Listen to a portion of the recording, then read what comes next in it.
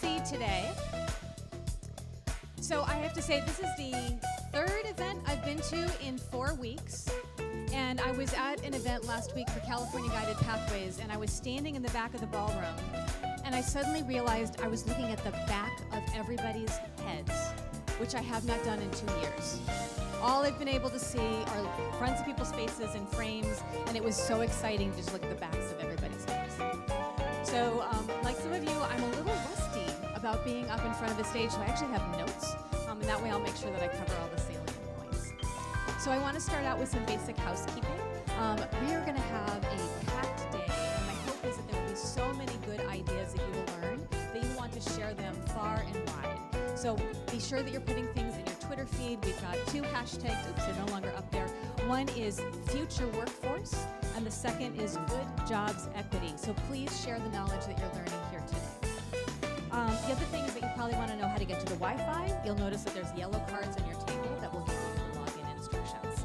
If you need to use the restrooms, you just go out to this lobby and head left. And in addition to the restrooms, we have a business center if you need to charge something or take a phone call or something else that comes up during the day. The other thing that I want to do is just to take a moment to thank the staff here at the Marriott, because when we were putting these panels together, we had this embarrassment of riches in that so many people wanted to come present. We basically had to fill in every minute of the day. So the staff are going to be very stealthily going around and giving you food and coffee today, and I want to thank them for their flexibility in working around our program. Yes, let's thank them. All right, so let's talk a little bit about what we're going to be doing today. What we're really digging into is this question of how, in this radically changed economic environment that we're in, are we going to take this opportunity, seize it, to make a difference, to help more people who are underemployed, who took that big risk and left their low-paying, really unrewarding job to do something better, and make sure that they're really on a pathway that's going to get them to sustaining jobs, things that are durable through recessions, things that pay them a family-sustaining wage. And this is going to be meaning that we're looking at all different aspects of this question. So we'll be looking at state and federal policy. We're going to really dig into who these individuals are that we're trying to serve so that we understand it's not some generic population, but there's different groups of people with different needs that we're going to need to tailor our services to. We're going to focus in on some sector strategies. We're going to talk about the new and expanded baccalaureate degrees that community colleges are offering, really looking at how we're expanding past short-term training. And we're going to wrap up the day talking about all the different regional opportunities we have to work together, because we really do have to work as a group if we want to do a better job of serving populations that we haven't really done so in the past. So I've been working on community college reform efforts for about 20 years. I'm looking specifically at issues of economic mobility for about a decade. And what I notice is when we start having conversations where people start talking about workforce boards or adult education or jobs at all, we silo things off from community colleges. We end up basically talking, say, oh, that's a CTE thing. And we don't integrate it into the broader initiatives that we're working on together. And this is something that we really, really have to change, because when we do that, we reinforce the structures in our society that track some people into high-wage jobs and other people into lifeboat jobs. So one of the things that's really interesting when you look at pathways to economic mobility is that the skills that you need to become a manager or a leader or an entrepreneur are normally taught on the gen ed side of the house, not in CTE. So when if you have someone who comes to you who's in the middle of an economic emergency for their family, and they're like, I need a job right now, and you appropriately direct them into a short-term training program, if we're not thinking about how we're going to reach back out to that student and make sure they can come back and keep going toward their dreams, we actually end up perpetuating the status quo. And that's what we really have to dig into today. So luckily, there's a number of initiatives that are rolling right now that I think are going to be really helpful. So the Foundation for Community Colleges is running a program called REACH, Racial Equity and Adult Credentials in Higher Education. And that is being attached to the Guided Pathways Initiative to make sure that when we talk about guided pathways, we're not just talking about people that are just leaving high school and have a goal of going directly into a transfer pathway. There's also the Strengthening Community College grants that are coming out from the Department of Labor right now, very similar scope. There's the K-16 Regional Pathways applications, which hopefully you all were getting in recently. And of course, all of this links to the Vision for Success. So one of the things that was really interesting when we were planning for this event is we were having the hardest time deciding how we were going to refer to the people that we wanted to serve. And we started falling back to all these different terms that we've historically used, like non-traditional student, or adult learner, or dislocated worker. And these are all terms that we use based on our frameworks about how we think about the services that we deliver. But what's really important is that we remember behind every one of those categories is a human being that has hopes and dreams. And so what I hope as we start talking about the big issues like policy and regional partnerships and things like that, that you hold in mind a student, a person that you would like to serve, so that you apply these principles to the reason you get up and do this work every day. And so I want to model this by talking about a student that I had a chance to meet about 4 years ago named Francisco Castillo. So Francisco came to the US as a young child. He was really a star student, really wanted to become an engineer. He was going to be the first in his family to go to college, and he got into the UC of his dreams in an engineering program, and then his hopes were dashed because he learned that he was undocumented, which he did not actually know until that point, and his acceptance was rescinded. So he had to go get a job working under the table because he couldn't legally work, and he figured out a way to raise enough money to go pay out-of-state tuition to go to community college. And that worked for a little while until his father died, and he did the responsible thing. And he just said, I can't try to go to school, all the money has to go to supporting my mom and my 2 siblings. And for 7 years, he did that. He just worked and worked and worked. And his mom was at him every single day. She's like, no. You're an engineer. This is a crappy job. You've got to do something more. And so he finally went and got DACA status, took the risk, was able to work legally, and started going to American River College. And he got into a certificate program where he was basically doing some design work, and he learned things like AutoCAD. And I talked to the faculty who worked with him, and they were always saying he was the star student. He had everything together, even though he had all this stuff going on underneath the surface. He got to do some work-based learning, and he did some work with diesel technology in a state fair competition, and was able to get to a better job. So he did exactly the thing we normally do with our students, where he got up one leg up. So he was working with drones related to keeping cell phone towers intact. And within 5 months, his managers were like, you are a rock star. And so he got elevated to be a manager, but he couldn't figure out how to go back to school. He couldn't figure out how to navigate the systems in the college. And when I talked to him, I said, well, what is your dream? He's like, I still want to be an engineer. Someday I'm going to go back and get a degree. So I've told Francisco's story in a number of different settings, and I've had some really interesting responses when I threw down the challenge that said, why is there not a clear pathway from construction crafts to engineering? Why is that not the first thing we say to people who come and want to go into those programs? Because disproportionately they are Latin men, right? So the issue that people say back to me is, well, we can't, because I'm sure he hasn't done the right math. Or we can't, because the 4 years are never going to accept the academic merit of our CTE programs. Or even, well, maybe he wanted that, but you haven't met my students. That's not what they're dreaming about. And I challenge you to say, well, maybe if you ask our students, we'll discover that they do have that dream of a bachelor's degree, and we are in the privileged position to be able to figure out how we can help them get there. We are the ones who build the systems. You have the power in your hands to make it possible for students to attain those dreams, and right now, that is the most hopeful thing I can think about. So I want to now introduce Sonia Christian from Kern Community College District. So I had the honor of meeting Sonia a number of years ago when she was moving forward with getting guided pathways implemented in the state. I was busy working with the Community College Chancellor's office, and she called me up and she said, you need to work on this, because this is the most important way that we're going to get into structural inequities. And of course I listened to her, because we always listen to her. And now she's taking this work to the work at Kern Community College District and around the state and the country, really digging into those structural factors that make a difference for students. So thank you so much.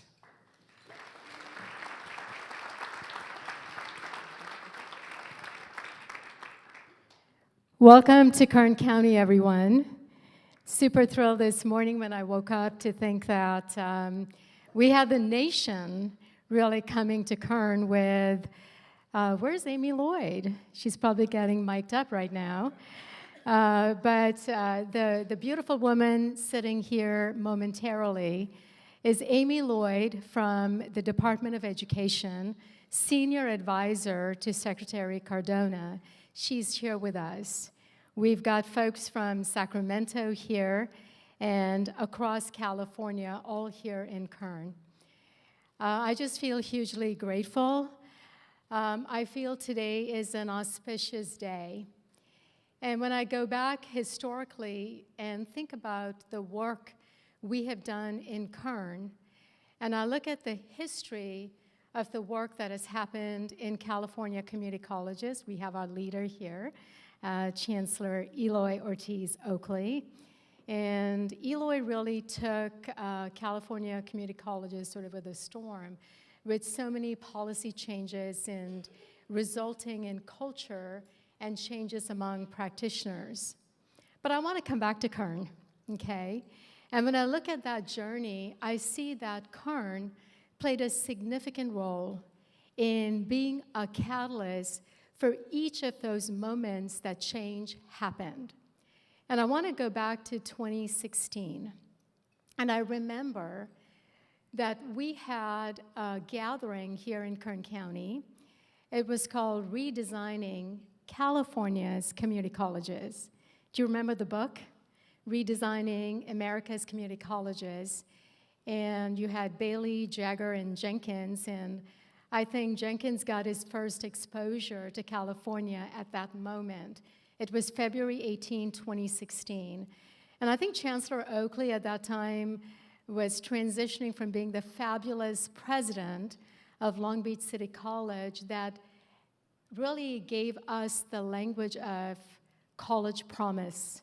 And it went from Long Beach City College to across California community colleges, where he created this idea that it is a moral obligation for all of us to come in and create that social compact to make sure it's our collective responsibility to lift each and every one in our community. So back to 2016 in Kern, because today my story is the story about Kern and the story about community colleges. So we started the work of Guided Pathways, and truly, Guided Pathways is just a framework. It is just a language for all of us to norm to do the one thing, and that is to make sure student success happens with equity. So equity was always at the cornerstone, the foundational piece to the Guided Pathways work that resulted in the vision for success. So, you know, the 4 pillars of Guided Pathways: clarify the path. Is it clear for everyone, or is it just clear for those who are privileged, right?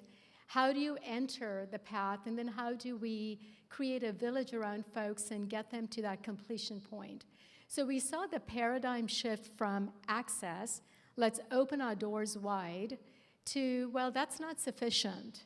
We need to go beyond access. We need to go to completion, success with equity. So we were like laser focused on that particular agenda, and I would say we've done a pretty good job with the reform that has happened. So from 2016, I'm going to now take you to 2017. And in 2017, we were back in Kern.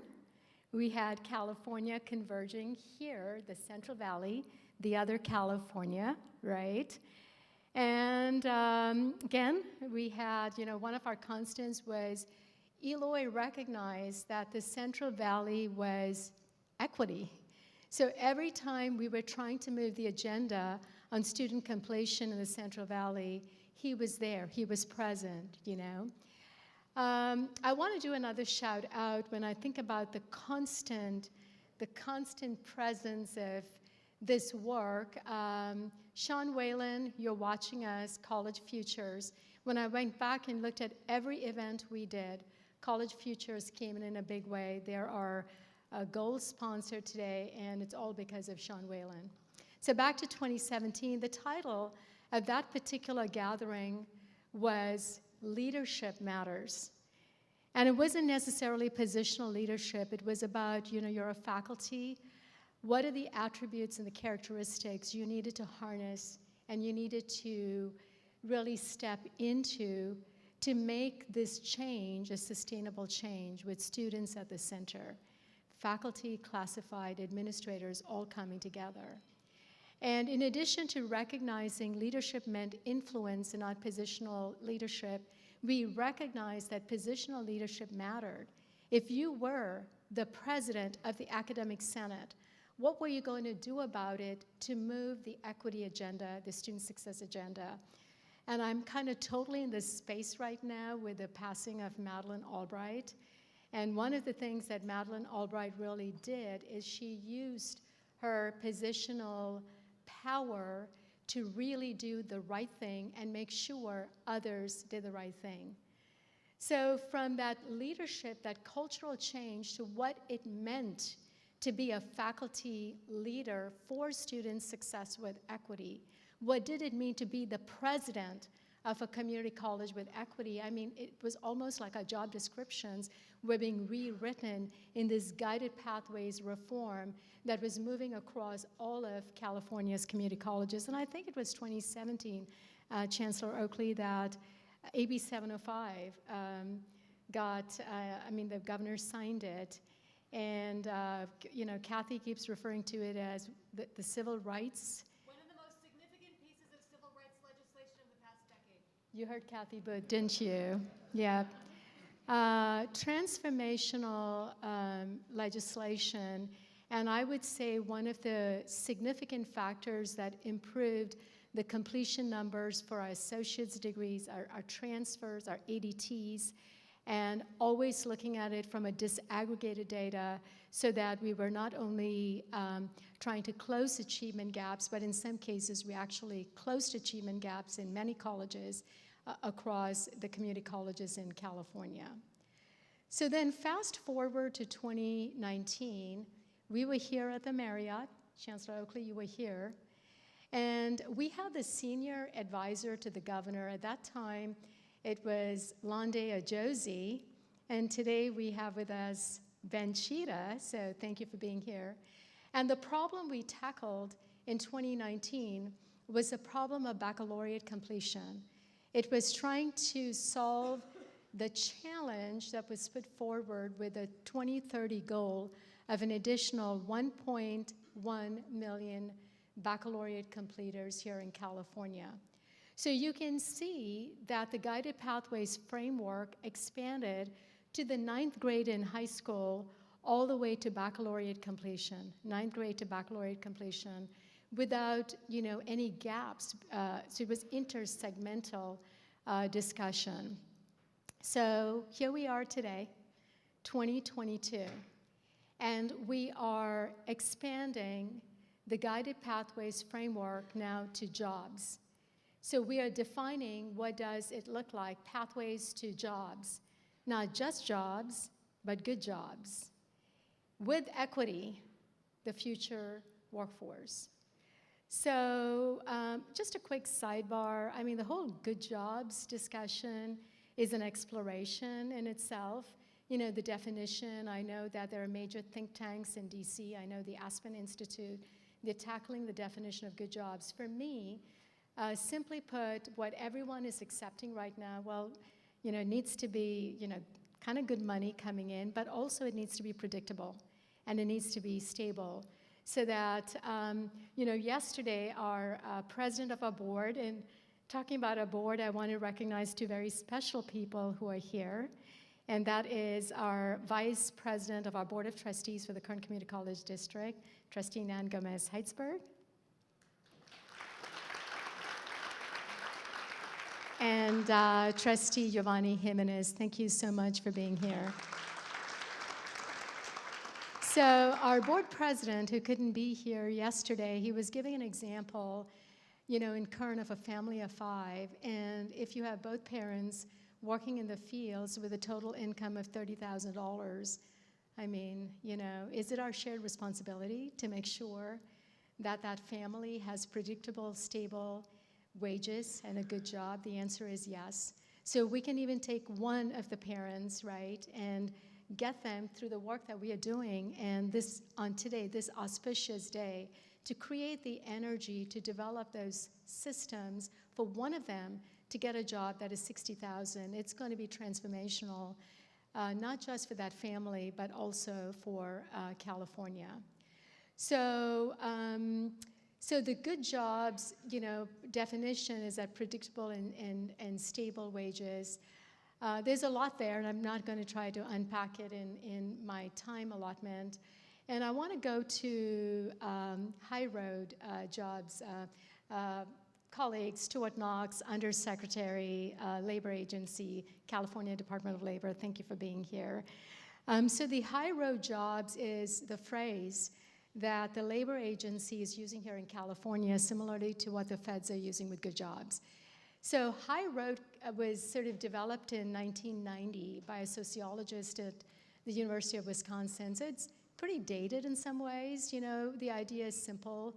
You know, prosperity is a shared responsibility. Do we agree with that? Yeah, absolutely. I mean, California, absolutely, we're in. And then there was another added piece to that, and that is a recognition that the environmental impact matters.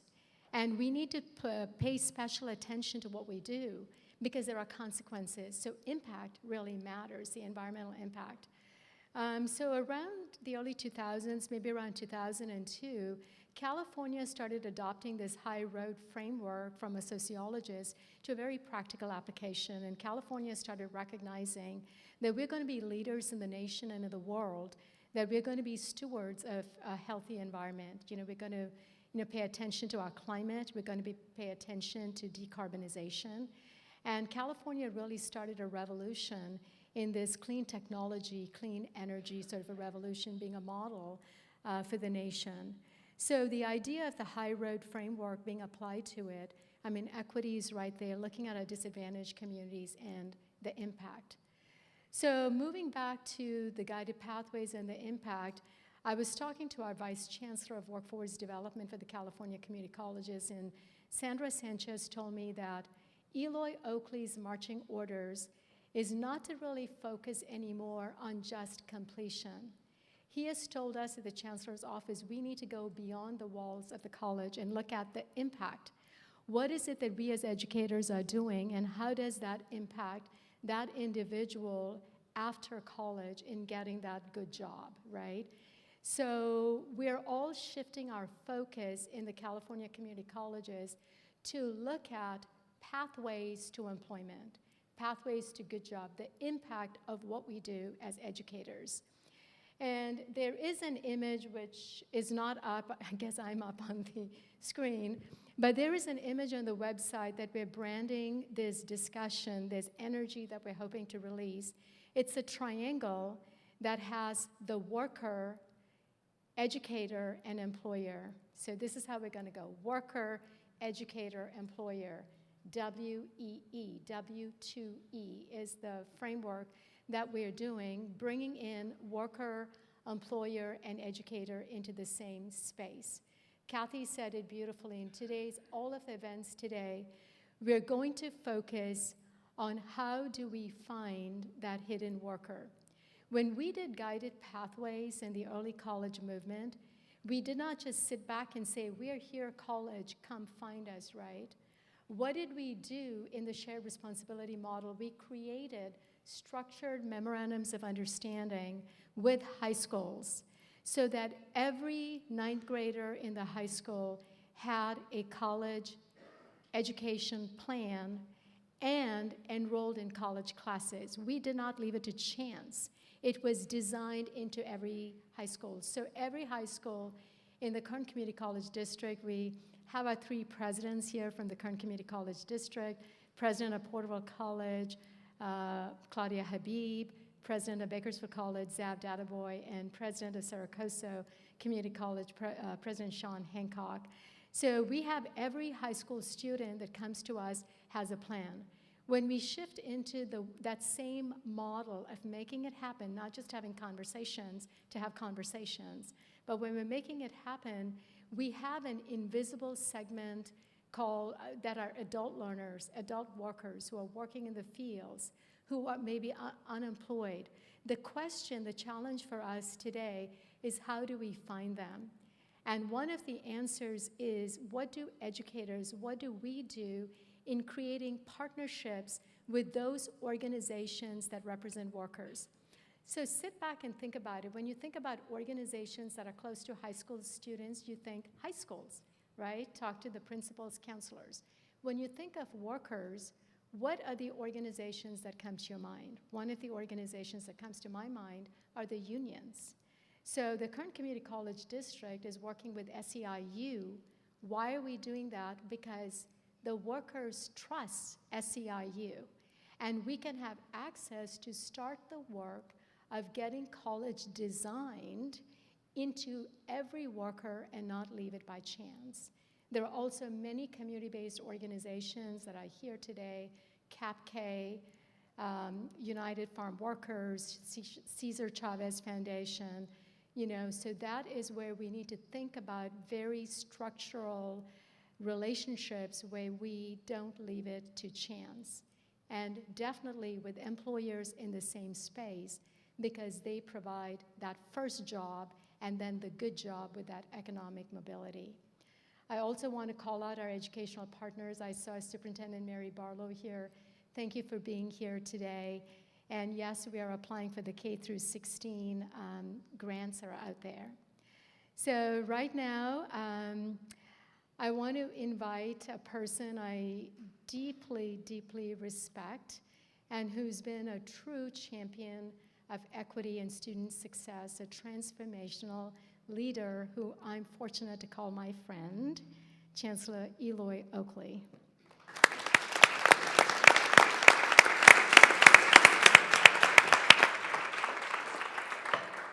Sonia. All right, good morning. It's wonderful to be here in the heart of Kern County in Bakersfield again. This is always a great place to be, and why? Because you have great people here working on important things. So it's a pleasure to be here. It's a pleasure to support the Kern Community College District. Thank you to the Board of Trustees for the work that you're doing to lead this district, to hire people like Sonia and many of the other chancellors that you've had here, the team that you have at all three colleges, the presidents, the faculty, the amazing faculty of the Kern Community College District, and of course, the people that make the college's work, the classified staff of the Kern Community College District. Thank you. So, besides seeing lots of good friends, why am I here? I'm here because this is a clear example of what we want to see happen at every community college district up and down the state of California. From the Oregon border all the way down to Chula Vista and everywhere in between. The beauty of the California community college system is that we are 116 colleges, certainly the largest system of higher education in the country. We are in virtually every community in the state of California, from the coast to the valley, to the inland, to everywhere in between, to the far north. So we provide access to 100% of Californians. That's a point of pride for us. We accept the top 100% of students in the California community colleges. And that's a great opportunity for a state like California. I've had a chance to be in many, many states, and I love my country, but I am glad I'm in California. Because as challenging as things may feel today in communities like this, that challenge, one, is not unique. It's felt across the country. But we live in a state that is trying to focus on solutions, on problem solving, on activities that lead to lifting people throughout the state. So let me focus on that before I call up my guests. So first of all, the California Community Colleges Board of Governors, who were my bosses, approved of a strategic vision called the Vision for Success about 5 years ago. And that vision put a clear target on equity. We feel very clearly and very passionately that California cannot be successful if communities like Kern and communities up and down the San Joaquin Valley are not successful. So in that vision, we identified 3 areas of the state that we needed to specifically focus on, specifically. And that includes the San Joaquin Valley, the Inland Empire, and the far north. 3 areas of the state that I'm sure those of you living here feel sometimes are forgotten. And here in Kern, the heart of the farm worker movement, the heart of agriculture, the heart of California energy, we cannot be successful if we leave Kern behind. We cannot. So that's why I'm here, because of the work that's happening here and how important this is to our future as Californians, our future as the California community colleges, and our future as a nation. Because as California goes, so will the nation go. This community feeds a lot of the nation. This community provides energy for much of the nation. This community provides innovation for much of the nation. And so within this community, we have to create opportunity for everyone in the community. Everyone. And so that's why community colleges are uniquely positioned to do that. Because we're in this community. We are community colleges. And we can bring together folks like you. We can bring together our Cal State University partners, the University of California partners, workforce and economic development practitioners. We can bring the governor's office down. We can work with the federal government and bring everybody together to focus on a pathway to good jobs. So I'm old enough to know that I have talked about good jobs for most of my career. And very rarely do we see the action actually translate into real results. But we're at a point in time in our nation's history, we're at a point in time in the history of California where that can no longer be acceptable. We have to not only talk about good jobs, we have to create good jobs, and we have to help communities like this access good jobs. Again, coming out of this pandemic, coming out of all the devastation we saw over the last couple of years, both in terms of health impacts to communities like this, economic impacts, and the list goes on. I really appreciate Governor Newsom and his focus on a post-pandemic recovery with equity. It has got to be about equity. This time around, coming out of this crisis, we have to make sure that we recover with equity. Too many crises in the past we've come out of, and we continue to leave communities like this behind.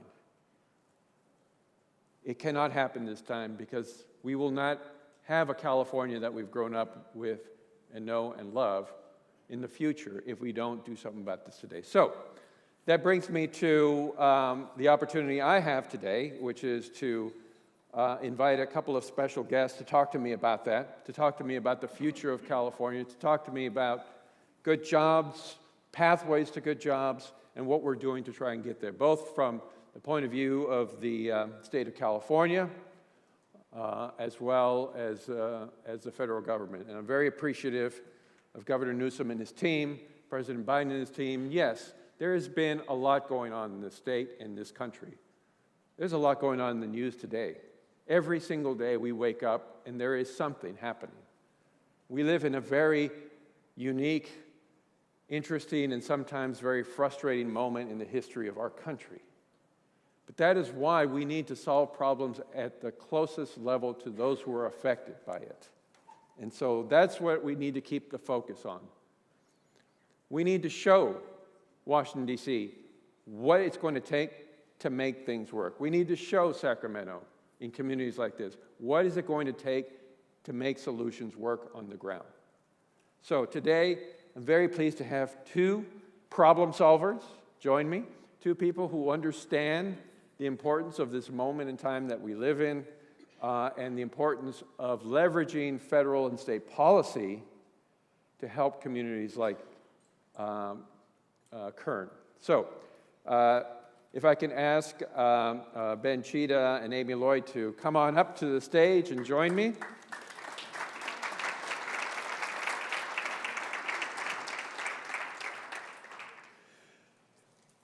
Ben Chida is Chief Deputy Cabinet Secretary for Governor Gavin Newsom. He has been involved in lots of different parts of the California government, including higher education. I work very closely, all the system leaders of the California community colleges, all the system leaders of higher education, including President Drake from the UC, as well as the Chancellor of the CSU, work closely with Ben Chida on policies that impact higher education throughout California. So I'm pleased to have him here with us, as well as Dr. Amy Lloyd, who is Senior Advisor to Secretary Miguel Cardona, Secretary of Education Miguel Cardona, is also the nominee for Assistant Secretary of OCTAE. I'll let her describe what OCTAE is, but everything having to do with workforce and adult training in the Department of Education. So welcome to both of you, and why don't we start with you, Ben? Just tell the audience a little bit about what you do for the governor, and then I'll turn to Amy, and then we'll jump into the questions. Yeah, so hi everybody, thank you for having me. It's so great to be here. I am the governor's principal advisor on all things education and workforce, and it's very intentional that we think about it in those terms. We think about sort of the entire cradle-to-career spectrum, from early childhood all the way through to a workforce, because we understand that you can't silo off and segment off each of these, each sort of stage of a student's life or their journey through this to a good job. And so what I do is everything from our universal TK expansion through to our K-12 investments, including universal after school and universal school nutrition, also higher ed, which goes into our compacts, and a lot of our workforce work. I should note, and it's very important to note, there's literally hundreds of people throughout our administration who work on these issues. I'm just sort of the funnel, so to speak, to make sure that we have a coherent sort of theory across all of those elements. Amy? Thank you, and thank you everyone for having me here today. I'm here today on behalf of Secretary Miguel Cardona and on behalf of the entire Biden-Harris administration to learn from you, to connect with you. I'm so inspired by all that I have already learned and seen about Kern County Community College District, and I know the great work in the Central Valley and the Inland Empire. I was just reconnecting with a friend and colleague who I got to know from her work at Riverside over a decade ago. Like, this is where innovation is happening. So in my work at the Department of Education, I am a senior advisor to the secretary, as Eloy had mentioned. I'm also the nominee for assistant secretary for the Office of Career, Technical, and Adult Education, which encompasses community colleges, correctional education, adult education, CTE. However, I'm not in that position currently. I'm here on behalf of the secretary and from the Office of the Secretary to talk about the secretary's broader commitment to this work and to talk about the administration's broader commitment to this work. And in my work with the secretary, I advise him on things related to, we know the inextricable interdependence of education, workforce development, and economic development. And we know, just as Ben's role encompasses, multiple silos, we know that we span across those areas in order to serve people. And I really appreciate and am honored to serve for an administration that prioritizes people and puts equity at the center of our work, and that really understands the need to think about education with a purpose and ensuring that through education people are able to engage in meaningful learning that helps them pursue rewarding careers and have fulfilling lives. So I'm happy to have a conversation with you today. Great. And this kind of feels like an election debate here. But we'll try not to debate, but we will try to get into some issues that I think are important to this community. So let me begin with you, Ben. You have a very big job. The state of California is the 5th largest economy in the world. Certainly a key driver of economic success for the nation. And the state has been hit hard by the pandemic. We've had 2 years, some very difficult times. At the same time, there's been this huge increase in the state budget, so there are tremendous resources. So as we think about, as you and the governor's team think about how to invest in the recovery with equity, what are some of the things that you're focused on and that communities like this should be thinking about?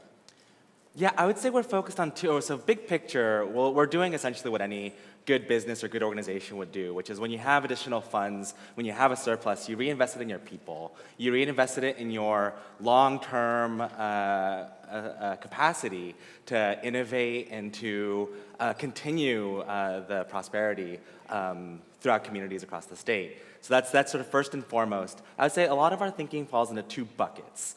Bucket number one is aligning our systems towards the lived reality of our students, and then bucket number two is pointing those students towards their future. So I distinguish between them because the first bucket is really about making sure that we're meeting the needs of the whole student and the whole child as they're moving through. So when I was talking about universal school nutrition, that's about making sure that no child needs to learn on an empty stomach. When we're talking about universal after school, that's about maximizing the time that we have in class, in addition to actually having care for our families to enable working families to actually make things work. So there's a lot of our work that is focused specifically on taking a look at our systems, figuring out to what extent they do or don't align with the lived reality of the people that we're trying to serve, and do our best to recenter onto the student and the family. The second big bucket that we think a lot about is sort of pointing students towards the future. And that's not just about, it's about good jobs, for sure. It's also about relevancy and re-engaging our students. So I am personally, I say this sometimes, but it's not an exaggeration. Community college has saved my life. I had dropped out of high school. I had been experiencing disengagement from school and experiencing mental health challenges. And ultimately, it was the pathway back into community colleges were the pathway back into education and a career for me. And so a lot of our second sort of bucket of focus is on the series of policies, of which there are many, that are focused on trying to inspire students and to expose them to the different career opportunities that they might be interested in, and to make sure that that pathway towards those opportunities are as smooth as possible. So before I go to Amy Ben, let me ask you a quick question. So there's a lot of focus today on pathways to good jobs and building pathways and building off of the Guided Pathways model. The key to that is data, is making sure that we have data to know what kind of wages these jobs will have, what kind of wages our students are earning, what kind of educational outcomes are important to getting to there. So you've been leading an effort to create a cradle-to-career data system. Can you tell us a little bit about that and how that will impact the work happening here? Yeah, so I'm sure that everyone here knows, but California lags behind when it comes to data infrastructure. We are one of only about 4 states that does not have a longitudinal data system for education. And so it was actually my very first task that I got from the governor. We were starting a transition, and he was like, this is just like embarrassing. Please fix this.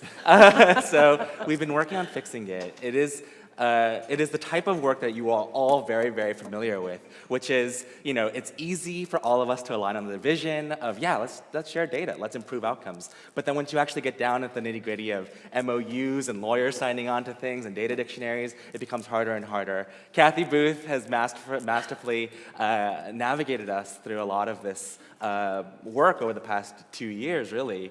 But we're super excited. We launched the Office of Cradle-to-Career Data. We are going to have an exciting announcement over the next 2 weeks on the level of buy-in that we have at the state level. But there's just 2 things I want to note on why I'm excited about the data system especially.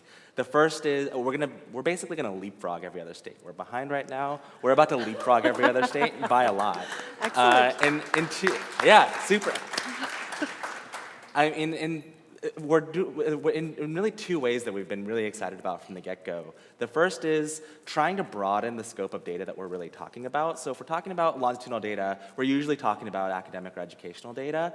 And I think what we all recognize here is that the student's experience and their outcomes is not limited to what's happening in the classroom. More often than not, what's happening outside the classroom is more relevant. So from the get-go, we've pulled in our partners from the Health and Human Services agencies, from EDD, from the Labor Agency, and others to make sure that all partners who are touching on the sort of pathway, sort of the journey of a student from cradle to career are part of the conversation around sharing data, because we want to see all those elements. We don't want to just see what's happening in the classroom. We also want to see social services and other data as well that we want to link it together ultimately. The second big thing that we're really excited about is, usually when we're talking about data, we're talking about sort of analytical insights. What I mean by that is let's put some data together, let's give it to some academics, and then let's have them put together some policy papers, which is super valuable, obviously, right? We need to know what's working and what's not working. But besides that, we also need to demonstrate to families and students the value of good, sound data infrastructure. We actually need to use the same data infrastructure to build tools to actually empower families to navigate these systems. At the end of the day, all you're really talking about is integration of data across these systems, which also could empower these tools that could help, for example, a student plan out their career from high school through the California College Guidance Initiative. What we're trying to power there is essentially enabling students to use their own data, have a tailored counseling experience in which they are mapping out how they get from high school through to the career of their choice. And so that's why we're super excited about the data system. We're about to leapfrog every other state, and it's just one part of what I think it's the backbone really of our overall agenda, but it's just one part of it. Well, that is exciting. So let's move to the federal government, to Washington, D.C., Sure. and the brain trust of the Department of Education and Dr. Amy Lloyd. So Amy, you have been at the department basically since the administration began. There's been a lot going on in Washington, D.C. It's a very strange time. It's a very stressful time, but there's also some opportunities there. So coming out of the recession, or as a response to the recession, the president issued the American Recovery Plan, which has put a lot of money into communities like this. How are you thinking about how that money is being spent? How would you like to see that money spent in communities like this? And also, what is some of the thinking coming out of this pandemic about this issue of good jobs? How is the Department of Education thinking about this? Oh, those are great questions. Well, first of all, I mean, we started, none of us asked to serve in the middle of a pandemic, but here we are. And all of us, in all of your roles, are leading through unprecedentedly challenging times. And we know that it's taken its toll on all of us individually, on all of us collectively, on the people, the families, the communities that we serve. And so entering this administration at this moment in time has been certainly unique. The Secretary is very proud that, on the K-12 side of things, we went from about 48% of schools open when we took office to now almost 100% of schools open. But we're looking in the higher education space and thinking, how do we ensure, especially with our community colleges, which we know are the backbone of our higher education system, which we know, I used to say community colleges are the center of the universe in many ways because you reach back to K-12, you're responsive to employers, you partner with 4 years, you put the community in community college and really engage deeply with the whole ecosystem that Ben was just describing for the great data system that I can't wait to see, the whole ecosystem supporting students. So how do we ensure that our community colleges are remaining not just stable, but thriving throughout this pandemic and help us truly, to use the president's phrase, truly build back better as a community, as a country? And so when we think about the incredible influx of dollars that the American Rescue Plan has provided, we think about this much in the way that you were just describing. Yes, one-time investment, but if ever there was a one moment in time for us to really reimagine what we're doing in education, how we're breaking down the disjunctures and the silos and the disconnects between K-12 and higher ed, between education and the world of work, between community and classroom, this is it. We're so hungry, all of us, to go back to normal, right? Even being here in person with you in this room is feeding my soul because I haven't been to many in-person connections yet. So we're hungry for normal, but please, please, please do not go back to normal. If normal is what was 3 years ago or 30 years ago, in terms of how our education system was ultimately not serving all of our students equitably. We have we've lived through the impossible and proven that we can thrive in the impossible. We shifted to online learning in a matter of days, weeks. Who would have thought that 3 years ago? And now we have this opportunity with the influx of ARP funds, American Rescue Plan, we speak in acronyms in the federal government, to think about investing significantly in the systems, the structures, the partnerships that will help you reimagine education for careers, for career pathways, for communities in ways that work for you and your communities. So that's how we're really envisioning, whether you're talking about the elementary and secondary ESSER funds or HERF in the higher education space or other forms of ARP, we're really looking to places that are investing significant dollars into reimagining how education takes place and really does deliver for people. And so I'm excited to think about the possibility here because, as the Chancellor was describing earlier, I love how deliberate Kern County is in ensuring that it's not just access, it's not just providing opportunity, it's ensuring equitable engagement and meaningful opportunity for students. So looking at what you've done with dual enrollment and early college and guided pathways and thinking about how you might extend that, not just to a completion agenda, but to a connection to lifelong success agenda is really powerful. And so our hope is that ARP dollars could be used for such things. So, yes. And unfortunately, there has been a huge investment in states like California, and we're very appreciative to the administration and the Congress. There's a lot of work happening here around building a new economy. Yep. I'll start with you, Amy, then I'll punt it over to Ben. So in response to what's happening across the world, to climate change, to the issues of national defense, this community, like many, are innovating around a new economy. Things like carbon capture and sequestration, transitioning an oil energy economy into a cleaner economy, cleaner energy economy. Things like microgrids, and of course agriculture. Here in Kern County, one of the hearts of agriculture in the country is transforming before our very eyes through the use of technology. So in your role at the department and the department in general, how are you thinking about supporting that kind of innovation? How can communities like this partner with the federal government, not just the Department of Education, but certainly there's a lot going on in the Department of Labor, Department of Commerce. What advice do you have for this community, and what would you like to see happen with some of these initiatives?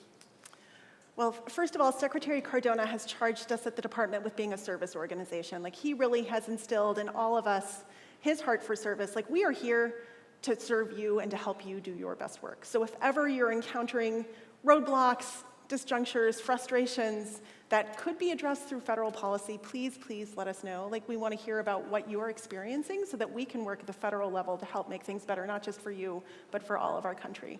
And when I think about what's happening here, the president of the Board of Trustees last night said, you know what, Kern County feeds, fuels, and defends our nation. And thinking about the important role that not just Kern County, but all of rural America has to play in ensuring that our nation is strong is something that I'm also committed to. The Secretary just launched this past year a Rural Strategy and Action Team, which is to work in partnership with rural communities, to elevate their needs, to have rural voices inform federal policy in powerful ways. And I think about what's happening here with respect to aerospace innovation. And hearing from, I saw Sean earlier, but hearing from Cerro Coso and how exciting the work is there, thinking about what's happening overall in Kern with agriculture and entrepreneurship, agriculture and technology, and innovation in agriculture writ large, the Energy Center and learning about the Energy Center here and thinking about not just carbon sequestration, that's a hard word to say, but also clean energy and grid resilience and thinking about creating economic opportunity to fuel your communities and sustain jobs right here. And then thinking about clean transportation, you are, as a region, and our rural communities have the opportunity and the potential to stay 2 steps ahead of where we are currently in policy, of where we are in practice, and thinking, what do we need in the future? How are we preparing our rural communities and our urban and suburban, but really looking at the heart of what rural innovation is happening here to help us as a nation lean into the new spaces, the new economies that we know we need.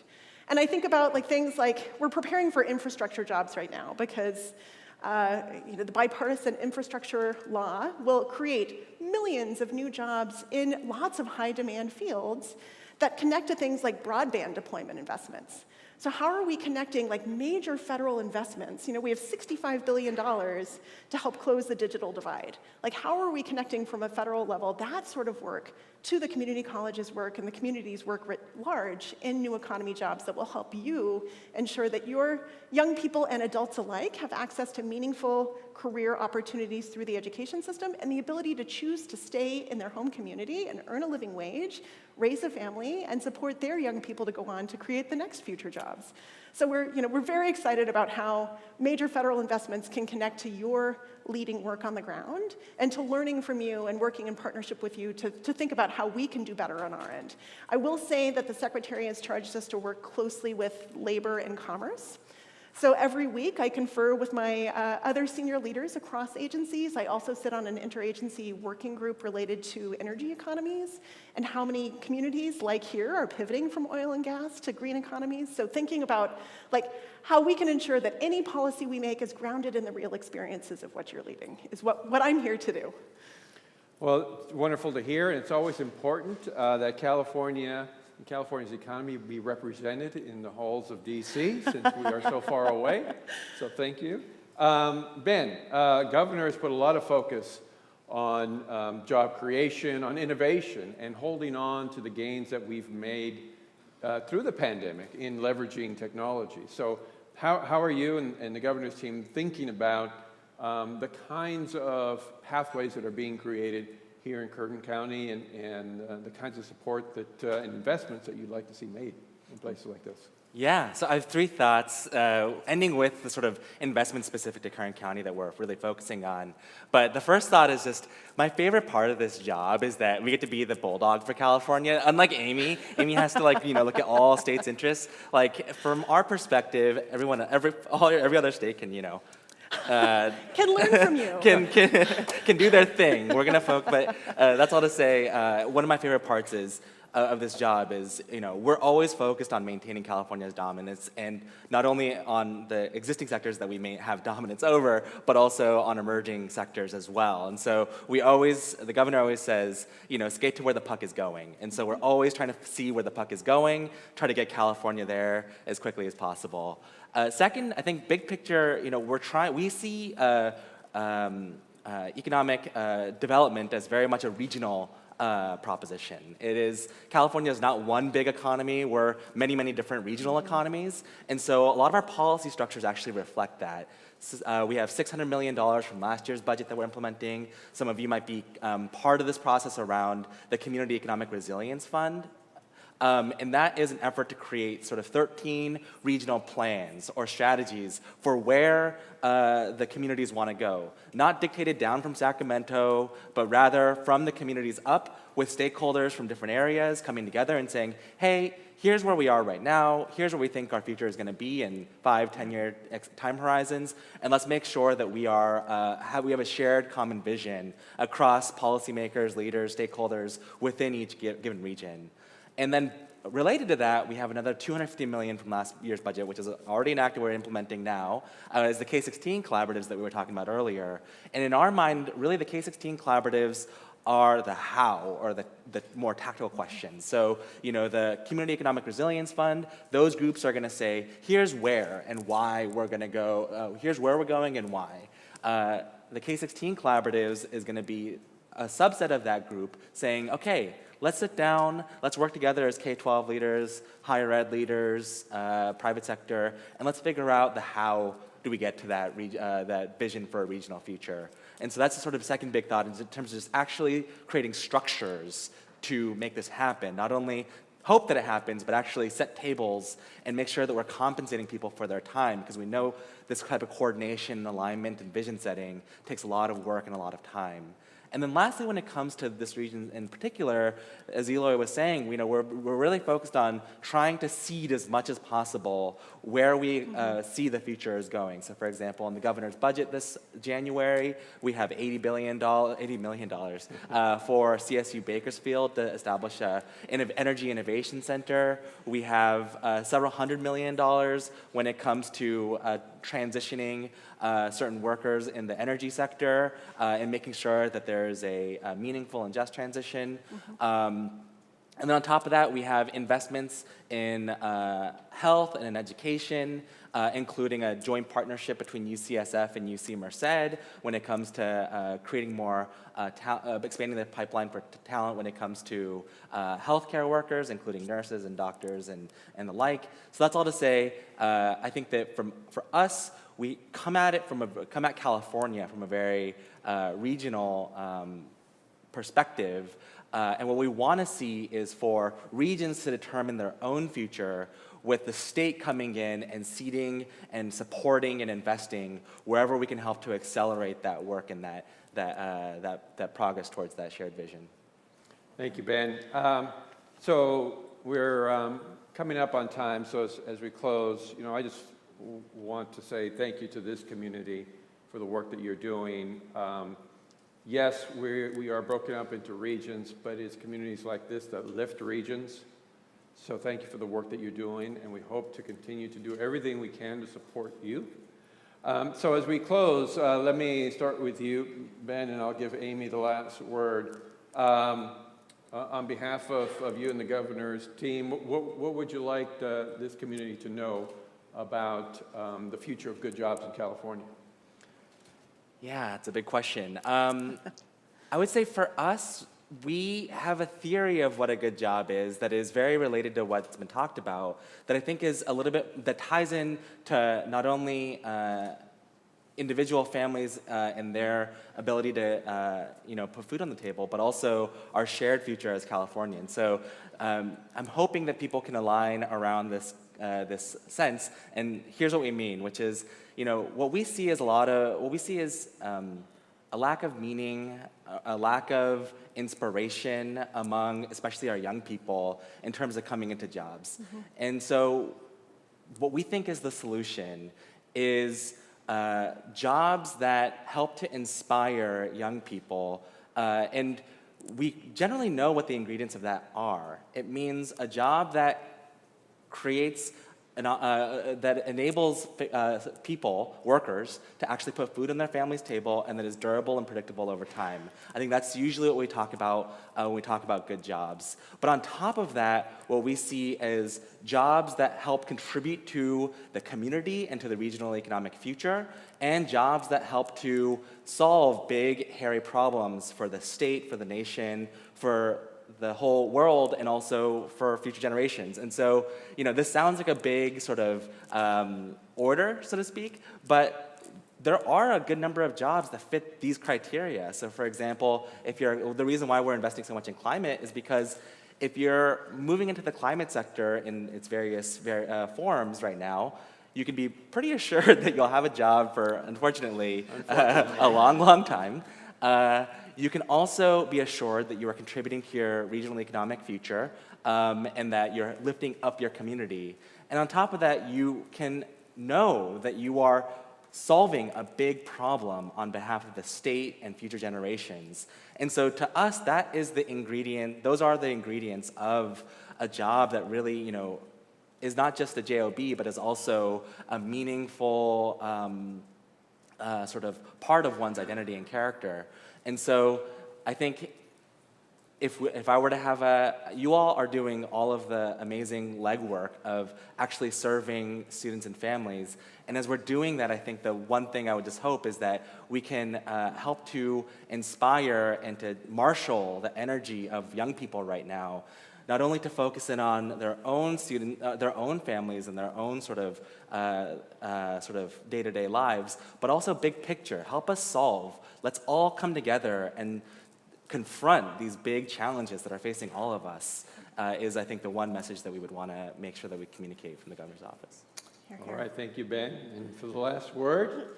So last week, the Secretary had a budget hearing in which he put forward 3 priorities that he holds for our administration. So one is closing achievement gaps, and we know that these gaps have been longstanding prior to the pandemic. We know that they've probably deepened and widened along race, class, gender, community, socioeconomic status, zip code during the pandemic. So that's, of course, a big one that we care about with the lens on equity.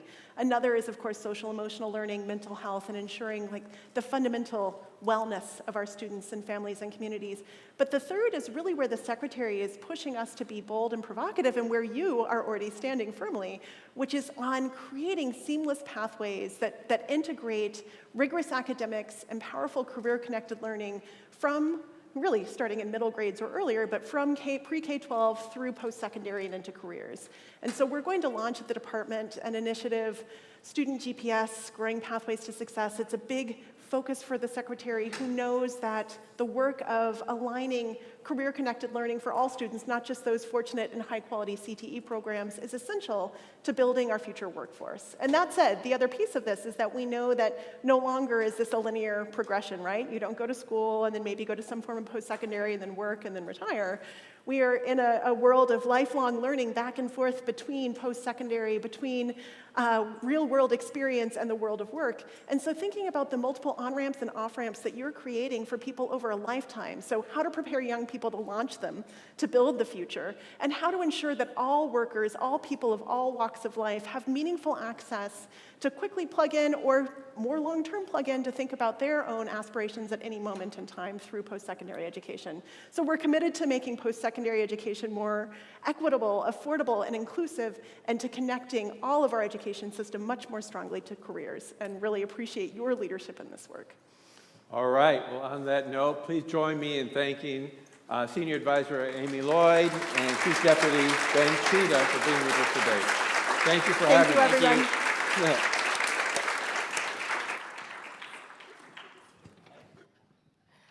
Okay, we're going to do a quick set change, adding another table for our additional presenter. One of the things that I wanted to do while we're making that transition is to raise an issue that was occurring to me as I listened to our speakers. So here we were talking about good jobs, and we're thinking about what we want for our students. But I think it's equally important that all of us who work in this field, all the practitioners, all the leaders, we think about how our jobs need to change. So Chancellor Oakley raised the question of whose responsibility is it to provide the wraparound supports that Ben Chida was describing.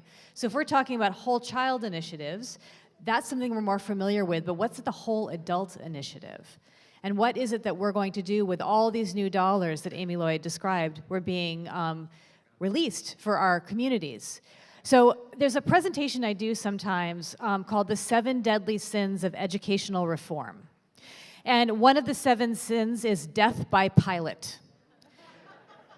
So we are so good at dreaming up something new.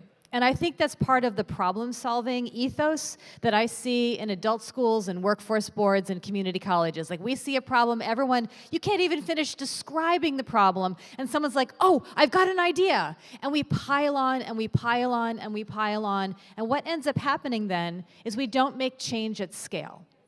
So if we think about all of the incredibly effective initiatives like MESA and Puente, Umoja, who are looking specifically at communities and putting those wraparound supports, recognizing that people have to fit school in around life, and then we say, but we can't possibly afford to do that across the entire college, right? So we let just a couple of people get to have that experience. So what I really want you to think about as we go to our next panel, which is going to focus on the specifics of the different types of learners that we're trying to reach, looking at issues like when you're dealing with a corrections scenario, or when we're looking at adult education, or when you're partnering with a workforce board. I really encourage you for this next panel to think about your own job and your colleagues' jobs and how they need to change to sustain the way that we're going to provide wraparound support. So the panel's going to be coming up now. I'm going to introduce our moderator, Randy Tillery. Randy's one of my colleagues at WestEd. He has been doing this work forever. He often says that everything he learned at summer camp, because he actually ran a youth development program at a summer camp, but has done workforce development, relentlessly focused on our students, and Randy's going to introduce our panel. Thank you.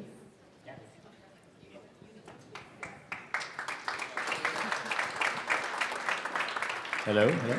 Hi, my name is Randy Tillery. I am Director of Workforce Development and Post-Secondary Education at WestEd, which only means I get to go to a lot more meetings than Kathy does and do a lot more paperwork than Kathy does. So what we're going to do is we're going to run through very quickly with our panelists, have them each introduce themselves in 30 seconds, and then we have a series of questions that they will be responding to. I have 5 questions, and hopefully we get through at least 2 of them today. So we'll start directly to my right with Adam. Good morning, everyone. My name is Adam Peck. I'm Executive Director of the Workforce Investment Board in Tulare County.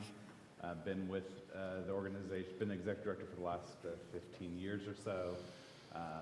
Outside that, spent a little time in, it sounds like a sentence, I spent a little time in the community college system before that. And I'm happy to join you this morning. And Emma?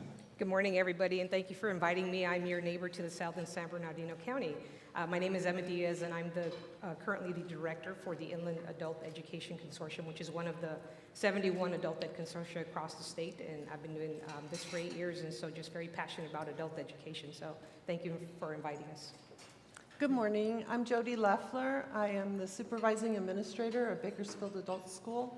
We are part of Kern High School District. I'm local. I'm a Central Valley girl. Delano, shout out. So I'm happy to be here. Thank you for having us. Good morning. I'm Brent Choate, the director for the Division of Rehabilitative Programs for the California Department of Corrections and Rehabilitation. Great. So I want to say a couple things just to frame the discussion here this morning. First of all, that we talk a lot about being in an economic recovery. And if you think about equity for a moment, that recovery has not really been the same for everybody. So we know that households that make less than $35,000 a year in terms of earned income have not recovered all of their income since 2019. The same is true about 30%, 35% for adults without a high school diploma, and that we know that Blacks and Latinos in particular have not returned to their pre-pandemic levels of earnings. Women have been much slower to return to the workforce for a variety of reasons, and that in particular, and this sort of surprised me when I was doing some background for this panel, Black and Latino men, many of them have left the labor force, partly because the industries have changed so dramatically, they've lost their foothold in the labor market, and many of them have just left the labor force entirely. This is difficult enough to grasp. However, the other issue is that people have also left education and training. So between 250 and 300,000 students have left the community college system. Participation in adult education nationally has dropped 46%. Nearly half of students participating in adult education are no longer participating. And participation in WIOA Title I programs, which is one of the major sources of services for the workforce development boards that Adam is here to represent, participation there has dropped by 58%, which does not capture everyone who sort of comes in the door of an American Job Center in California, but is still a significant statistic related to the number of adults coming in and participating who are low income or dislocated workers in the workforce system. The goal of our panel here today is really just to present 4 perspectives really on this challenge from people who are serving adult learners in different capacities. And like I said, hopefully we will get through some number of the questions here today. I would encourage you strongly to come up and to meet the panelists later on today because they have a lot to share related to the work they do in our communities, serving many of our most at-need communities and at-risk adults and communities. So what I'm going to do is I have 5 questions, and so what I'm going to start with is sort of how are you currently serving underemployed adults and adult learners in your community? And just to kind of give us a sense of the programs that you operate and sort of the flavor of the services that you provide. And Adam, we'll start with you and just sort of proceed across. Great. So as a local workforce development board for Tulare County, we provide WIOA services and other related services, so help folks get back to work, get the education they need to succeed in the labor force and such. Randy's exactly right. Across the board, about 50% reduction in flow of folks coming in for help. That's for some complicated reasons, right? Some of it's because of great opportunity. folks don't need education and workforce development intermediaries when work is so immediately available, whether that's the kind of work we wish they would aspire to or not. So it's been a different environment. But folks who are coming through the doors, there's a reason why they're coming through the doors, because they are this hot labor market, which is hot in many ways in Tulare County, which has structurally high unemployment. We're at about the lowest level of unemployment ever, not just back to our pre-pandemic numbers. So the folks coming in the door are a higher percentage of individuals with disability, higher percentage of justice involved, and you're right, we are seeing this is one of the first major recessions we've had that have hit women the hardest, and so we have higher percentage of Latinas coming in to our system than we've seen if I go back 2 years and look at that data. So different folks coming in, different proportion of folks, different needs. If folks are coming in the doors now, there's much more of a chance that they need some significant investments in their own training or in the ability of kind of navigating the world of work. So it's a unique time to be serving those people in our community. So yeah, again, AB 104 is the restructuring of adult education in our delivery system, and we're a hybrid. So that's how I see us, community college, adult education, K-12, and the county office of it all working together to be able to uplift our community. So what we do is again, delivering these services that our population needs the most. We looked at data in the Inland Empire. Again, there are 9 consortia across the Inland Empire, 4 in Riverside and 5 in San Bernardino County. So we are a big provider of the services that they need the most, which are those basic skills, getting a high school diploma, ESL, as basic as those sound, for them that offers mobility. So as education providers right now, we're trying to make sure that we can stabilize and grow our programs. And I will say, I had some really great data over the weekend where our Q3 numbers right now are already outpaced our Q4 last year. So that means our students are coming back. We're doing some things that are right, and in future questions that Randy had already kind of front-loaded us with, I'll talk about some of the programs and what we're doing, because I think that attributes to some of that success in the rise in enrollment. So at Bakersfield Adult School, we serve foundational level education, which means we have the high school diploma, GED, bilingual GED, citizenship. We have career technical education. We have vocational nursing program. We have stackable credentials. So we try to meet the needs of the learner where they come to us. If they come to us needing the high school diploma and they're just not quite there, we have basic education to help them get up to reading at about the 8th, 9th grade level so that they can transition then either into a high school diploma or into the GED. We also offer flexible class times, like many of you who are educational providers. We've had to kind of flip, and do a hybrid model, in-person model, online learning. We just need to meet the needs of the students when they come to us where they're at. And that, if that means, evenings, then that's, of course, and that's actually where most of our students now are coming, is at night. We are almost back to where we were pre-pandemic. The daytime, we're still a little low, but they are coming back. We also have an on-site state-funded children's preschool, and we're one of the few preschools that runs in the evening so that our adult students can have, the childcare that they need so that they can get the English language skills or the high school diploma, whatever it is that they're coming to us for. We have the childcare to help them. So I can talk on, so I'll just let Brent go now. The question was, what are we doing to serve the underemployed? In California adult prison system, we have about 95,000 men and women that are incarcerated in California in the adult system. And any given day, about 50,000 of those people are in school. And they're actively trying to improve their skill set, so when they are released to our communities, they don't recidivate, and they actually can obtain jobs. So the best thing that we do inside the system is to better prepare them so when they come out to your community, and especially as they integrate into the community college system, that they are better prepared. And for us, and what I've learned, is that it's not necessarily teaching job skills or even earning a certification, it's a mindset for these people. Because as we help them go from basically many not even being able to read when they come to us, all the way through earning diplomas and AA degrees, in some cases bachelor's degrees, we're changing their mindset, or what I like to call their academic self-esteem. Many people have never achieved anything in their life. They've never earned any type of academic certification. And so when they come in and they are able to just get a certificate, or maybe they achieve a GED, that's a big deal. And so now their mindset has changed. And now they're ready and better prepared to come to you. So I don't think that we're employing people in the prison, unless you consider a job for 28 cents an hour mopping up floors, but we do help with that mindset piece.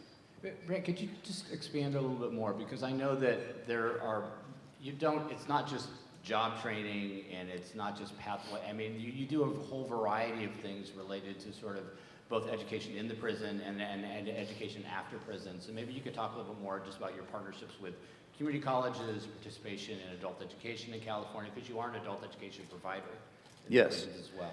We actually have 34 prisons, and there are 34 separate WASC-accredited adult schools inside the prison system, and they each work independently, but we're kind of like in Sacramento, the chancellor's office, where we oversee the budget and the curriculum, but they each run their own independent schools. But I think it's important to realize that what we do, the bread and butter is really literacy. We teach people how to read and numeracy skills. And the best thing that's ever happened, and I didn't get paid to say this, but the best thing that's ever happened to the California prison system was our partnership with the community college system. Most recently, as of 2014, the community colleges, we have agreements with over 20 different community colleges that come into the prison system and teach face-to-face classes.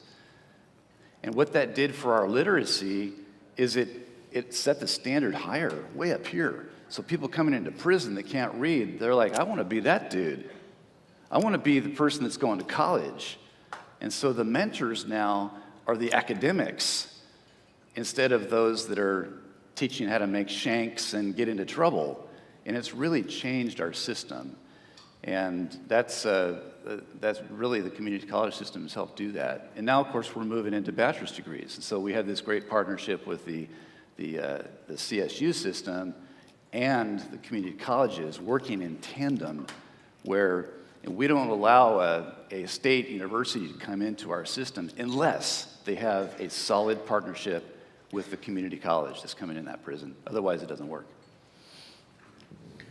Let's actually stay in partnership for a moment, because one of the things that I think is really unique about all four of you today is that adult education and workforce boards really are founded on partnership and relationships. And I'll just open this up generally to kind of talk about, first of all, for Jody, for you and Emma, like what are the adult ed consortia? How do they work? And then Adam, I think this question around mandated partners and the structure of workforce boards really kind of go a little bit deeper around this issue around partnership and really how systems really bring together assets and capacity to better serve adult learners in their communities. Do you want to go first? Okay. So within the consortium, our consortium director is over here, Thatcher Weldon. He leads our consortium, which is a group of community colleges and adult school partners together. And it's within that consortium that we model our design and set our goals and what we're looking to achieve in increments throughout, a strategic, maybe it's a 1 year, 3-year plan. But the partnerships for adult education within the consortium and even outside the consortium are key. They're part of WIOA, but in this time that we live in, they're integral to our student success. We have a program with Teresa Hitchcock from our AJCC in our county, who has brought in community college for the third-party pay, and we're serving students it's just a really powerful program called Recycling Lives. I don't really like the name, but what it does is it pulverizes glass. It was a machine donated from Mr. Lazzarini and Advanced Beverage, and we got the right teacher on board. We partnered with Teresa, and it's like Brent is saying, it's a mindset. We're bringing people in that they're homeless. We're seeing drug addiction. We're seeing food insufficiency. I know Cap Case here, they've been really key in helping to feed the people that are in this program during the day. It takes everyone. It's not, we may be the educational provider, but we have all these partners that are helping to lift our students. So it is mandated in WIOA, but it is so beyond that. It's really about relationships. And exactly what you said with the mindset, they start to get a confidence that they can do something, they can be something, they can get a job.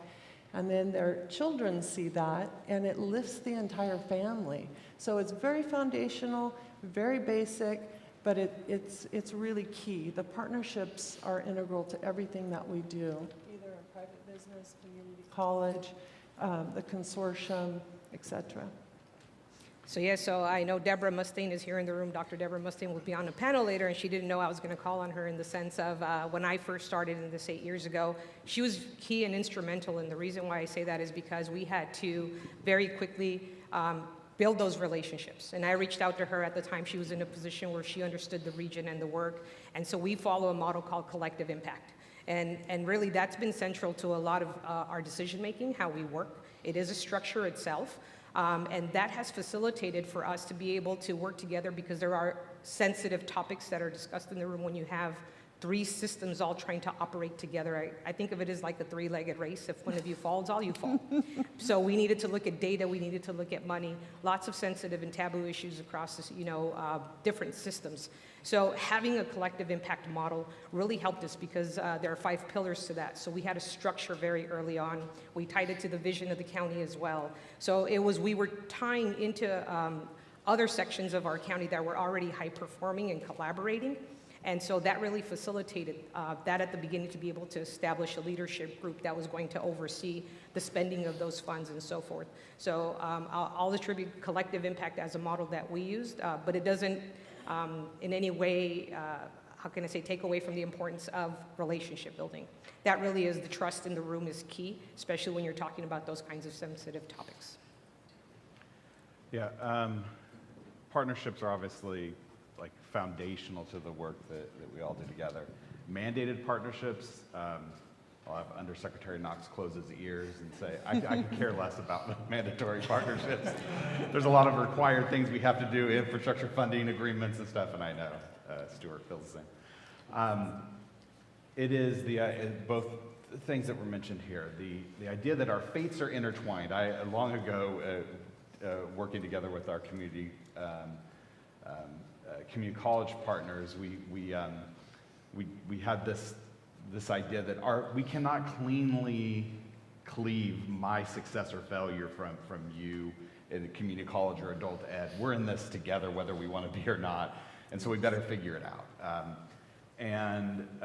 So we happen to be, and I think it's true throughout the Central Valley, but certainly in Tulare and Kings counties, really effective. I see a few of my folks I partner with regularly, faces in the room, about like how do we figure this out? How do we meet the needs of businesses? Because we think meeting the needs of businesses will help meet the needs of individuals in our community to grow, to live here and have families that prosper. And then how do we make sure people that struggle to figure out how to access that prosperity, get a pathway to do so.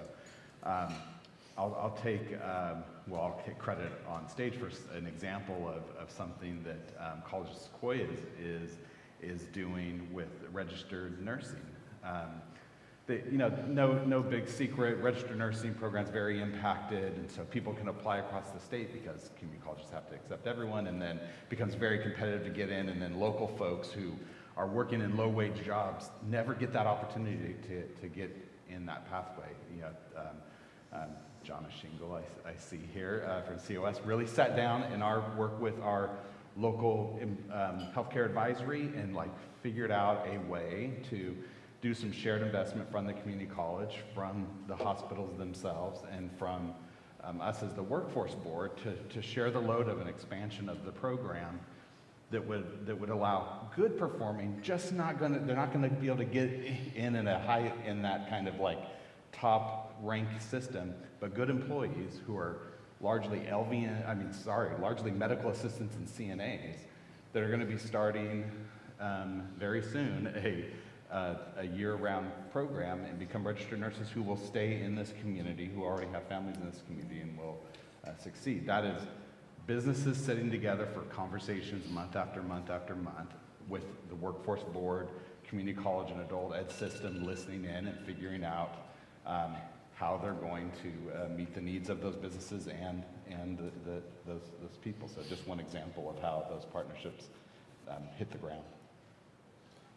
Let's talk a little bit about what you're seeing in terms of, and Adam, you talked about this a little bit, but sort of what has changed since COVID in terms of the people that you're serving? Or Brandon, in your case, I mean, are you thinking strategically differently about how you're serving adults within the prison system? Are you seeing needs for different kinds of services? Are you targeting different kinds of sort of, training programs? Are people presenting with sort of different kinds of real needs for kind of basic services and support? What is different in the kind of current moment from where we were, say, 2.5 years ago? Well, I mentioned that at any given time we have 50,000 people in school, and during the pandemic, we were like mini cruise ships. I mean, the COVID was just going like crazy through the prison system. We had many people die that were incarcerated because of COVID, more so than in the community. And so we shut down our programs, and we went to correspondence. And I think the biggest warriors in the whole system were the community college teachers. I could not believe it. I saw pictures of community college teachers with their car, and they'd open up their trunk and they would have packets of independent study where they would come in and deliver the packets to the students. So when you look at our data, we actually did not lower in numbers during the pandemic. College stayed the same. Now, I would argue that the quality of instruction was not as good because it was independent study and they didn't have the ability to interact with the students. But maybe inappropriately, I like to take a crisis and turn it into an opportunity. And that's what I did. With COVID, we were now able to convince our system that technology is going to be the key. And we were able to pivot to the use of doing online instruction, using the internet in prison. We now have wireless access points all over the place. And we're delivering laptops where students can actually use Canvas and have a similar experience that they would in the college system. And so that opportunity, that type of learning has changed. And I'm not saying we're going to go to all online because face-to-face instruction is really critical for us, especially with that population. But the ability to have all of the content, the course content online, and the ability to turn a paper in electronically and receive it electronically is something we can do now, where we couldn't do that before. So when we have another pandemic, or there's a lockdown in a prison because of too much fog, or because there's a riot, never again will we go to packet programming. It will never happen, because we have now the technology infrastructure set up where if we have to lock down, we're at least online, and we can do that. So that's been our biggest change. In adult education, what are you seeing in terms of students coming in the door now? So we've talked about this quite a bit. We are seeing students with multiple barriers. We're seeing, food insufficiency, homeless, mental illness. It's just the students are harder to serve, and also undiagnosed special ed adults that are coming to try to change their lives and improve their lives. And so one of the things that we have found success with, we have done it for a long time, but we've expanded it in this time, is our Title I. We partner with Title I. We're very fortunate. We're one of the few adult schools who has Title I and Title II under our umbrella. It's under the adult ed division of Kern High School District. And what that allows us to do is to provide all the support services that students need to succeed and persist in programs. To ask a student now to stay for one semester class is asking a lot, but we're able to pay them. We're able to provide gas cards. We're able to provide, these type of referrals that help them with the persistence to stay. And another, with the difficulty of students and trying to remove barriers, we're co-located at the job spot with community college. We have BC right there with us. So when a student finishes the online high school diploma independent study or the GED, they don't have to drive anywhere, they don't have to take a bus anywhere. The same room, they walk across the hall and there's Indy Grahava and her team ready to enroll the student and get them started in the community college, if that's what they choose. And if they choose to continue on with a career technical education program with us, we've got those too. But that paid work experience for many of our programs has been a game changer. Just a clarification of one thing. So WIOA, the Workforce Innovation and Opportunity Act, just to do the acronym thing for a second, Title I are services for low-income and dislocated workers under WIOA. Title II actually funds adult education. People do not know that at federal level that adult education is part of the workforce system and is funded actually through WIOA as well. So when you hear Title I, Title II, Title III, Title IV, those are all references back to WIOA, which basically funds a lot of the work that you're hearing here today. So one of the things that we saw was students had an urgency, more of a sense of urgency to finish. So what we did is looked at what can we do for them at our adult ed sites, what can we do for them coming to the college, but then how do we bridge them between the two. Transition is really a big piece of what we do with one of our objectives in CAPE, but also think of how many of us, have transitioned from different jobs, and sometimes there's still that insecurity. So a lot of our students were feeling that, but they had a sense of urgency to finish. So at our adult ed sites, one thing we did was looked at the data and said, what are those barriers holding some of these students back? One, of course, we know is always language. For our population, 55% of our students said that Spanish was their native language. So we said, what can we do to help them with that? We brought on GED Spanish pathway to help them finish the diploma. What we found is a lot of them were already employed. It wasn't for employment, it was to move up in their employment. And what we also found, it wasn't that they finished and left, they came back and enrolled in some of our ESL programs. So that was the first thing we did. We also started another pathway, the National External Diploma Program, NEDP, and that appealed more to our college-educated immigrants because we know we have these different subsets of students. And that appealed more to them because it's competency-based. So they were able to move through it a lot faster because they had experience and had a knowledge base. So that's how we started getting them through that part of it. We also have transition counselors. And our program was recognized as a model program by the CAPE office last year because we were able to serve so many students, and what our counselors do is go on site to the adult ed sites. And they're college employees, they go there, they work with students on certain days of the week. Typically they're booked. And we found that a lot of these students, even right now during the pandemic, the ones that were able to meet in person, really needed to unpack a lot of that emotion that they were feeling during the pandemic. So our counselors were serving twofold, helping the student with resources to personal problems, but then also developing an ed plan and saying, how do we move you forward in a career and not just a job? And I think they address a lot of cultural issues working with them one-on-one, as well as in workshops. We're saying women traditionally don't gravitate to certain careers. So they were talking about that and saying, as a woman, you can own a business, you could be an entrepreneur, you could go into welding, non-traditional pathways are there for you as well. So these transition counselors have been key and instrumental on getting them to the college, and then the college has developed, both of our colleges in our district, non-credit ESL to be that bridge bringing them in, to get them established as a stepping stone before they're able to move into those other courses. So I'll say we saw it kind of in the three different stages of what can we do for the ones in adult ed, how do we transition them, and then how do we bridge them into the community college. And so we saw, and this was a surprise to me as well, is during the pandemic, our non-credit ESL that was online still maintained high enrollment and actually doubled at one of the colleges. So our students are resilient, and that's what we recognized is that if we offer it, they will come, and they did, because our enrollment was up actually in those areas.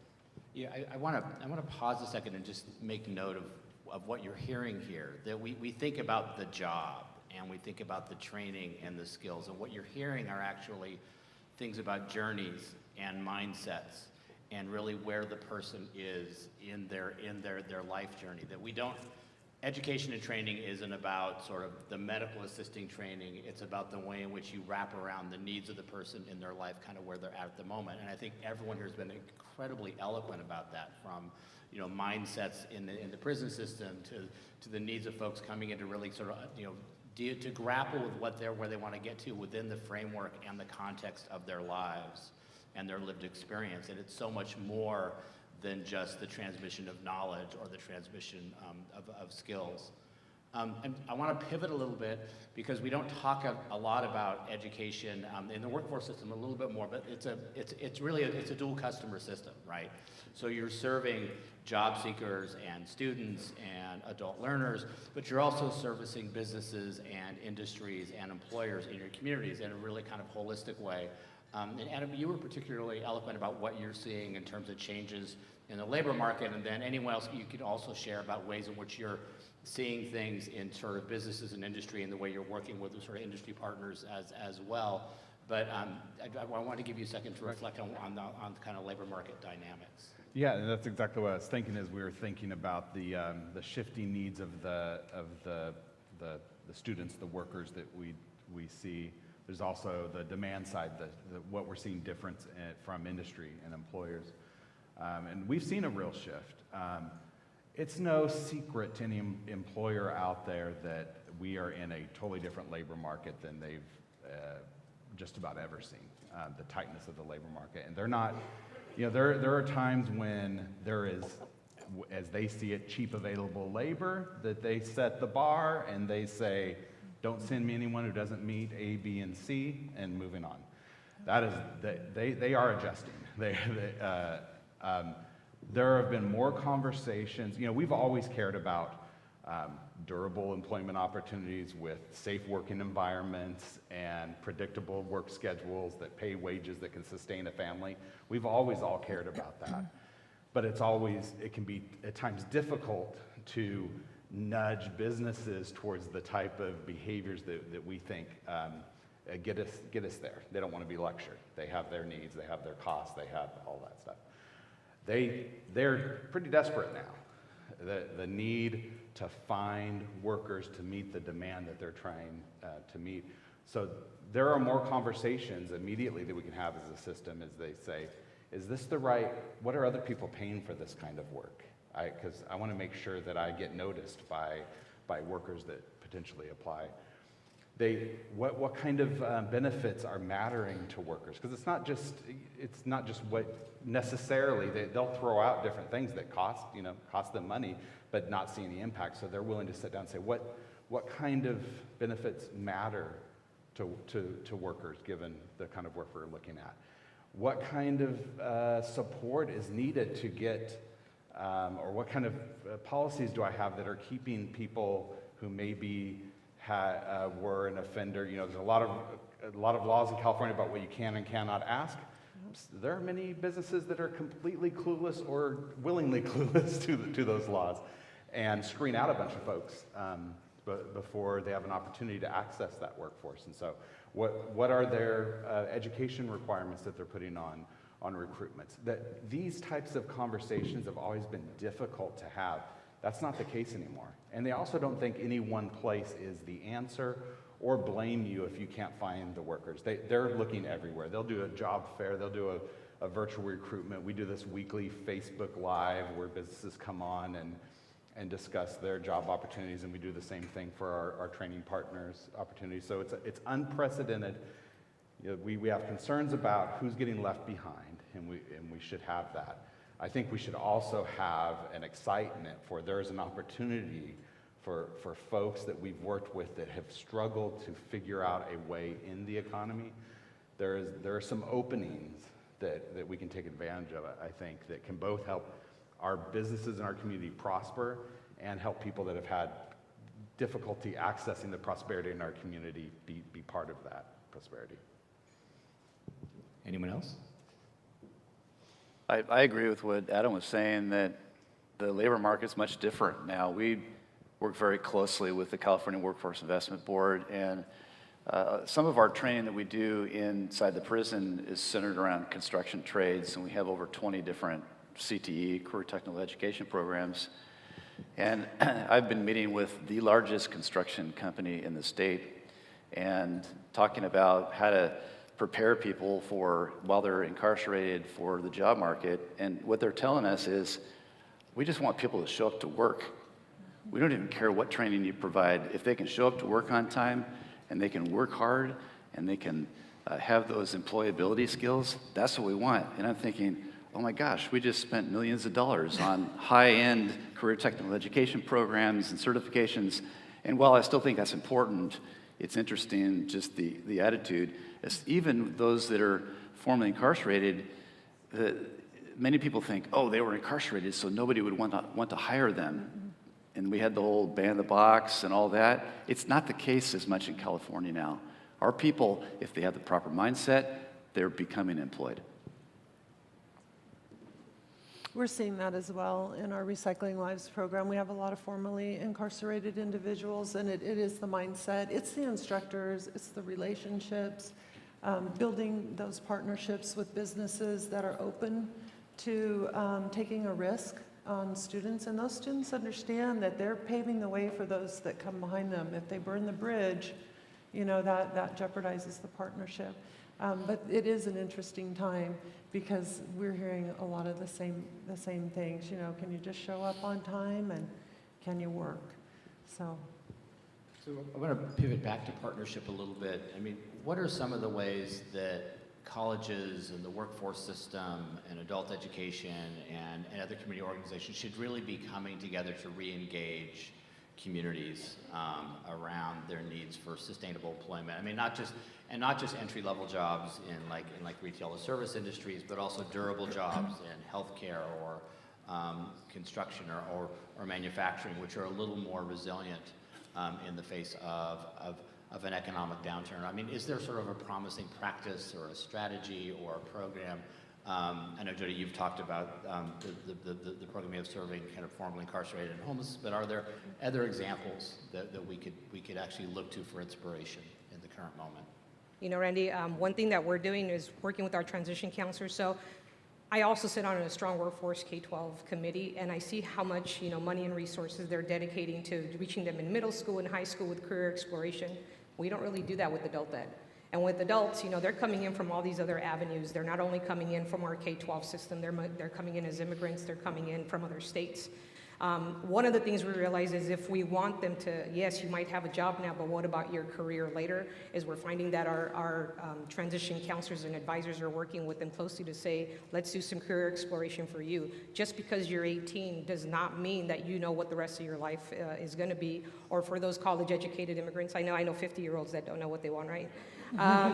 Is what we're seeing is a lot of even these, you know, individuals that have some college level, that might not have been their first career choice. And so that, you know, transcends and it impacts Sal and my data later on because these people are jumping from job to job and they're not happy with where they're at or saying this is not what I want to be doing. So one of the things we're doing is more career exploration just with our adult ed population to get them eventually into the career and the job that they want. You know, I'd say employment training panel funds, to the degree that folks access that. The ability to look at entry-level workers as the best avenue for good paying, to fill good paying positions. These are good workers that might be working at low wages, but show up to work every day and are worth investing in the skills of. So between incumbent worker training, which is allowable with WIOA funds, and employment training panel funds, whether it's through, in our area, College of Sequoias is a multiple employer contract holder, we're able to kind of leverage our sector partnerships, pull people together, see what their needs are, and nothing makes you seem more relevant to a business than when you're able to meet their immediate, you're not training some workforce out there that they might touch.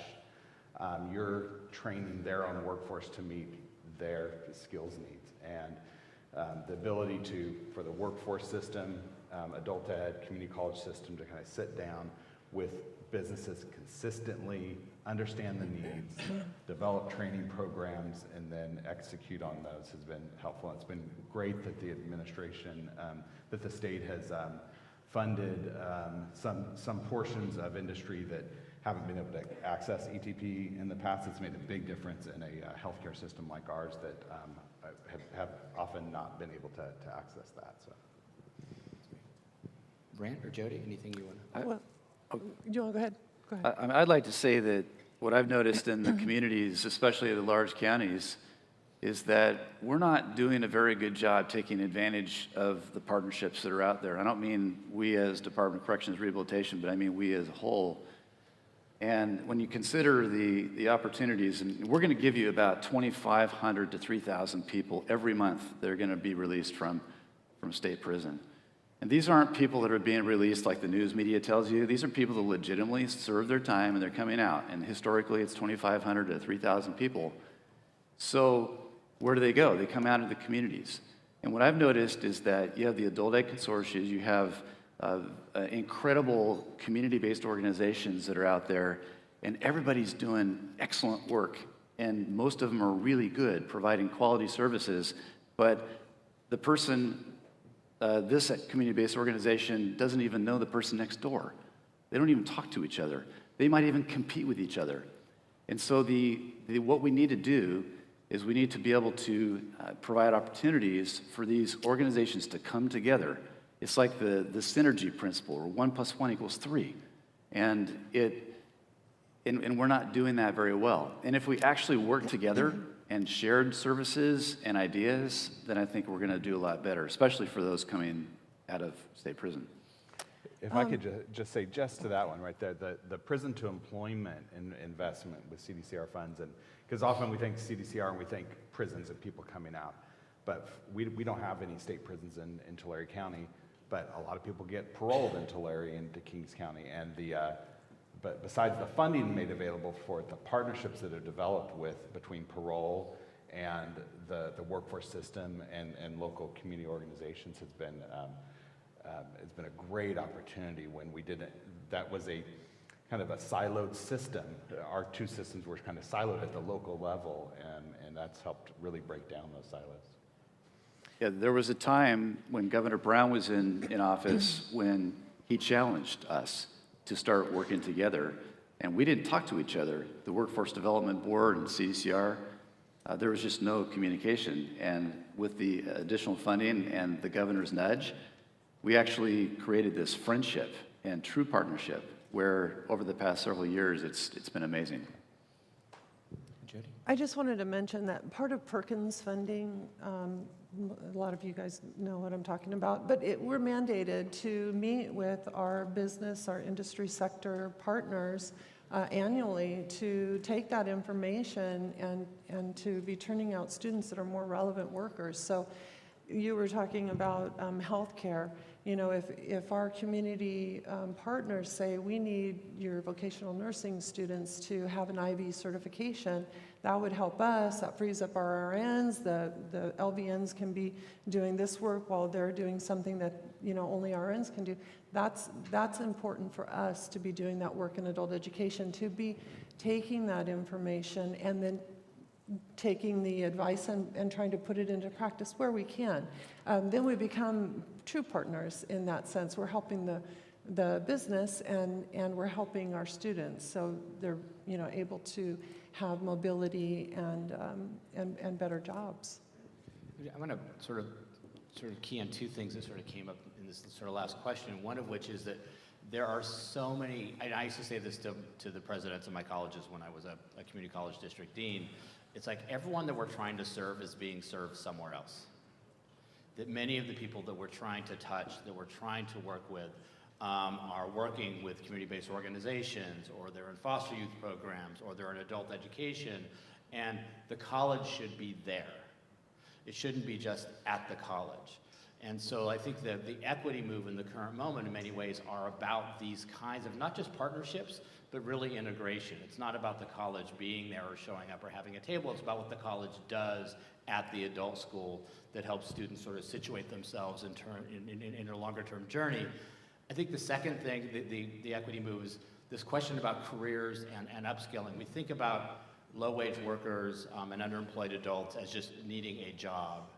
And in fact, helping them get that job may be about upskilling and incumbent worker training to help the entry-level workers move up in healthcare, so it actually expands opportunity at the entry level in durable industries where we know that an entry-level job in healthcare might not pay profound wages, probably has a better chance of having access to benefits. It probably has a better chance of being resilient in the long term in terms of the income of that family. And thinking about these sort of broader strategies and connections and the whole labor force, not just how do we expand job training programs, I think is an important part of the current moment. I want to say to my West Ed peeps who are moderating panels later today, I got through all my questions, and so the challenge has been laid for you. But we have a couple minutes for questions. If anybody, I was told to leave some time for that, if anybody has a question for the panel.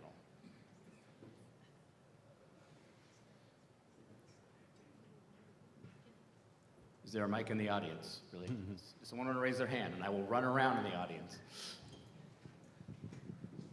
Or you could all get coffee.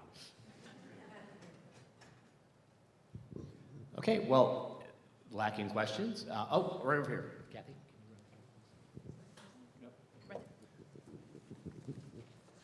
I'm glad we inspired somebody. All of you have talked about partnerships, and it also includes internally partnerships. And so with all of the efforts that everyone has been doing in developing workforce, I also find the mindset also needs to be changing within our traditional community college structures in relationship to our faculty, our support staff, our administrators. And so I was thinking through just the traditional work schedules. We're trying to work with employers. Some employers were dealing with a 24-hour cycle depending on what part of the state you're at, the logistics side of it. So depending on your business will depend on how are we serving those businesses to provide services in the hours those workers, our students, can be successful in. And so I'm just curious to your reflection and discussion, both working within the Department of Corrections and the instruction and changing those mindsets in those various different facilities to the adult learning, right, day and nighttime, to every different county has different relationships with their workforce boards. So how do you change and continue to start working within that to truly accommodate the needs that our traditional work structure has changed, specifically hours and the services at night? How do we change? I'm sorry. I can start. I'm not exactly sure what your question is, but I love to talk, and so. Yeah.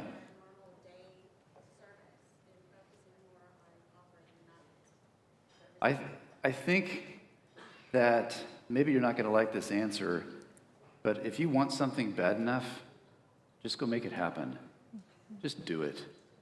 And if your community doesn't have a local consortium of community-based organizations and colleges and adult schools together, then go do it. Nobody's stopping you. You may not have the time to do it, but if you want to do it bad enough, you'll figure it out. And maybe that's not a good enough answer, but somebody has to pioneer these efforts, and it could be you. You know, I get where the question's coming from, and I don't have the answers because I don't get to run the community college system or CSU system or anything like that. And there are complicated governance issues, obviously. I think you find lanes, and I think our local partners have found lanes through contract ed or through grant-funded things. You find some lanes to get out and do some stuff. Call everything a pilot, call everything whatever it takes to find space to do the things you know need to get done, and then try to make sure that your institution has external influence, like business leadership groups coming saying, as our community college district, this is what the community needs from you so that you can have, it's tough internal to reshape institutions that have, for good reason, governance structures that are very complex and contribute from a lot of different areas. But to have that external voice always coming in saying, here's what community needs, where can we rise, and oh, maybe we can pilot this contract ed thing, this new grant thing is a way of kind of getting some space to do some things that otherwise are hard to move institutionally. So I'm not a panelist, but this used to be my job in the college system. One of the things that I struggled with, and I came from about 20 years in workforce development and sort of did a lot of community work, is that colleges sometimes perceive themselves as islands, and oftentimes approach other organizations with what the college needs in order to be successful and not what the college can bring to the partnership. And so often you get more by giving. And so like we would go to talk to employers and we would say, here are the things the college needs from business and industry to be successful, where if we let the employers identify their own pain points and their own issues, talent and recruitment was always number one or number two.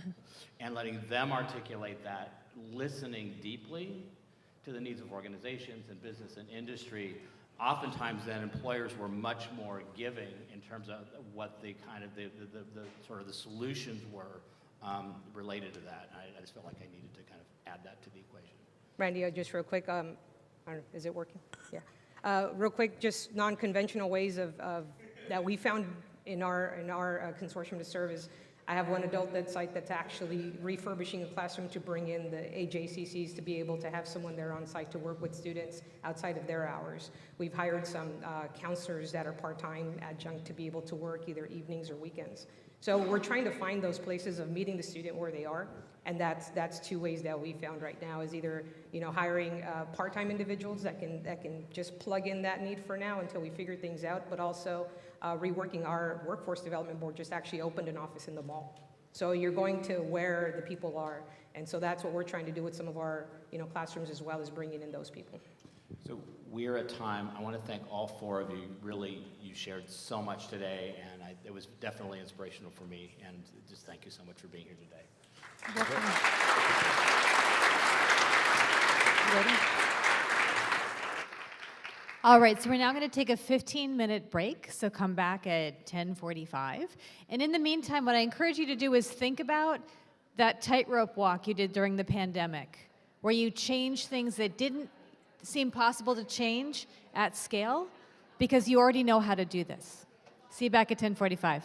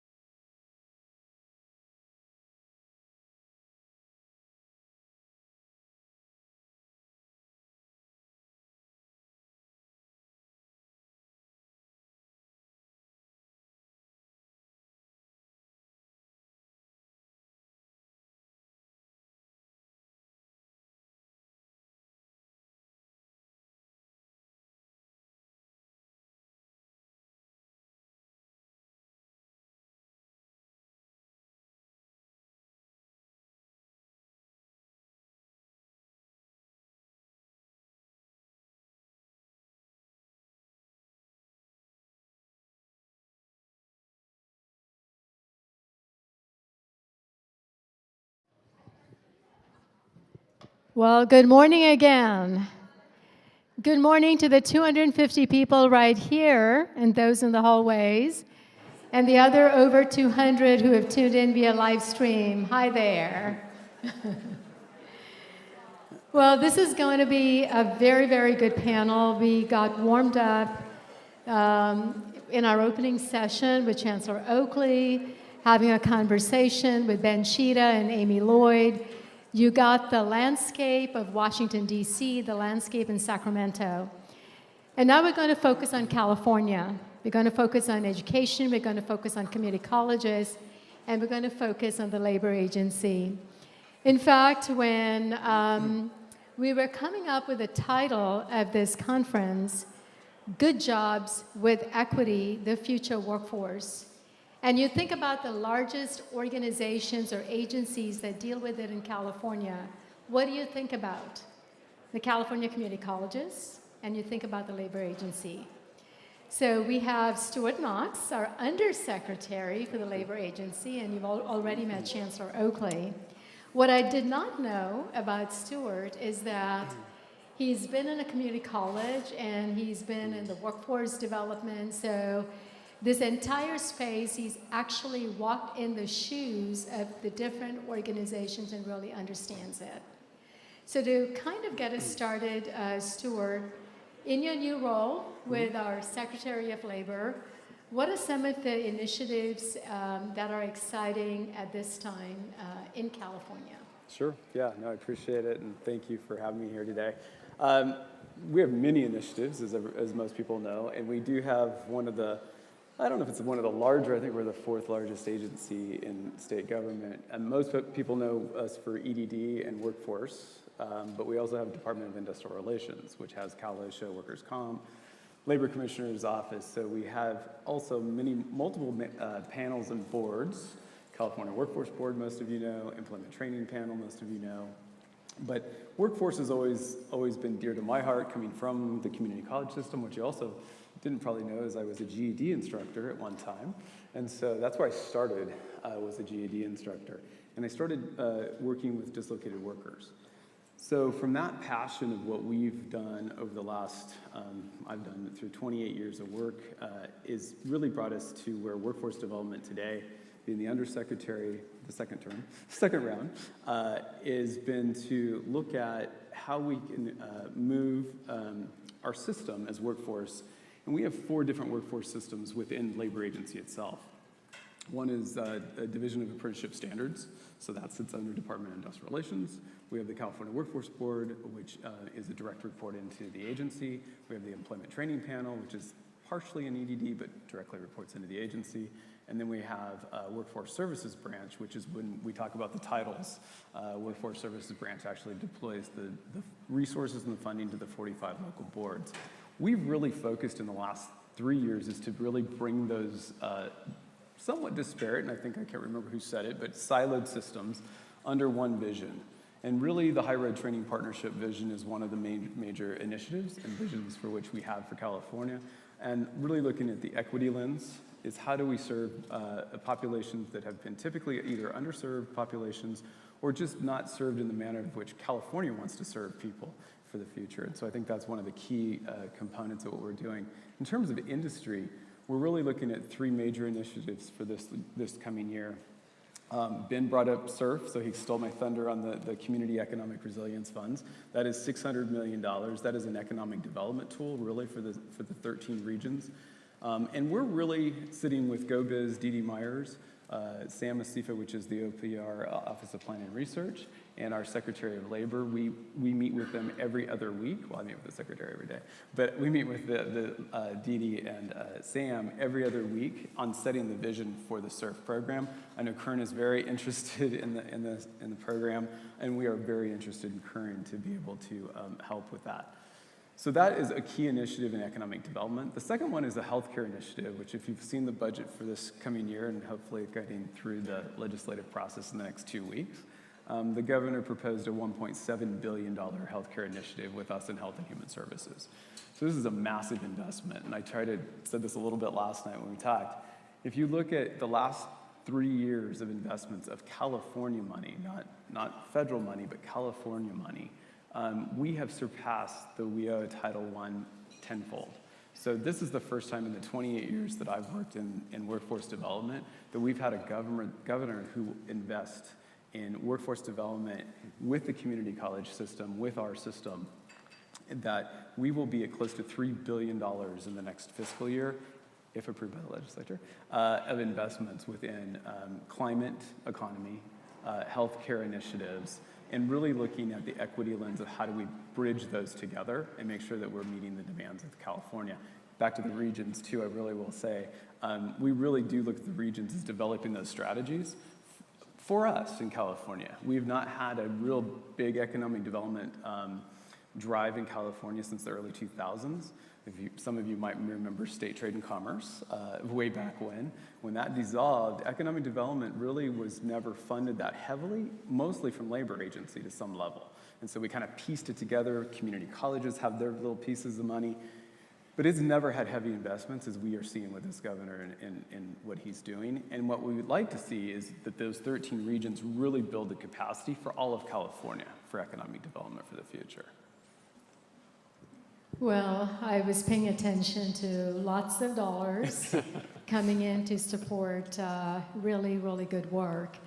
You know, Ben Chida described the governor as giving direction to sort of looking at where the puck is going to be and doing the work now, looking at where the puck is going to be. And to me, our chancellor for the California Community Colleges is someone who's always, you know, anticipating or predicting where the puck is going to be.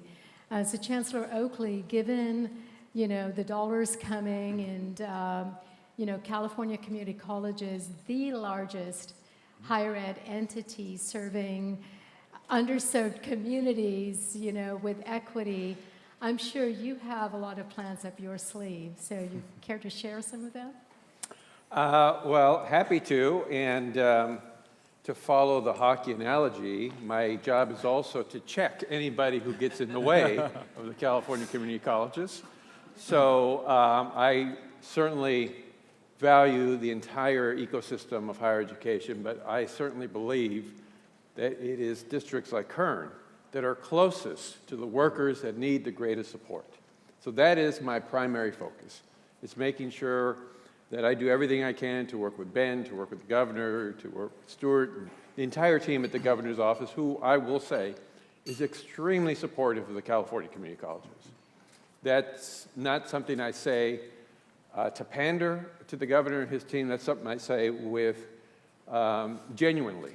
I have no problems picking up the phone and talking about what's going on here with any member of the governor's team. So what's up my sleeve is the Kern Community College District and highlighting the work here, highlighting the work in communities like this, because we are, as I mentioned earlier, we are at this moment of urgency. And, you know, we're all having a good time here, and it's great. It's good to see everybody. But we also have to take a step back and remember just how desperate the situation has been for communities throughout this region, for families throughout this region. There has been a lot of pain, a lot of suffering, a lot of challenges faced by communities throughout the state. And so that's the urgency that we need to come with, that kind of passion to this challenge. So my role is to try and organize and marshal the assets of the California Community Colleges, which are significant. Our 60,000+ of full-time faculty, our employees throughout the region. The economic impact that we have as a system on the great state of California has to continue to grow in order for us to have a better future for our kids and our grandchildren here in California. Because there should be a little bit of fear in our guts right now about what's going to happen. We have what sometimes seems a world falling apart at the seams, an economy trying to sort itself out, workers really struggling. And so there are huge opportunities in the investments that Stuart was talking about, other investments in California community colleges. This will likely be the largest budget increase the California community colleges have ever seen. So we cannot waste that opportunity. So that's my job, is to focus our efforts on the kinds of things that you're talking about here. Yes, it's important to educate every person and to give them the opportunity to realize who they are as individuals, but it's hard to get there if you don't know where your next paycheck is coming from, if you don't know if you're going to be able to make rent or pay for food or enroll in college. So those needs have to be satisfied in the near term, and the best way to do that is by creating pathways to good jobs. Chancellor Oakley, I'm going to stay with you for a moment more here. So you talked about workers, and I want to go back to sort of the model we're putting out there: worker, educator, employer, all in the same space. Worker, educator, and employer. And by the way, when Sue Yun did the demographics of our attendees, about 60% are California Community College faculty and administrators and staff. And we have about 10% of those of you here today representing worker organizations and labor. So thank you so much for being here. And about 10% representing employers. So again, thank you. So back to you, Chancellor Oakley. You, in the previous panel, talked about this sort of technological revolution that is happening both in our state being leaders. I mean, Ben Shida talked about us leapfrogging with our data system that we're developing. And you specifically talked about the different sectors. You talked about the energy sector, and Stuart talked about, healthcare. And there is significant resources being put into new ways and smarter ways to really connect new technologies to disadvantaged communities, to make it localized and to make it happen. So do you have ideas to share with the labor agency about how community colleges could be positioned for this incredible technology transfer and economic development that is coming down our way? So I share ideas early and often with Stuart and everybody at the governor's office. I'm sure Ben and the team are tired of hearing my ideas, but no, seriously, they're fortunately for us, we have people like Stuart who understand the California community colleges, because most recently he was just at one of our newest community colleges, Calbright College. So this idea of not only marshaling the great human resources we have in the California community colleges to put them to work in communities like this, but we have seen a lot of technology deployed and a lot of new ways of reaching students and workers. And we cannot go back to where we were before the pandemic. And I can't stress that enough. Communities like this have to make sure that colleges, K-12 districts, do not go back to where we were pre-pandemic. Those results were not getting us where we need to go. So we have to use this opportunity to reimagine what the next 5 years, 10 years looks like in education and workforce training. This is an opportunity, given the investments that we have, the resources in the state budget, the resources at the federal level are unprecedented. So for me, when I share my ideas with Ben, with Stuart, with the governor, the entire team there, it is about how we leverage the investments. Not one-time pilots, how we leverage investments that are coming from federal government, from the state, from philanthropy, from community organizations. Everybody's got to work together. This can't be about just one college or one school district. This has to be a complete redesign and connecting all of those. And we've said that a million times over the last 20, 30 years. But if we don't get it right this time, I fear for where we're going to be in 5 years. Stuart? Yeah, definitely. Always. One of the key components, I think, and Eli really was talking about this, is because these are state investments versus the federal investments, the Title I programs, all the Title I through 5 programs, very heavy and stringent upon Department of Labor rules and regulations. And while we appreciate those funds and we run those programs, this opportunity to have state investments gives us some flexibility. And when I talk about flexibility, it's not about pilots. That's a really good point about the pilots. But it's about running programs that are meaningful for people. And when I say that, it's because when I ran federal programs for most of my career as a local workforce director, and once even through a community college system, was that we were so hung up on the outcomes in the Department of Labor rules and regulations that it made it difficult to run the program. At some point, I finally said to my folks, stop worrying about the numbers, stop worrying about, just care about the people. Care about who we're serving and get them the right jobs and the best jobs. The numbers will take care of themselves, and they always did. But that system is still always wrought with that. I'm not telling Adam anything he doesn't know from Tulare, but it's like one of those pieces to the puzzle that I think if we can do this right in California, I know we can by these investments, then we can also talk to Department of Labor at some point. It's almost like a California pilot, I guess, to say, is by serving the people, that's the most important thing, not the numbers that we're trying to meet for Department of Labor.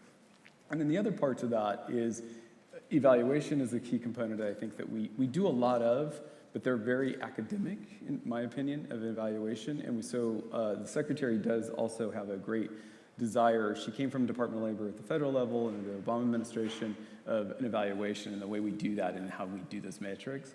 And then the second and third part, I guess, to this is also cost PERS.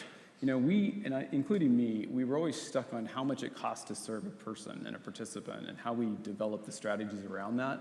One of the things that, you know, I've learned over the 28 years of doing the work is each person is unique and different, and those supportive services are so meaningful. And I think it was Emma that talked about this earlier, is that if we can wrap services around an individual, money's always going to be an issue to some level, but let's not worry about, you know, $6,500 cost per in training and if $8,500 for this and all of that.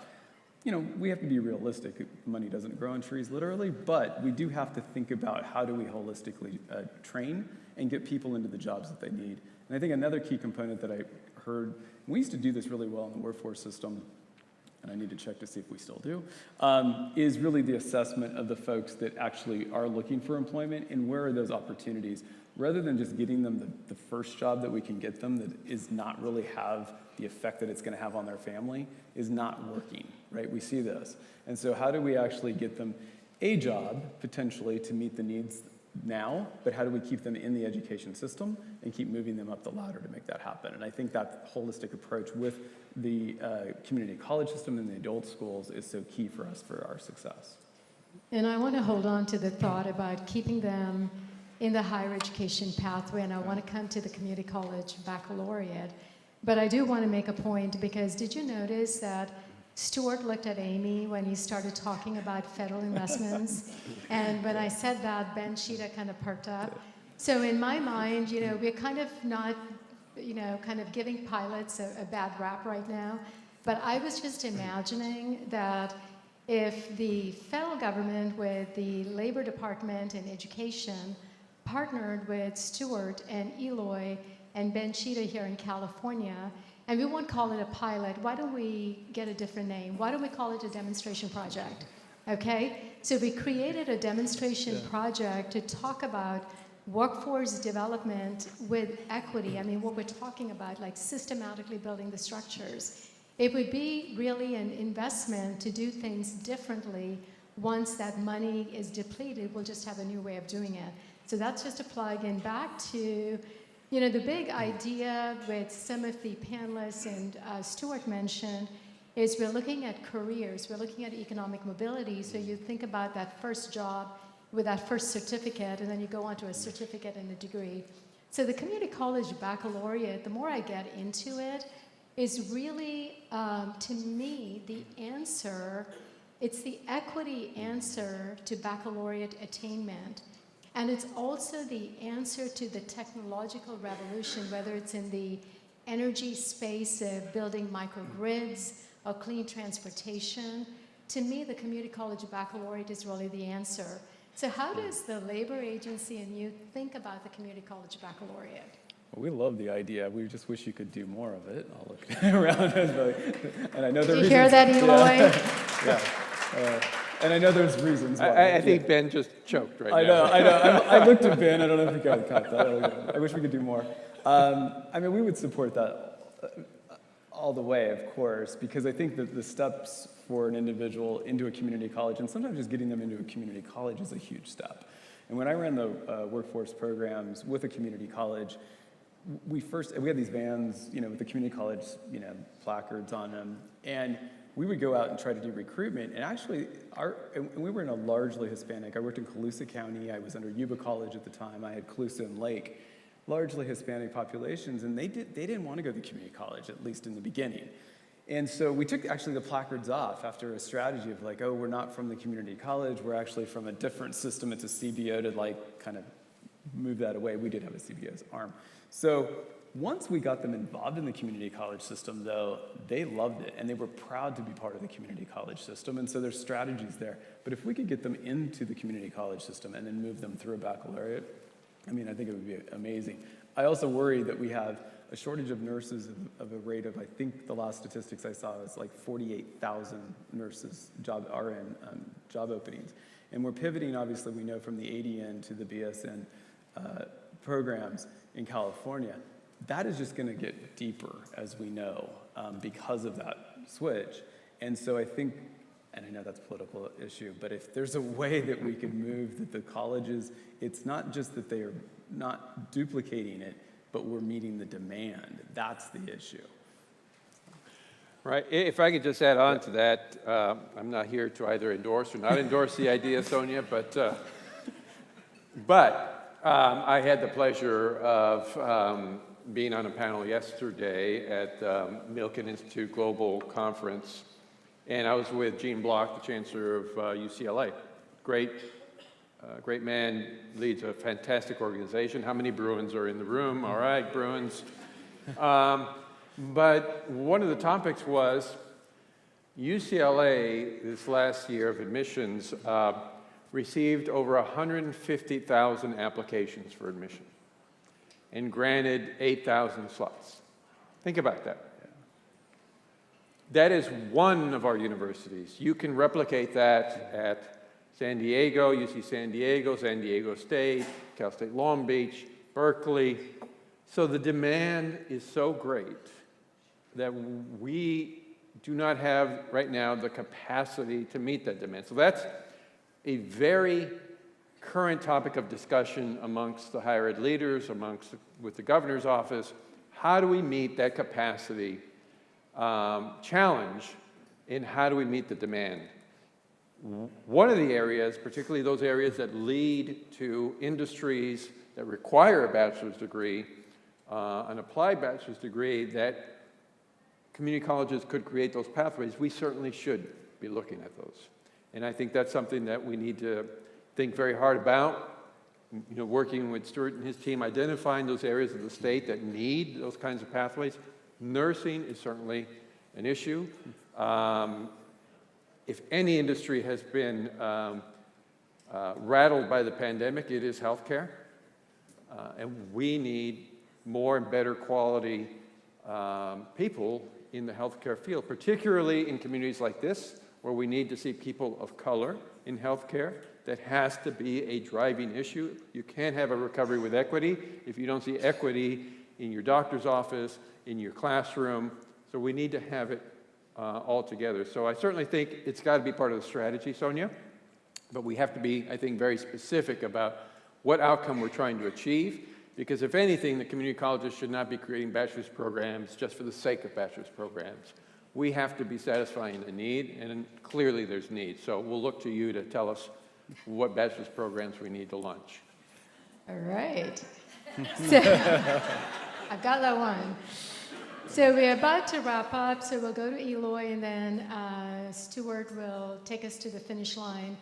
Kind of want to go back to, Stuart's comments and Ben's about the economic CERF funds, Community right? Economic Resilience Funds, yeah. Economic resilience funds and the major dollars coming in. And one of the things I wanted to appreciate, since I'm from Kern, is that in the regional definitions, the team from the governor's office really called out Kern, and we're hugely appreciative. And You know, if you talk about partnerships, which has been a main theme of the conversations, there's been deep partnerships and the work that has been happening here. So Chancellor Oakley, if you had a message to the governor to position again, you know, community colleges in this climate revolution, you know, bringing healthcare with equity and with the investment of these dollars, what would your message be? More money, more money, more. Just kidding. No, I think certainly money is important. But as we all know, there is no amount of money in the world that's going to overnight change what's happening in communities like this. What I would tell the governor is target that support in areas that we know are going to show results in the near term, and then we can all work together to replicate what's happening in those communities across the state. And that involves everything, you know, working with mayors, with city councils, with counties, with community colleges, focusing on entrepreneurship. I know you've got my good friend Victor Parker here from SBA. Entrepreneurship is key as well. So just opening those doors and targeting those resources on places where we can lift up communities. Stuart, take us to the finish line. Absolutely, yeah. Well, appreciate the shout out for Kern being its single county region, which worked out really well, I think. I would say that one of the key components, as I mentioned before, is that we want to see that this is successful, and we want to make sure, evaluate that success, and then replicate the success here. And I mentioned last night, I mean, Sonia was on Zooms with me very early on when I returned to the labor agency to have these good conversations. And so, you know, I think Kern is on the path, obviously, for being one of those systems that we look at as one of the premier places for which California this can work. But I think it is on us to make sure that we assist as well from the state. That's why I'm here today. Most people know me, I never leave Sacramento. And so, that is true. His assistant, Colt, told us that. Yeah, he's like, he never goes anywhere. But this is important for us to make this work in Kern. If it can work here, and we do recognize at the state that there's a lot of issues that have come on to Kern, and we want to make it right as we possibly can. And so we're here to support that. Part of GoBiz is actually embedded a person that will be down in Kern County through the Governor's Office of Business. And then part of the sort of funding will actually fund a local person. The other person's local too. But one's going to be a state employee and one will be a local employee. And so that we will actually have people on the ground in Kern to assist us with making decisions.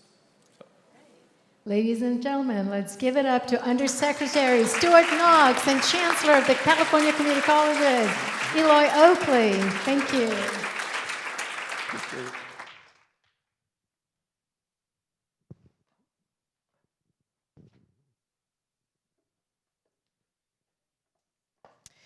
Okay, so we've got one more group of speakers before lunch.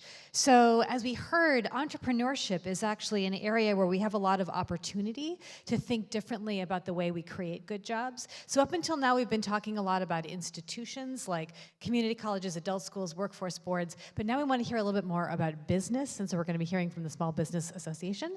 And also we have Sandra Sanchez from the Chancellor's Office who will be talking a little bit more about how entrepreneurship can be baked into the community college work. So come on up.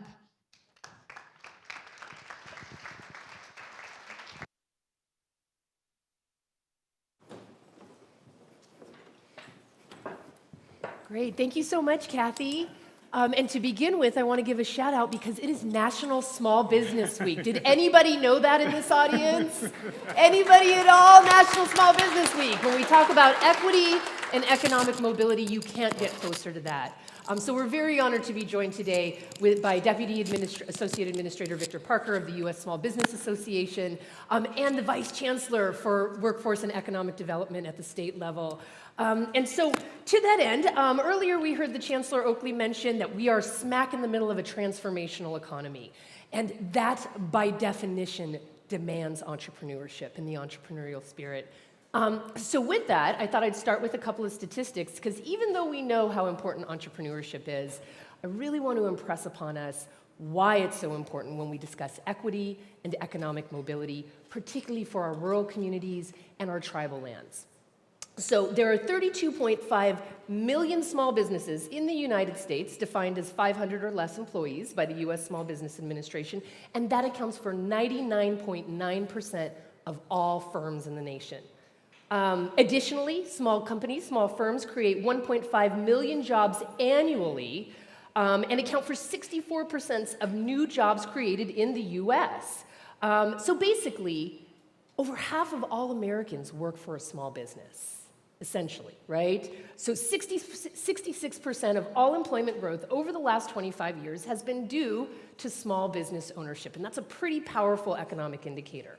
So keeping in mind that this country was founded on the principles of the entrepreneurial spirit, and that American Indians were the first entrepreneurs on this continent, and since then, immigrant populations from around the globe and those dragged to this country through colonialism have really engaged entrepreneurship to create prosperity for their families, and even more so, to create intergenerational equity and advancement, that economic mobility that is so very important. So that said, we know that entrepreneurship is important, but yet it's not defined as an occupation, nor is it even really a major that students can take in school. So with that, why is entrepreneurship important to be engaged and incorporated into all academic studies, both Gen Ed transfer and CTE? And we'll start over with Vice Chancellor Sandra. Thank you so much. Thank you for having me this morning. So to answer your question, really it's about the equity imperative that we've been talking about today, about building jobs with an equity focus. Specifically for rural communities, it's very important because in many of these rural communities, there may be less opportunities than there are in urban communities. They could be economically depressed. And so what do you say to your students who come to you with that hope of getting that livable wage job, and then those jobs don't exist in these rural communities? And so entrepreneurship is one way to support individuals who are looking to have career mobility and to create those opportunities within these communities. So it's really important that we infuse that into our curriculum. It's really important that we leverage the resources that are available in our communities to support the development of entrepreneurs. And it's really important because this is the only way we're actually going to move California forward for all communities in our state. And so making sure that we infuse that wherever we can, specifically in rural communities, is super important for the future of our workforce. Thank you.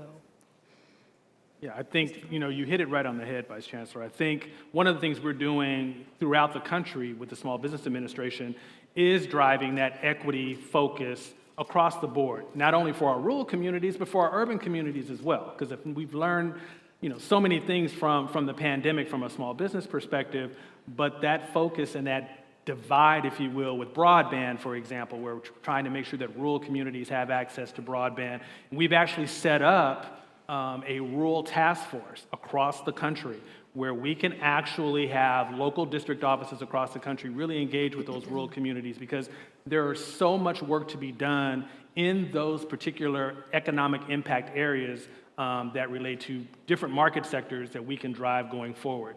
The other one is immigrant communities. California is a vast population and demographic of immigrant communities. And how do we better infuse them into our small business communities across the country? How do we better, particularly here in California, leverage those opportunities where we can expand, whether it's exporting, whether it's other types of restaurant, tourism, all the different great industries that we have right here in California. Making sure those immigrant communities are tied is really a key area where we can, again, leverage that partnership with our community colleges across the state. And then I think the other piece of it is really, bringing that knowledge and visibility about entrepreneurship and infusing that regardless of the discipline. I think there's just so many opportunities where folks don't recognize the opportunity of entrepreneurship, and how do we better foster that and integrate that so it's a part of our everyday conversation and not something that has to be kind of forced, but it's what we automatically start thinking about. We have to think global. We have to think about those different things on a regular basis and make that a part of our everyday engagement with our communities and with our students. Excellent. Thank you so much. And it's so important to remember that exposure in and of itself is such a meaningful part of reducing those structural barriers, ensuring that our students of all types, right? Our traditional students and our non-traditional students understand that this is an opportunity. And both of you mentioned rural areas, which we speak to our historically marginalized communities, our Black and African American, Hispanic and Latino, American Indian and Native Alaskan, Pacific Islander and Asian. But we also have to track persistent poverty. And that's now coming out in a lot of the federal funding announcements for workforce development is addressing that persistent poverty in the rural areas.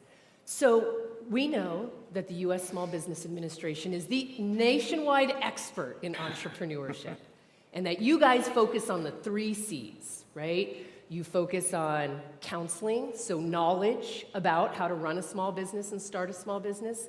You focus on access to capital, which can be such a barrier for our historically marginalized communities. So we have these great things like microloan funds that come out of the SBA, right? And a lot of knowledge with regard to how to access capital in non-traditional ways. And finally, you focus on government contracting, which again is really, really cool because that's how small businesses can become more resilient during times of economic recession, right? The 2 things that the federal government does when we're in a recession, they lower our taxes and they increase spending, right? So they hire more people and they hire those small businesses. And we know that the SBA has some really great certifications for historically marginalized communities. But so we're talking here about equity, right? And thus we must address barriers when it comes to that.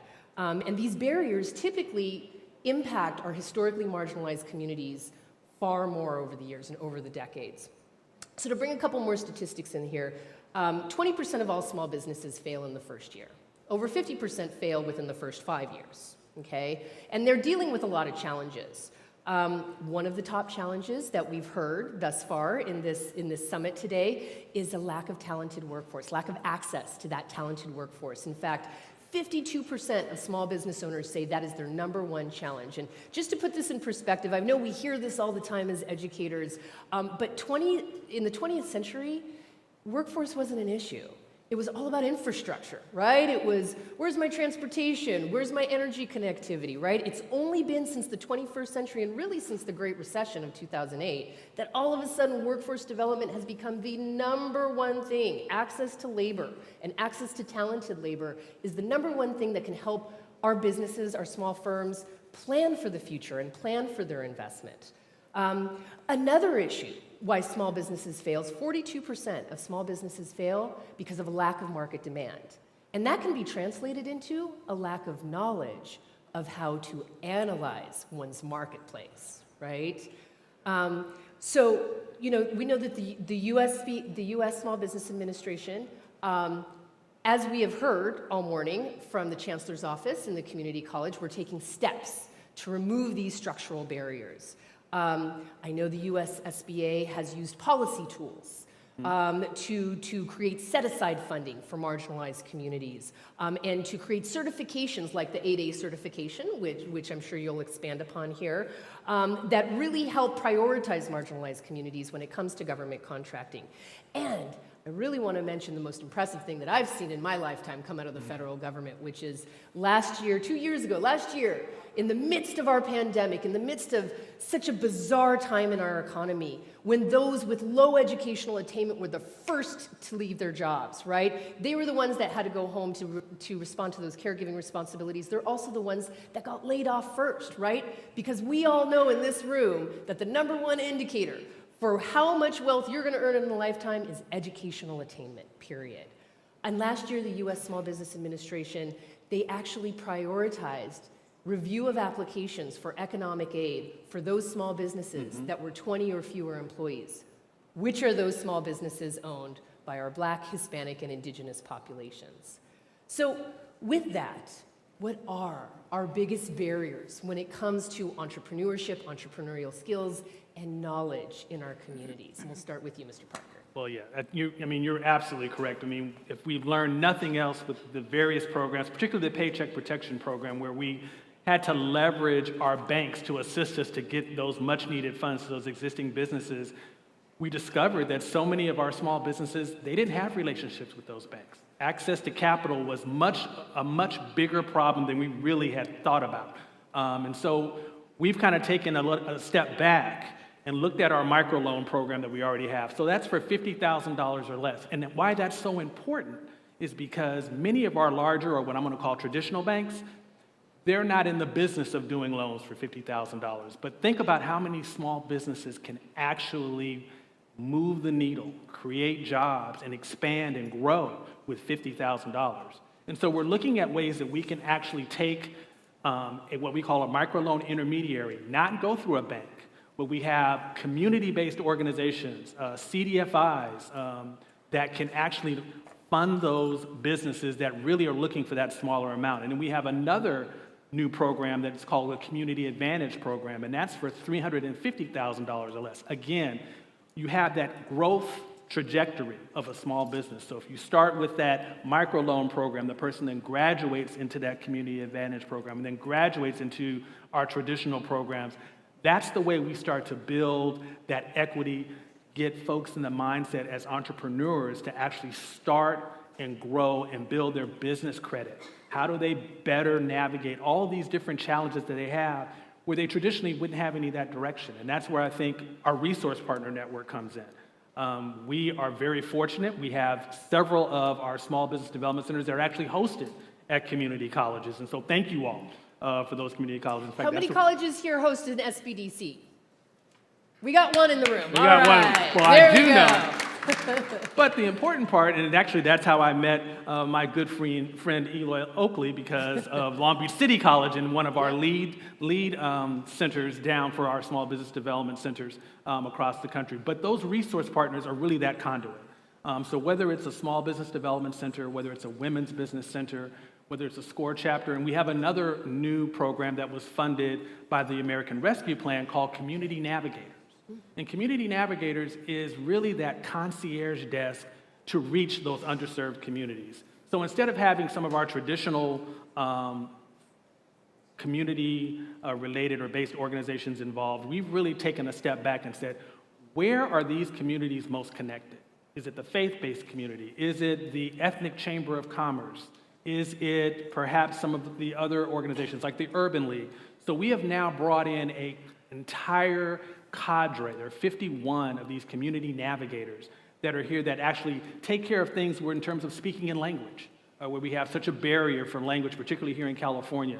It's also about that cultural connection that we want to bring into our existing small business development centers, resource partner networks, women's business centers. And so making sure that connection is there and really trying to figure out how do we channel that entrepreneurial spirit that you see in a business owner each and every day. How do we get them to take a look at some of the things you talked about? Not only their passion for what they do, but how to do that effectively. How do they grow effectively? How do we actually make sure that a small business owner that may be the best at cooking and therefore has opened a restaurant, but how do they look at their market and make sure that they're able to address the needs of their community from that perspective and grow from that perspective? And then finally, taking a look at the different classifications, certifications that you referenced. Government contracting is a huge opportunity that so many folks take for granted. Granted, we have a variety of different programs, the 8A Business Development Program, we have a HubZone program, there's women-owned business certification, there's veteran certifications. We have a lot of certifications, but how to best leverage those certifications, and more importantly, taking a look and making sure you don't underestimate yourself. We've got to encourage our students and our aspiring business owners that they can be a part of that ecosystem. You don't have to be a big business to be a part of government contracting. When you talk about government contracting, it seems like an enormous feat, but it's not. For example, there's a fleet of government cars all over the place, federal government cars. Those things have to be repaired. We don't have to take them to the particular dealer. You can be a small mechanic, and you can actually have a government contract to service those cars. So it's about making sure we really incorporate and engage and leverage all these different certifications and educate our students and make them feel like they should be at the table, because that's what we're trying to drive, but also let them know they can do that. And so that's where I think the community college SBA partnership can really foster. Fabulous, thank you. So that was a long list of resources, right, that we can harness that are already paid for by our tax dollars. Yeah. That's the coolest thing, right? We don't need additional funding in order to harness these resources. So Vice Chancellor, when we think about it in terms of internally to the community colleges, what are those biggest barriers to addressing entrepreneurial skills in the classroom and getting them out there to our students?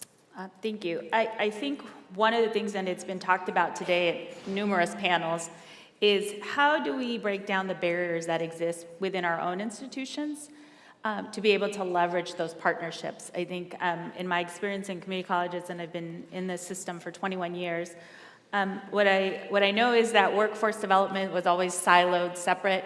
We worked with the SBDCs, but not very closely with our academic affair programs or our traditional academic programs. And so part of the challenge before us, I think, is identifying what is the infrastructure we need to build to facilitate access within our own institutions, and then, of course, to allow our partners into our institutions as well.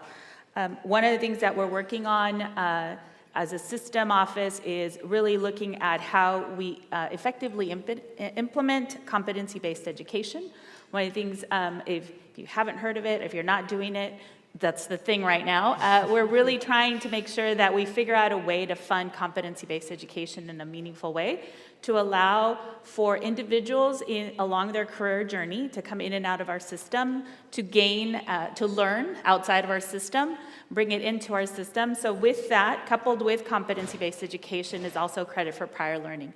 How do we leverage the knowledge and the talent that those individuals who access our system already have and bring to the table? And how do we apply that in a meaningful way to a credential or certificate that helps them along their career journey? So how do we shift our structures internally to go from what has traditionally been, and I want to say, Amy spoke to this earlier, where we bring them in, we educate them, and then we push them out, and then we assume that we're never going to see them again, to a more fluid system where they're coming in and out of our system, learning along their journey, and how are we a partner in that?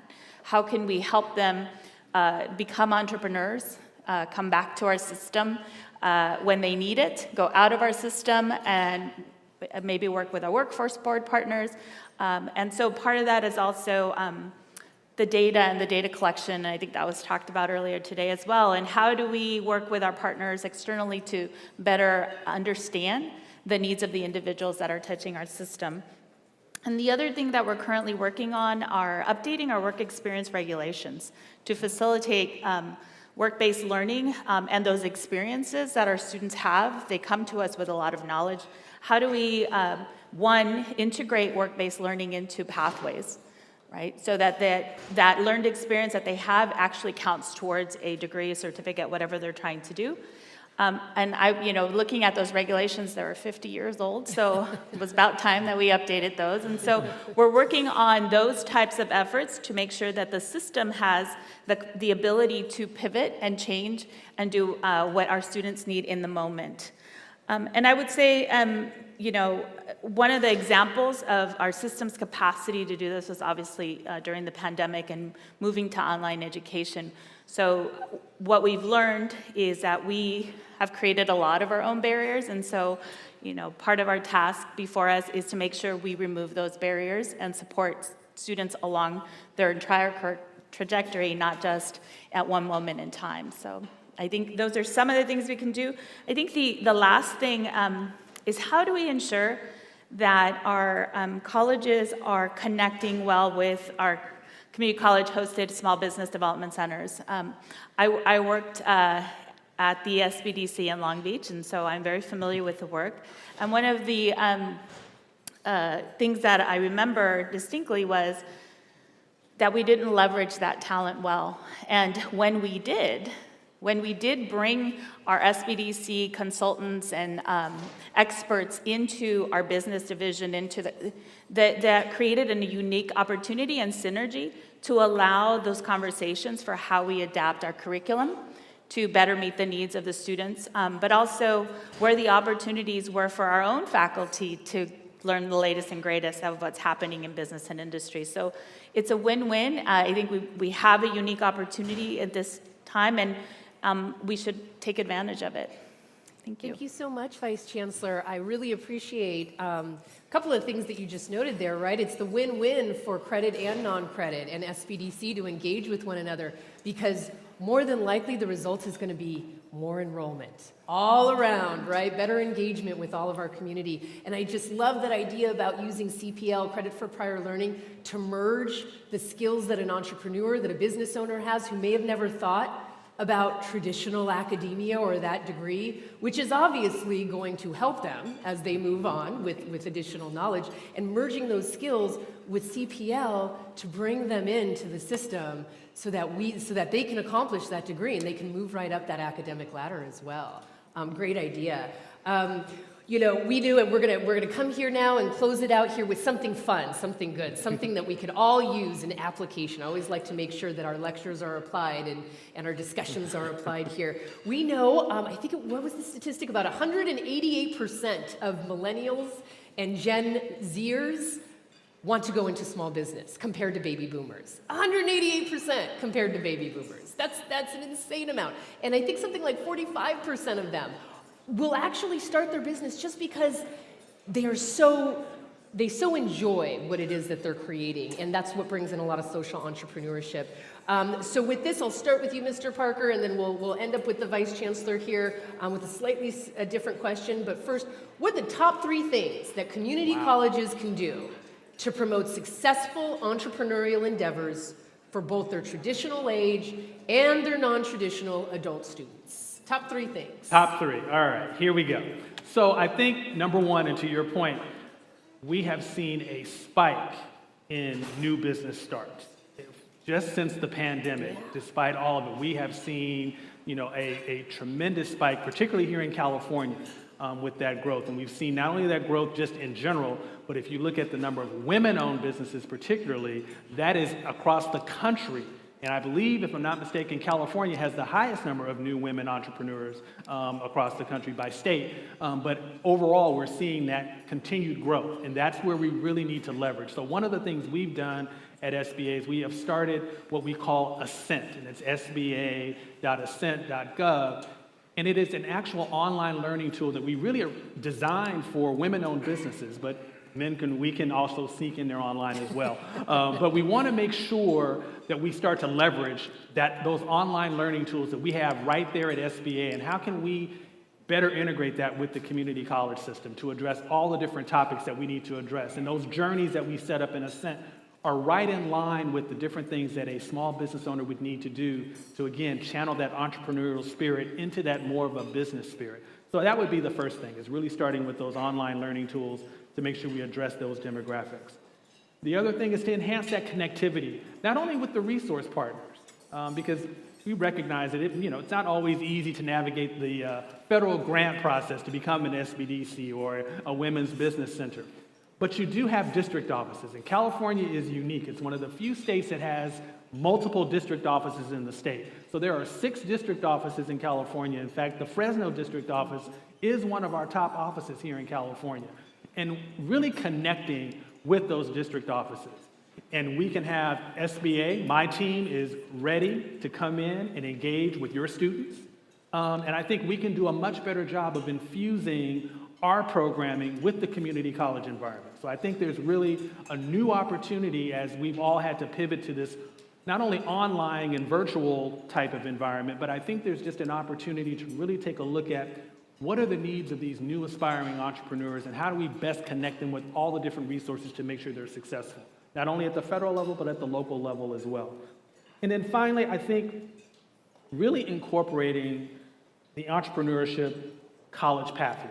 Again, like we talked about, really looking at, regardless of the discipline, regardless of the course, how do we make sure that we make entrepreneurship really a part of the mindset as you start to look to go into any type of discipline, and how do you make sure that you can leverage that to be that entrepreneur that you can be. So I think that's how we can all work together and really drive that forward. Those have been our top 3. Excellent, thank you. And I can't speak highly enough about Ascent. It is not your grandparents' online learning module, I can guarantee you that. It has infographics and footnotes. Like, that's impressive for us academics, right? And it's a great opportunity to leverage that in the classroom, right? That's one less thing that faculty have to be responsible for, right? Just leveraging it as a nice supplemental guide, a nice complement to what's happening in the classroom, and really brings in the modern statistics and lots of reference sources. Again, remembering due diligence is that one thing that all entrepreneurs need, and that ability to know how to research. So to you, Vice Chancellor, I'm going to shift the question just slightly to talk about how can we scale our best practices in our community colleges when it comes to incorporating entrepreneurship in our pathways?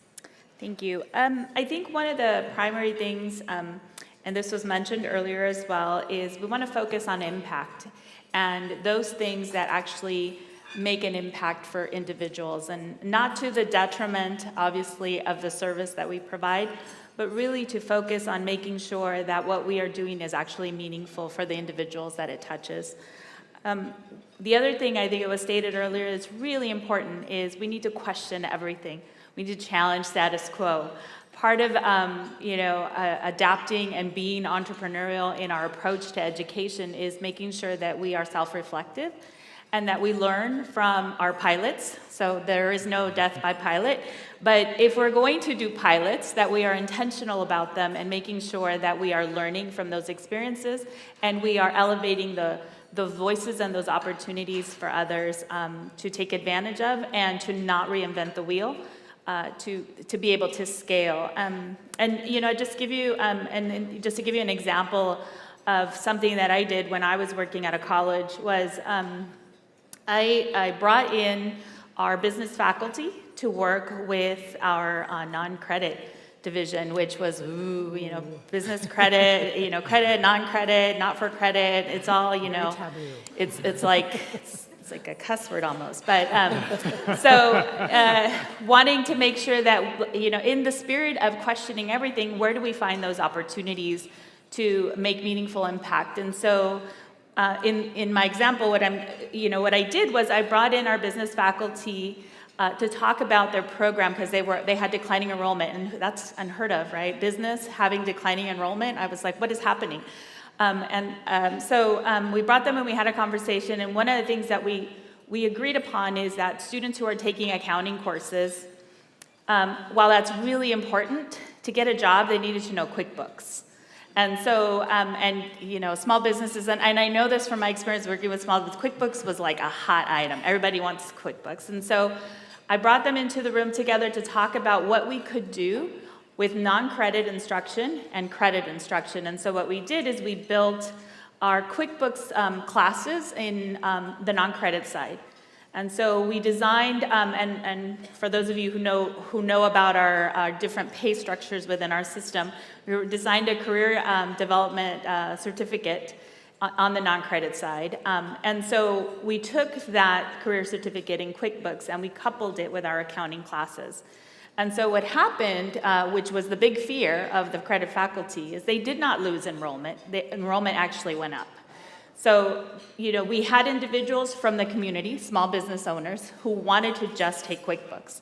And we had accounting students and business students who had to take accounting, but they also needed a job, right? And so what a better place to match both our economic development efforts and our workforce development efforts in making sure we were providing those opportunities for a very diverse set of individuals, bringing them all together, and then the synergies that happen in those classrooms. You're recruiting the credit students to go to the QuickBooks class and non-credits, and you're taking the non-credit students to go into the credit programs, and it actually increased our enrollment.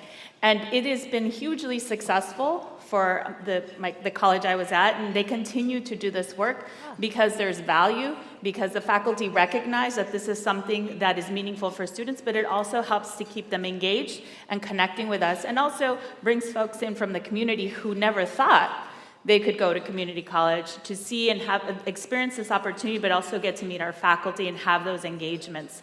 So it's really important that we question everything, and that we try to think about different ways to approach how we do instruction, but also not be afraid. I think that a lot of what we do is based in fear of the unknown. And so how do we push on that? How do we push on that? We know everyone, I remember, didn't want to go online, and then we had to, and we did it, and we were hugely successful. So I think it opens that door to exploring the possibilities of trying something different, something that was long believed to be a negative thing could actually be a really good thing. And then one of the other things that we're working on is the I3 initiative. And really it's about how do we infuse entrepreneurial skills and mindsets into our general ed curriculum. How do we take a cross-discipline approach? For different communities, right now we're piloting, I know that's not a popular word, we're piloting this program with the hopes, though, of really learning from it in our efforts to continuously improve our system and really study ourselves to be better or the best that we can be, really learning from these pilots and how we can more effectively implement them, but really then elevate those best practices throughout our state to make sure that all colleges are taking advantage of those opportunities. Excellent, Vice Chancellor. Thank you so much. I applaud you on your emphasis on flexibility, right? Because when we talk about equity and economic mobility, that's certainly what we need, that self-reflection, the courage to be self-reflective and to address those structural barriers that, like you said, were created 50 years ago. And everything has changed since then. Our whole world has changed since then. And I also must note that you're quite brave to bridge the non-credit credit divide. For many reasons, you could have been thrown off that bridge, but you did it, and you have a success story coming out of that. So thank you so much for sharing. For those of you who are live streaming, we did put the links for the SBA.gov as well as ascent.gov in the live stream. And if anybody else would like any more information, please feel free to reach out. And thank you so much. Please help me in thanking Mr. Victor Parker and Vice Chancellor Sandra Sanchez. All right, thank you guys. Thank you so much. I neglected to introduce my colleague, Alexandria Gonzalez-Wright, who you may have realized is a professor, and she teaches economics. So glad to be in class with you today.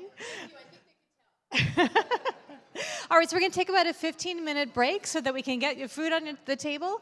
And then we're going to come back and we're going to be looking at the way you apply these concepts in particular sectors. Because just in the same way we have to tailor for different types of students, we need to tailor for different types of occupations and industries. So enjoy your lunch, and we'll be back in a little bit.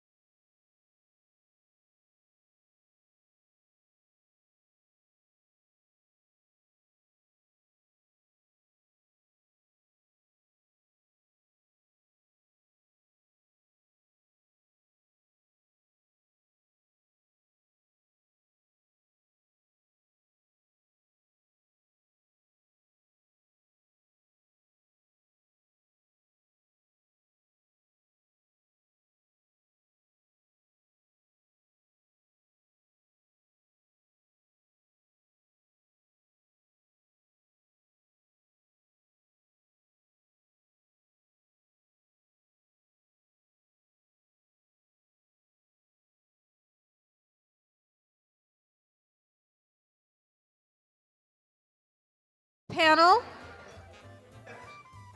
So if I could have your attention. Oh, yeah, someone's going to be tapping. If I wasn't holding the handheld mic, I could do the clapping exercise. If everybody hears me, clap once. If everyone hears me, clap twice. All right, works every time. All right, so I'm going to just get right off the stage and hand it over to our panel looking at sector strategies. Thank you so much. So at the height of the pandemic, more than 8 million workers either lost their jobs or had to leave the workplace. Today, 4 million workers have yet to return to the workplace. Furthermore, those workers from historically marginalized populations are the ones who have had to remain outside of the labor market for various reasons, including caregiving needs. Business owners across sectors agree that many job applicants lack common skills such as written and verbal communication, time management, basic math, and digital literacy that are a must upon application. Employers are willing to train in technical skills, yet they are still having a hard time finding workers. As our conversations today have highlighted, there is a need to address the intersection of workers, employers, and education to meet the workforce challenges all our communities are facing. For decades, the Kern Community College District and its 3 colleges have been engaged in creating flexibility in learning and training. Our 3 colleges have deep connections with employers and deep connections with the region we serve. We have done and continue to do workforce development. We do not take that responsibility to train and develop our community's workforce lightly. Today, we are expanding our coalitions across industry sectors to ensure that we are meeting labor market needs, as well as bringing workers and community organizations to the table to shape our approach to workforce development with equity. With all that being said, let me introduce myself. I am Norma Rojas Mora, the Executive Director of Government Relations and Development at the Kern Community College District. In this work, I am partnering with 2 incredible women, Dr. Trudy Gerald, our Vice Chancellor of Economic and Workforce Development, and Dr. Jessica Grimes, our Dean of Economic and Workforce Development. Together, we aim to identify and amplify the connections among workers, students, employers, and education. It's also so great to see so many of our partners here for this important conversation. We have industry who we'll hear from. I see California Resource Corporation here with us. Thank you for your support and partnership. Muchas gracias a la comunidad, Building Healthy Communities. Muchas gracias por acompañarnos. Thank you for being here today. And of course, our Central Labor Council also being represented here. So this afternoon, let's really get into the nuts and bolts of how the symbiotic relationship between workers, employers, and education is being put to action. Let's get started with the President and CEO of Kern Adventist Health Hospital, Daniel. Daniel, what are the biggest equity and workforce gaps that you're seeing in the healthcare industry? Well, as was pointed out earlier in the dialogue, healthcare has been under a significant amount of pressure during the pandemic. And as we watched our healthcare workers show up every day and take care of sick and dying people in our institutions, and the pressure, the mental health pressure on our people has caused enormous change in the way our workforce has been responding to the needs of the institutions. We've watched with kind of bated breath as we've seen the Great Resignation kind of flow through our organization and move out. And then I was already involved in workforce development long before the pandemic ever came to this country, but it really highlighted the fact that our organization, and specifically here in Kern County, We're a net importer of healthcare talent. So Kern County is not developing enough healthcare workers to provide healthcare to our population. And specifically, if you think about the breadth of healthcare workers and the healthcare workers at higher socioeconomic levels, those are completely, we don't have the pathways developed in this community to even come close to serving the needs of our community. And what that means is that our healthcare workforce is not reflective of the diversity that we find in the community that we serve. And so when I think about those gaps that we have, it's first, we don't have enough, period. We don't have enough healthcare workers, period. And second, the healthcare workers that we are able to attract, we basically attract any qualified individual who's willing to come here and serve, which means that our healthcare workers do not reflect the population that we serve in a meaningful way. And that means that when a citizen comes here for care, they often aren't able to connect personally, either from language or somebody that looks like them or somebody that has life experiences that are similar to theirs. Thank you.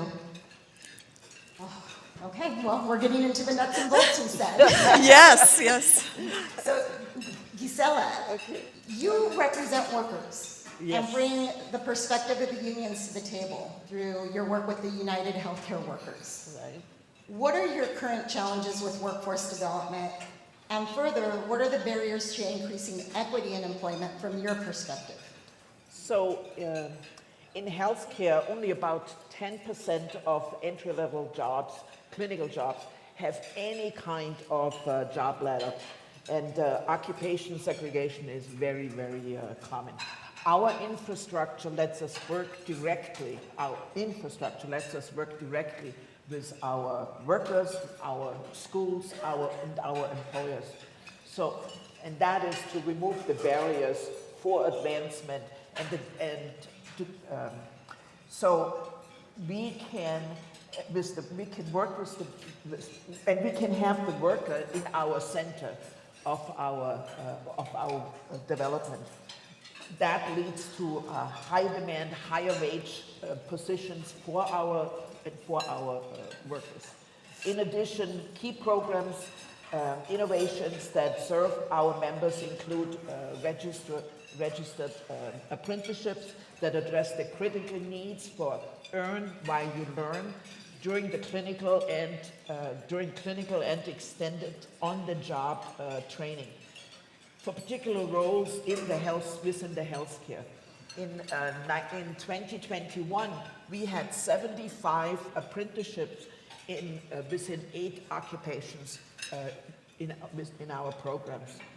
So while we are doing all this great work to advance our union members, we also recognize that there's an incredible need to address ongoing shortages in health, to build the workforce for our future. Right. And thank you for mentioning the apprenticeships and the importance of apprenticeships as well, because we know that that is another priority. So, Liz, as the director of the Valley Strong Energy Institute at Kern Community College District, can you give us your perspective on the key issues for community colleges, considering the energy landscape in the context of the 2045 Getting to Neutral mandates? Yes, let me start by kind of giving you a little bit of background on me. I have been a longtime engineering faculty at Bakersfield College, and then I later went into administration. I served as the dean over engineering and industrial technology whenever we spearheaded the development of our Industrial Automation Bachelor of Science degree, which totally colors my perspective on education now. I retired as Vice President of Instruction, but I have failed utterly in retirement and am now helping to build a robust energy program at Bakersfield College. You know, community colleges excel in responding to workforce needs, and they use industry advisory committees to develop curriculum targeting those needs. But let me tell you just a story. My first job out of college, I was working as an industrial engineer at a manufacturing plant. And the design engineers were designing parts that could not be manufactured on the existing equipment the company owned. And the reason they did that is because they didn't understand the constraints of the equipment, because they never talked to the technicians. And so the first thing I did was I went and talked to the technicians. And this was a pivotal point for me as far as my perspective in education and in my career, because it taught me to put a high value on collaboration and on the skill sets of others.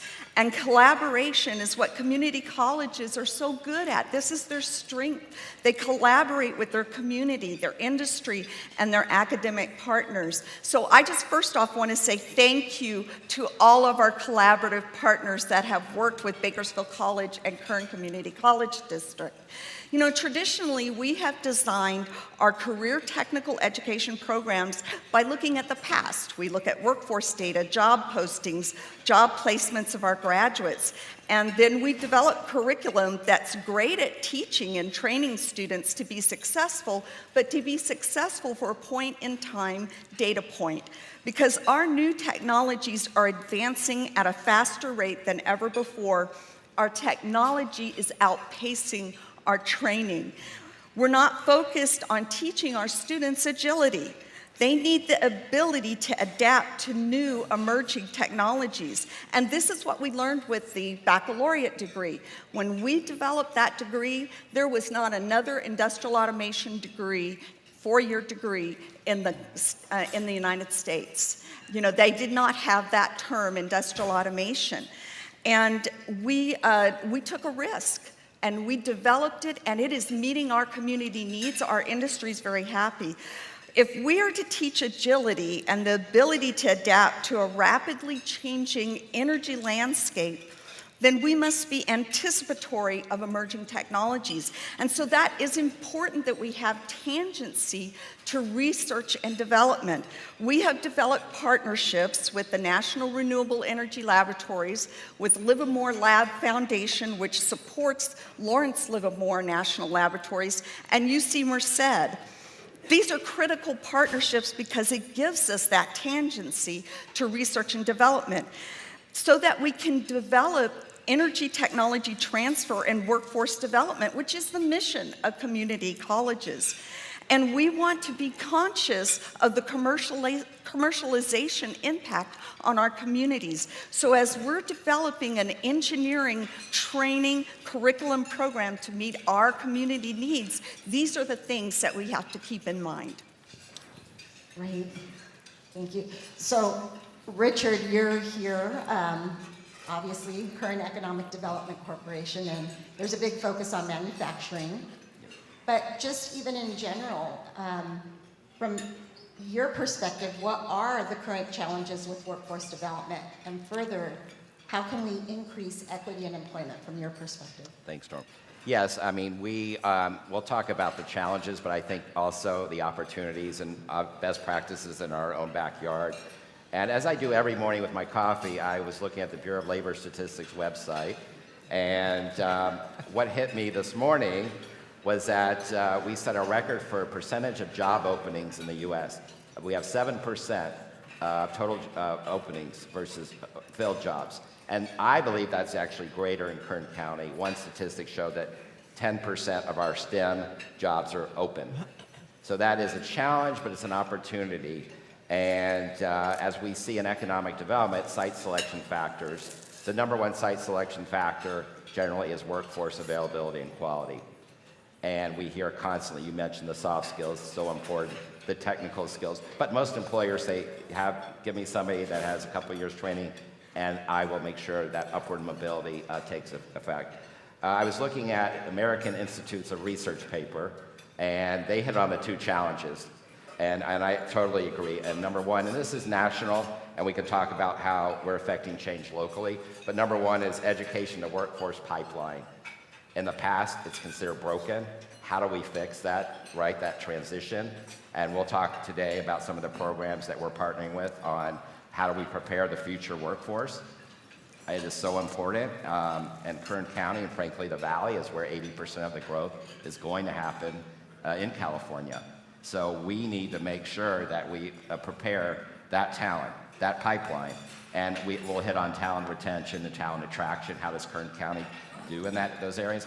We're actually doing better, which I'm very heartened by. And the other issue for challenge is the once and done era of we'll train you once and you're on your way, right?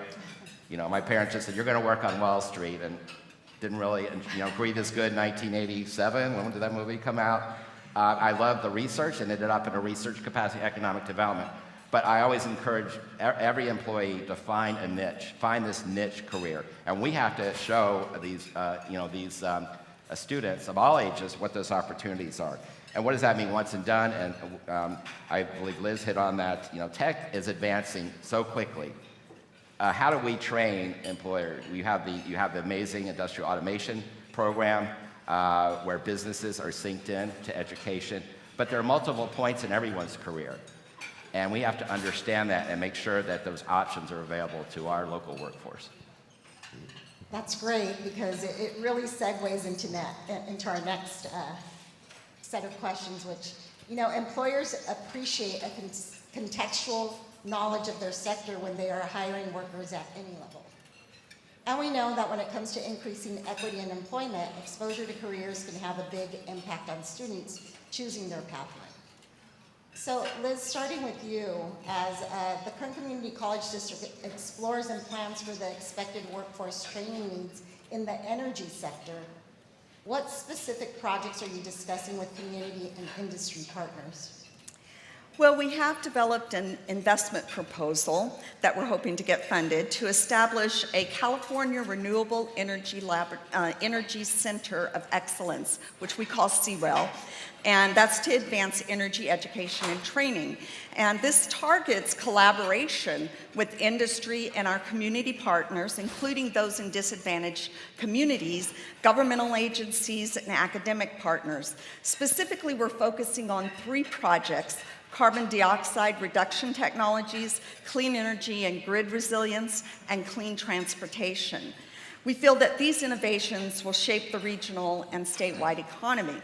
So our carbon dioxide reduction includes a mini demonstration carbon capture and storage project utilizing a post-combustion emission source or direct air capture, and then once the CO2 is scrubbed, we'll store in metallic cylinders. The purpose of this is to use it as a living lab in courses and co-curricular activities as demonstration and potential data collection. Our clean energy and grid resilience, that strategy includes the deployment of microgrids to coordinate control of current and future campus energy assets. Likewise, this will include at least 1 microgrid demonstration project. And researchers will be able to observe new technologies in real-world conditions. Students will have access to emerging technologies and be able to utilize data to advance their own learning. And this investment would transform our campus energy assets into one of the country's first living laboratories for microgrid learning, demonstration, and research. The clean energy power generation, energy storage facilities, and connected microgrids will allow multiple communities in the KCCD service area to have a resilient energy resource during public safety power shutoffs or in case of disaster. In clean transportation, we're going to include electrical vehicle technician training, forklift training, and training emergency responders on how to deal with EV and hydrogen-fueled vehicle emergencies. So we have several components. Uh-oh, that fell off. We have several components that will contribute to this, including curriculum and the integration of living labs, community education, academies, upskilling and incumbent worker training, and technology transfer enterprises adjacent to emergency research and development. I'm done. Those are quite a few projects that are planned, so thank you, Liz. Got the mic going? Yeah. So, Richard, what are some ways employers can participate in work-based learning activities with their local community colleges? Well, yeah, great point, because that's where the rubber meets the road, education, working with business. And just for folks maybe not from Kern County, our county's number 4 in the country for STEM jobs, and we're the 3rd most diverse economy in the U.S. So it's great. We have this amazing incubator for companies to grow and flourish, but we have to make sure that talent pipeline feeds into that. So internships, I believe, are the most important factor in terms of creating upward mobility and future employment. And the Chronicle of Higher Education cited paid internships as the #1 attribute that employers are looking for in students. And this could be from 2-year, 4-year, or we're working with the Kern High School District with the students at CTEC and ROC. And so we are actually launching, it's called Kern Intern Connections, with the help of the Kern High School District. Students actually worked with the logo, digital media design, the branding and marketing. And so that's going to be going live in about a month. And it's about linking employers to students. And unfortunately, you have students that are trying to find opportunities, employers trying to find future employees, but the lines of communication are not at 100%. And so we're really excited about that. A couple other things, launched the Manufacturing Alliance of Kern, where the manufacturers are meeting. They're leading the charge across the county, and they're identifying workforce, right? And as well as regulatory issues. But the workforce is really most of the meat on the bones. And we have educators, both high school, community college, CSU being like at the table as the alliance partners. And so I'm really excited about that, because these employers want to grow. They want to grow desperately. And so it's our obligation to find the students for them. And so I'm really proud of what, there's the K through 16 collaboration, Kern Education Pledge. So I think the stars are lining as we move forward. Thank you. Gisela, how can employers become part of the solution to increasing the equity in employment, particularly in the case of incumbent worker training and movement up the career ladder? Okay. So as a member of the largest healthcare union in California, SEIU UHW, we have 100,000 plus members. We have, what many of you probably don't know, we have 2 workforce partnerships. One of them is Futuro Health, and the other one is our education fund. Futuro Health offers training and support to community members so they can enter the healthcare industry and connect to union healthcare jobs. You can't have it any better. And once they are in the union job, they then have access to additional advancement through our education fund, and which is a multi-employer training trust.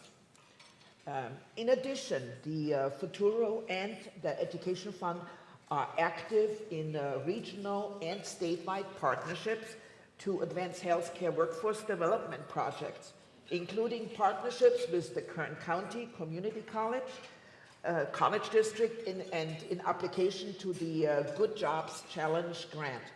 This is a regional effort that will include union and non-union healthcare employers.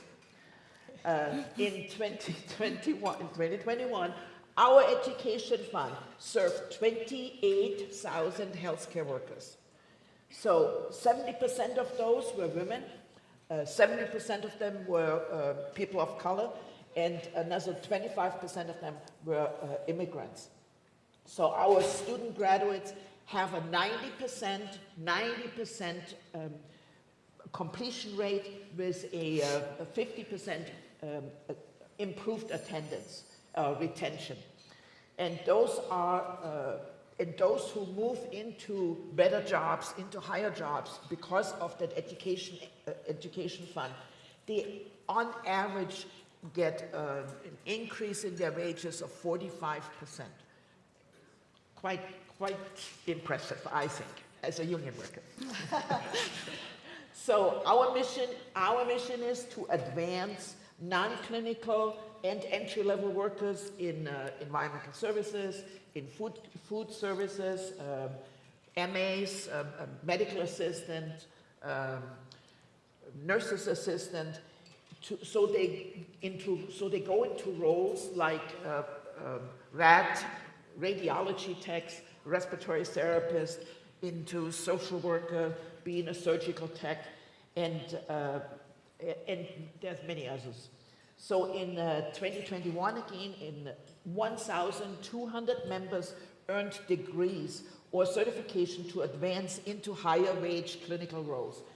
Our employers provide the clinical placements and on-the-job training opportunities that our members need in order to advance into these licensed and healthcare positions.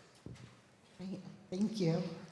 So staying on the topic of healthcare, Daniel, you identified some of the equity and workforce gaps that you see in your industry. What are some emerging strategies that you see as most promising to address those barriers, especially for marginalized groups? Yeah, so it's really kind of exciting to sit in this room and listen to the themes as they recur throughout the conversations. And one of them, I'll hit on several. One of them is collaboration. And this work requires collaboration. I've been privileged to be a part of pretty significant workforce development work for more than a decade. And it always requires deep collaboration between employers who are doing the hiring, and oftentimes we employers have a little low degree of patience for the duration that it takes for our academic partners to shift their business environment. And that's nothing against our academic team. It just is the reality. Business is forced to react. If sales drop, you either are going to close or you're going to do something different. And so we're in an environment where oftentimes employers don't have the patience to engage deeply with our academic partners. But if we're going to actually bend the curve on workforce development in a meaningful way, employers have to kind of pull up their big boy pants and come to the table with our academic partners and do the work necessary to think through deeply what has to happen to impact our workers and to build pathways to the table. And so part of what we're doing in Kern County is we've developed healthcare workforce sector partnership. That's kind of healthcare workforce language. In Kern County, we're basically just calling it an oversight group that includes the CEOs of the major healthcare organizations, the leaders of our academic organizations, and the leaders of our workforce development work here in Kern County. We sit in a room and we develop strategy. Norm is actually serving as our chair of our steering committee that includes all kinds of healthcare workforce employers and partners and the leaders of the academic areas across our organization, our community. And that leads us to really another theme that I've heard, and that is pathway development, leadership, employer pipelines that allow us to think about medical assistants that could become a licensed vocational nurse, that could become a registered nurse, that could get a Bachelor of Science of Nursing, and then potentially become a faculty. And some of the innovations that we're working on in that space is to say, how do we take incumbent workers, another theme that I've heard throughout the day, of how do we move incumbent workers through these pipelines so that we could have current workers in a healthcare institution serving as adjunct faculty with our local academic organizations. That allows us to expand the number of faculty, and if you think nursing faculty, that is the number one of the top two impediments to growing nursing capability and faculty positions is the number of faculty available. The second impediment in that space is the number of slots that hospitals are willing to provide clinical placement. And traditionally, we've done clinical placement between 8 a.m. and 5 p.m., and yet nurses work 24 hours a day, 7 days a week. Well, in order to do that, we on the employer side have to change the way we think about clinical placement, which is an innovation that our team at Adventist Health is really on the cutting edge, working with Bakersfield College to create a 24-hour-a-day, 7 days a week opportunity for nurses to have clinical placement, which obviously, if you're only going 8 hours a day, 5 days a week, and you can go 24 hours a day, 7 days a week, the number of clinical placements can be dramatically increased. You have to do both. You have to work with our academic partners to bring some of our team on as faculty, and you have to change the way you think about deploying resources in the hospital so that we can have more clinical placement. So those are a few of the things that we think we can do and we are doing to impact specifically nurses. But these same type of innovations can be applied to many other areas of healthcare workforce development as well. Thank you for that. And I do appreciate the fact that you've been at this for a long time, so you bring a lot of different perspectives and how we can really implement the work. So, what is your call to action? What can we do together to increase equity to benefit all communities and really prepare our students for employment in your sector of focus? That's a question for each of you, but we'll go ahead and start with Richard. Right, equity is about access to resources. And so we hope through our internship initiative that throughout the county, all schools, all levels, we just hosted a symposium expo, Career Expo Symposium. We had 2,500 students, 4th to 10th grade, from around the county, and we had 120 employees talking. These kids need to see the opportunities in Kern County. And we are number 5 for upward mobility. Think about that. Kern County in the country, odds of you moving from the bottom 20% to the top 20% are higher here than anywhere in the country. And so this is something, but we can't rest on our laurels. And so another way that, frankly, we talk about work-based learning, mentorship, pairing. We have a Women in STEM where they work with students, girls, and try to show them the amazing opportunities in STEM careers. Only 16% of women in our county make up the STEM workplace, which is 25% is the U.S. average. So we address that. And mock interviews. We have to work with these students. It's like a public presentation. And so I know working with Kern High School District, they have a mock interview day coming up. We want the employers to participate, much like the internship. So I think the more that they know about these portals and opportunities, the more that we will be successful in developing the future of our workforce. Thank you. Isela? Yes, there's a number of things can be done. One of them is upskilling is one of them. Our members are interested in stackable industry recognized credentials. Like for the imaging tech, they can get certification for MRI or for CT, or in the behavioral health, there's a high demand for it, and such certification as the crisis prevention intervention certification. There's a tongue breaker here. But those are the things. Also for your MAs, for your medical assistants, or for the lab assistant, they like to complete additional upskilling in training programs such as phlebotomy or the emergency room tech. Another one is career education, programs that serve the working adult to advance into the high demand roles within our employers in the healthcare. In nursing, then we have respiratory care again, we have imaging. Those are all high demand jobs, surgical techs and psych techs. The third one is a partnership, the partnership to support a dedicated school or apprenticeship coordinator, and then direct billing to our education fund that is done on behalf of the apprentice and the student. Other opportunity to partner would be defining the industry needs, the program development and design.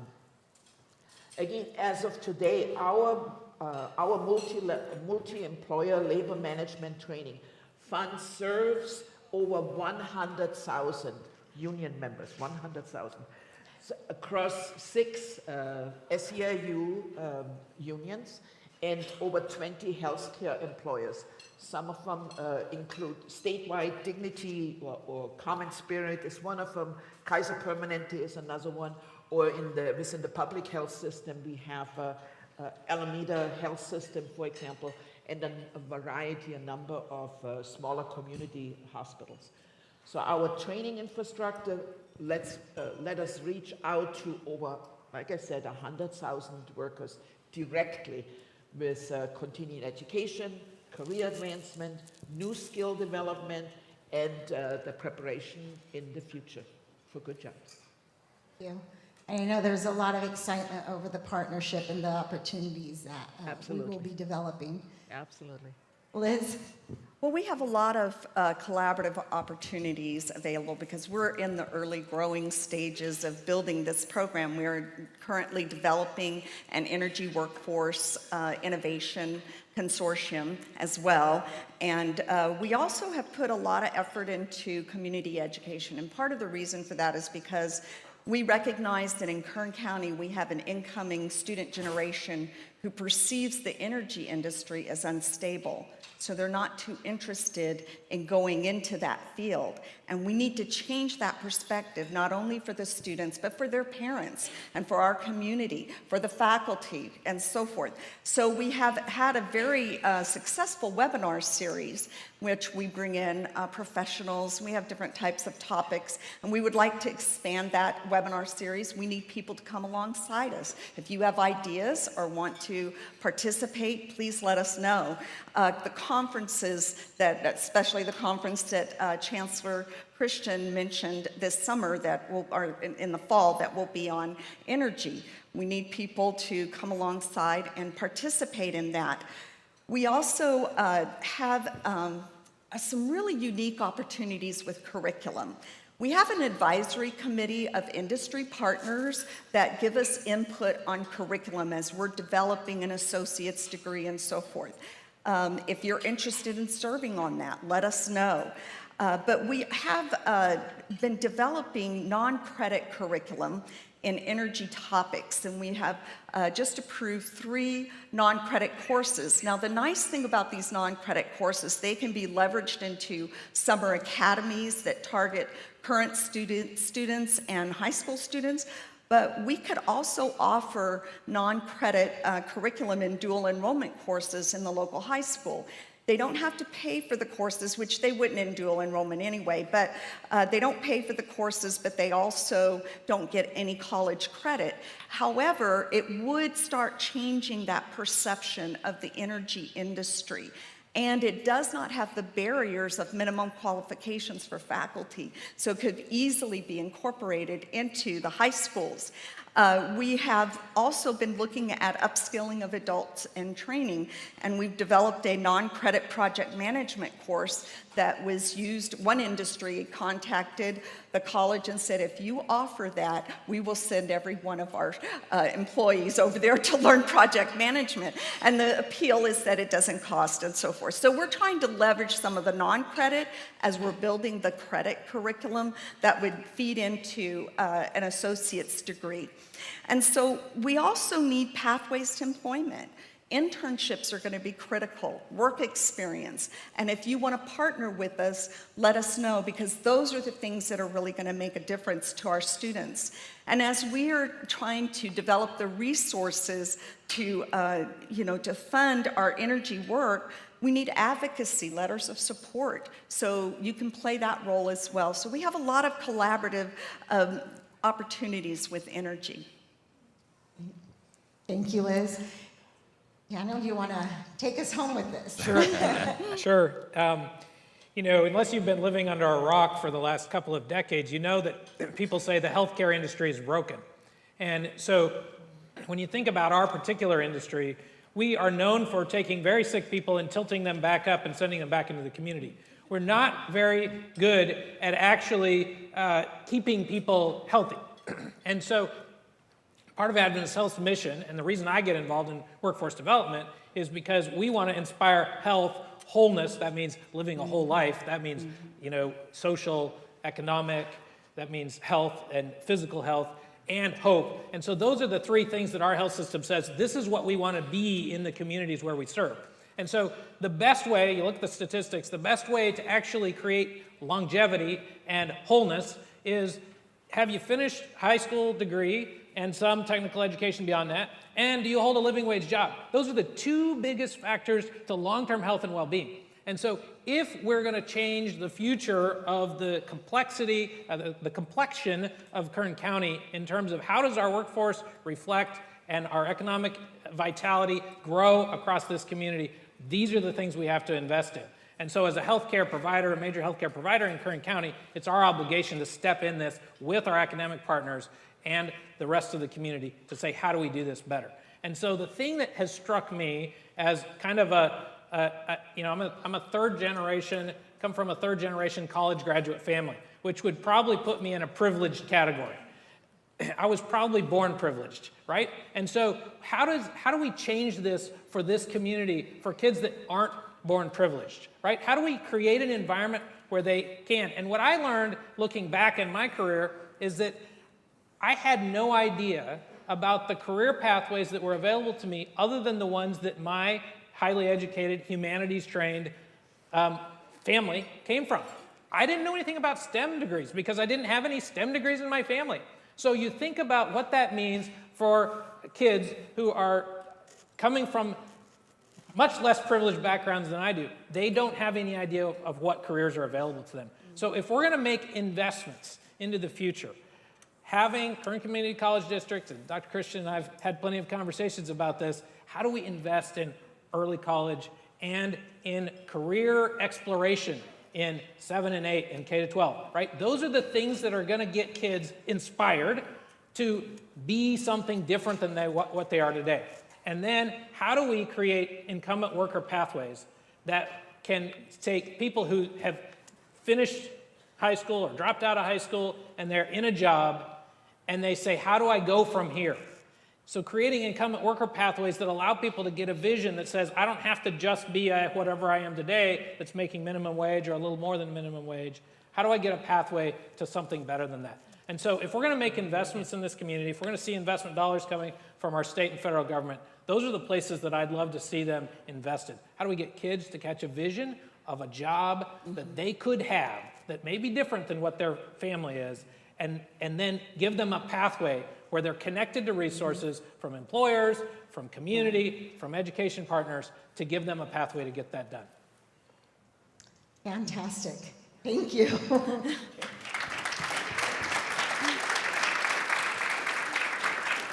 We do have a few minutes, and I wanted to open it up to see if there are any questions from the audience.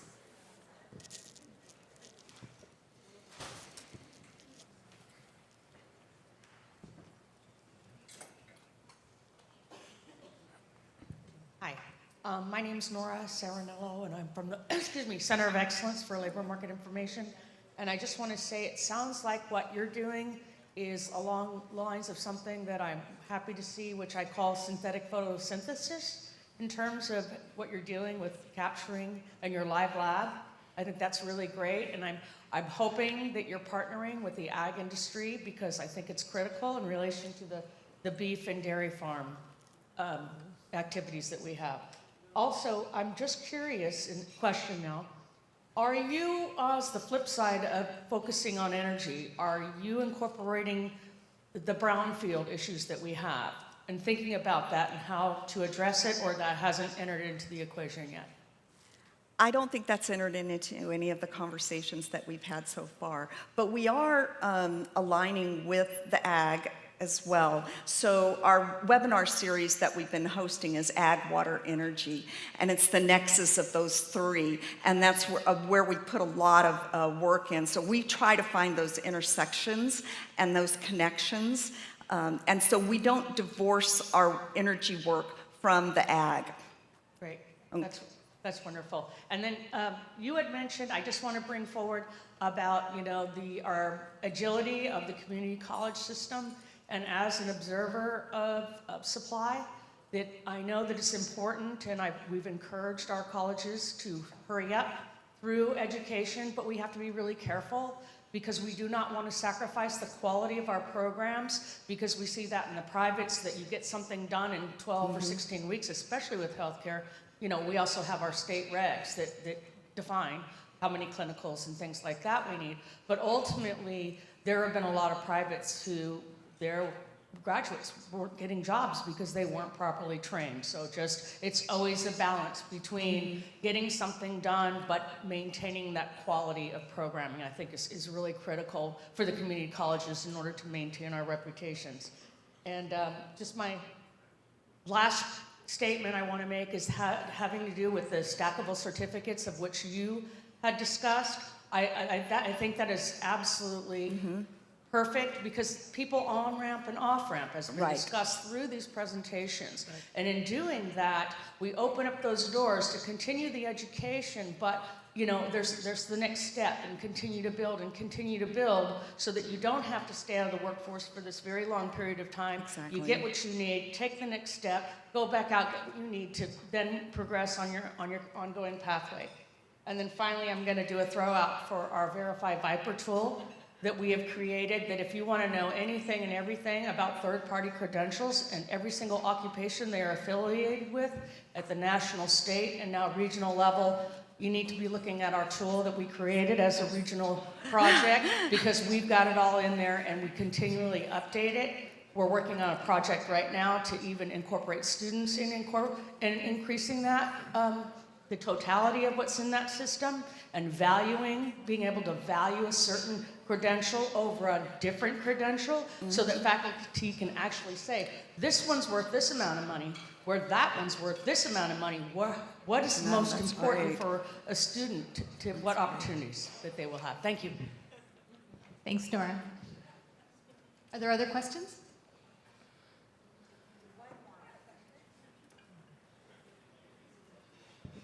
Hi, panelists. Thank you so much for all of the insight into all the work that you all do, and very impactful. My name is Herveen Kaur, and I'm with the Jagara movement.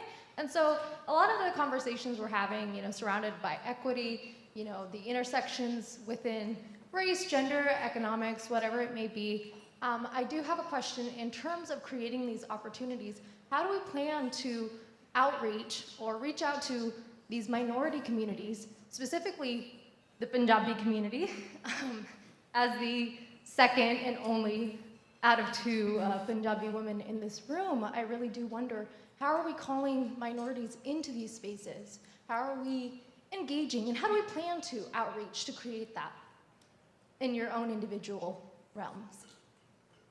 So, for each of you.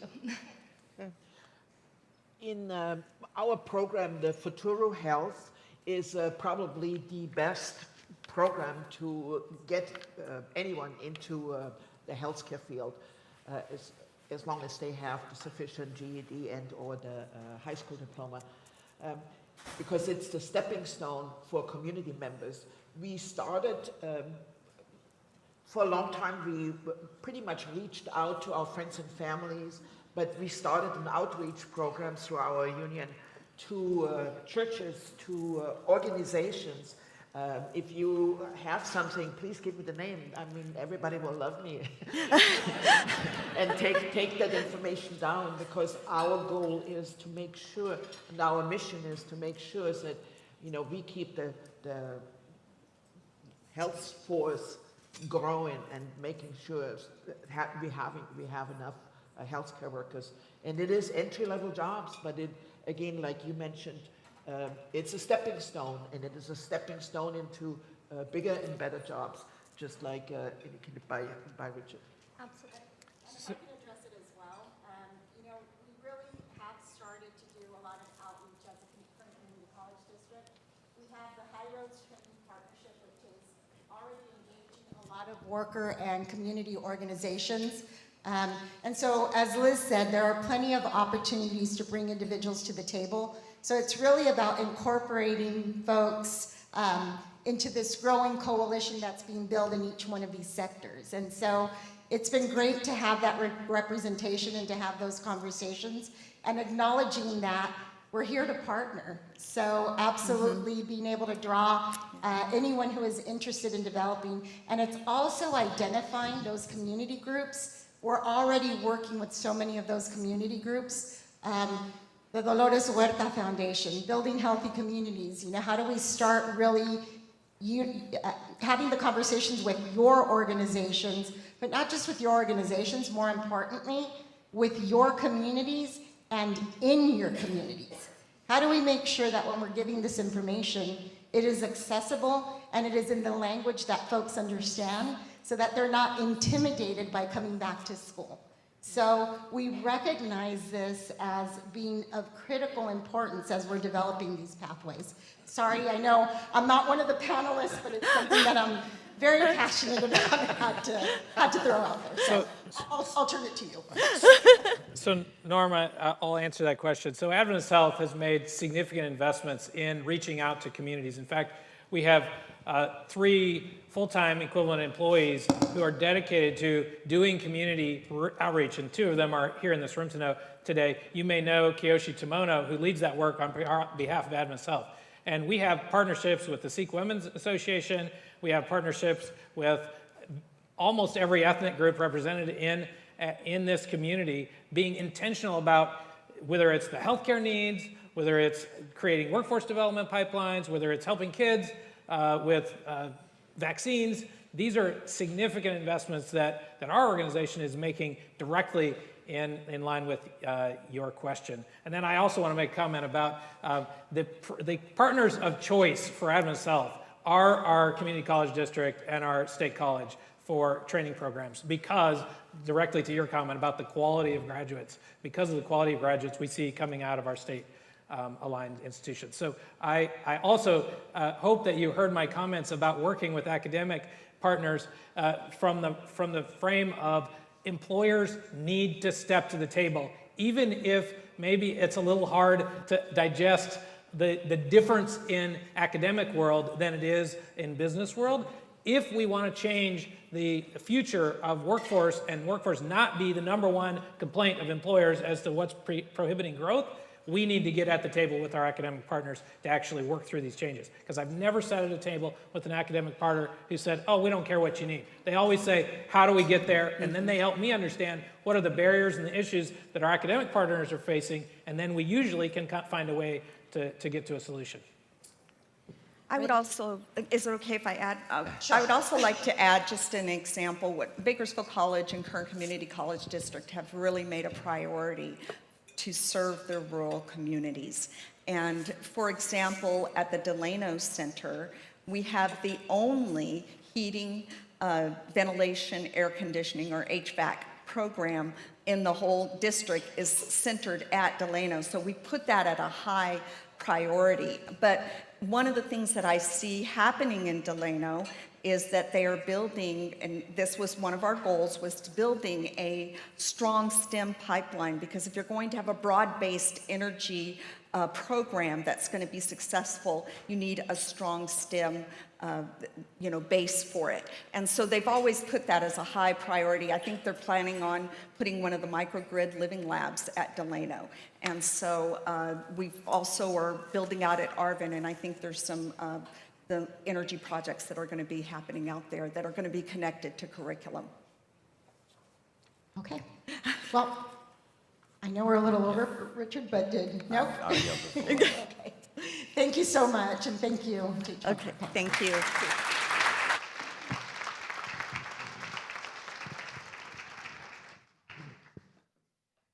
Okay, we're going to take just a very short break and come back at 1 o'clock, and we're going to be looking at the community college baccalaureate programs at that point. So go ahead and take a moment to stretch before we dig back in. Thank you.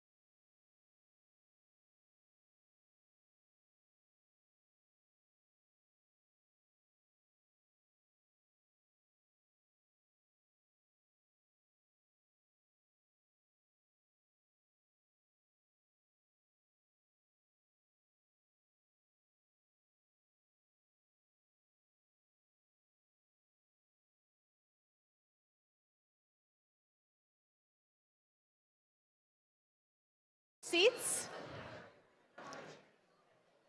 We're going to be starting our next panel.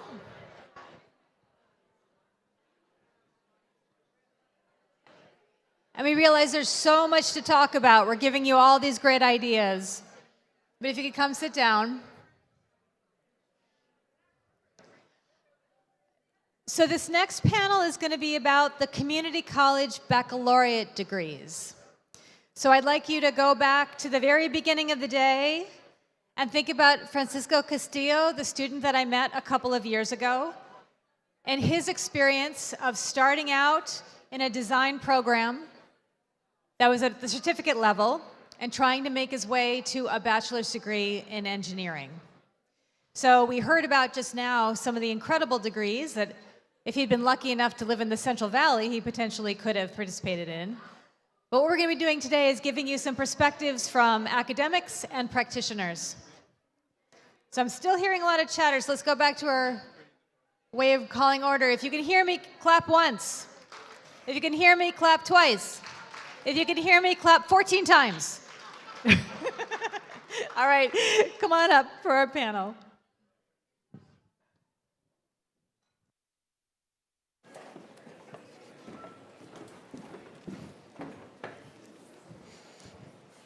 Thank you. Give it up for our panel, you guys. I know it's after coffee break and lunch. Yeah. Hola, buenas tardes. Good afternoon, everyone. My name is Dr. Laura Lara Brady, and I'm a senior project manager at the Post-Secondary Pathways and Career Mobility Group at WestEd. And this conversation is particularly exciting for us as we're in the process of creating a Center for Economic Mobility at WestEd. So talk about great timing. And today, I'm excited to introduce you to a phenomenal panel joining us. And with me, we have Professor DeClos, Professor of Biological Sciences and Biotechnology at Solano Community College. Also from the Community College side, we have Dr. Tina Recalde, Dean of Health Science and Public Service from San Diego Mesa College. And last but definitely not least, we have Dr. Cecilia Rios Aguilar, Associate Dean for Equity and Inclusion and Professor of Education at UCLA. Thank you. Now, I'm excited to jump on the discussion questions because we know that adults with a bachelor's degree and more and are more likely to be employed than adults with a high school diploma, certificate, or associate's degree. And on the other side, we also know that the California Community College system is the largest system of higher education in the nation. Specifically, you know, here the heaviness with it in California with 116 community colleges. And the Community College Baccalaureate degree program is poised to and has the potential to make it easier and more affordable for students to get their BAs, while also having the ability to expand employment opportunities for students. And keeping in mind the remarks from Chancellor Oakley this morning of the opportunity to meet the immense capacity and the demand challenge for providing bachelor's degree for our students. Talk about leveraging the engine for social mobility, right? And to be honest, I'm a researcher by training and at heart, so I'd like to start with some data to provide some context for folks. I came across a recent study that presented the outcomes and opportunities of California Community College baccalaureate programs. And I read that for students that enroll in that program at community colleges, their enrollment and graduation numbers were pretty strong, especially compared to non-bachelor's degree programs. And if I remember correctly, they had a 67% graduation rate in over 2 years, and that's amazing.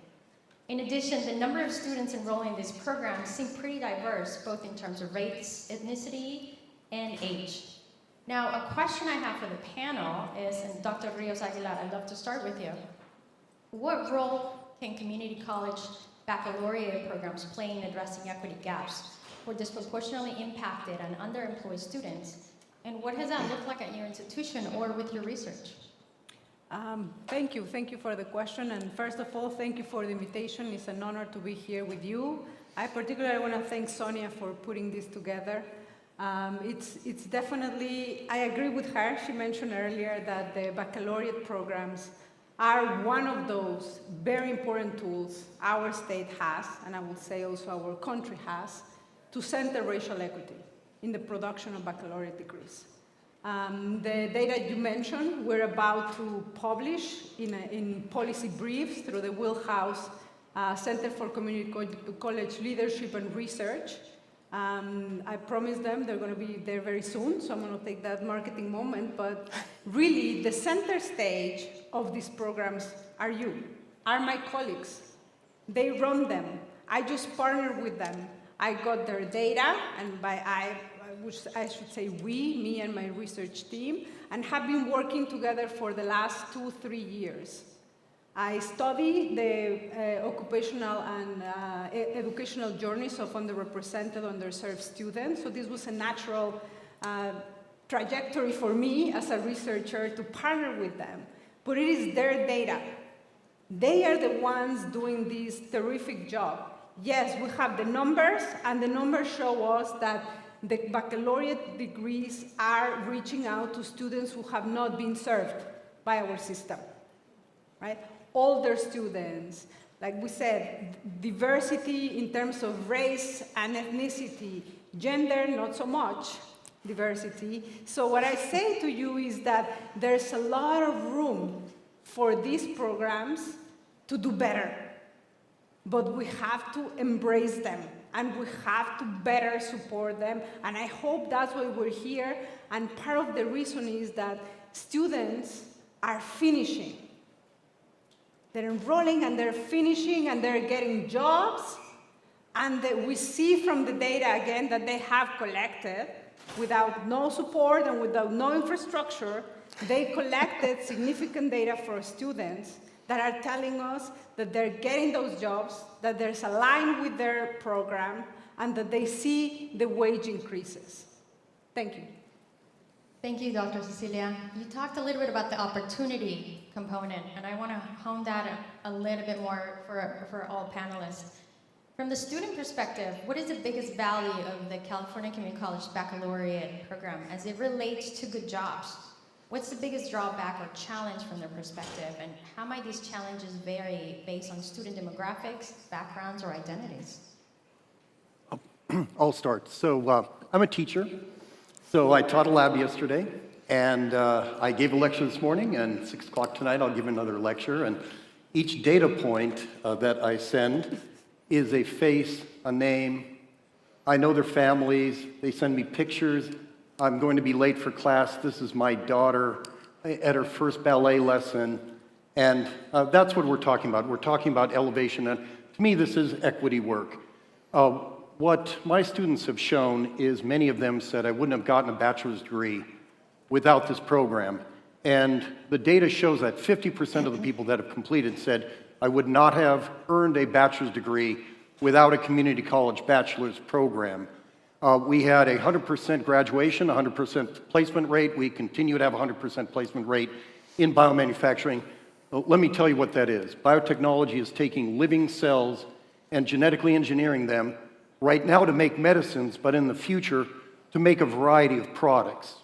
Across the street from us is Genentech Vacaville, the largest biomanufacturing center of its type in the world. That one building makes more money per year than Disneyland or Disney World or the NFL or the entire dairy industry in California. I could go on all day. It makes a lot of money. Wow. But we started 25 years ago with a biotech certificate and associate's degree, but because we teach biotech, and there are 30 colleges in California that teach biotech, we teach biotech classes. They weren't transferring.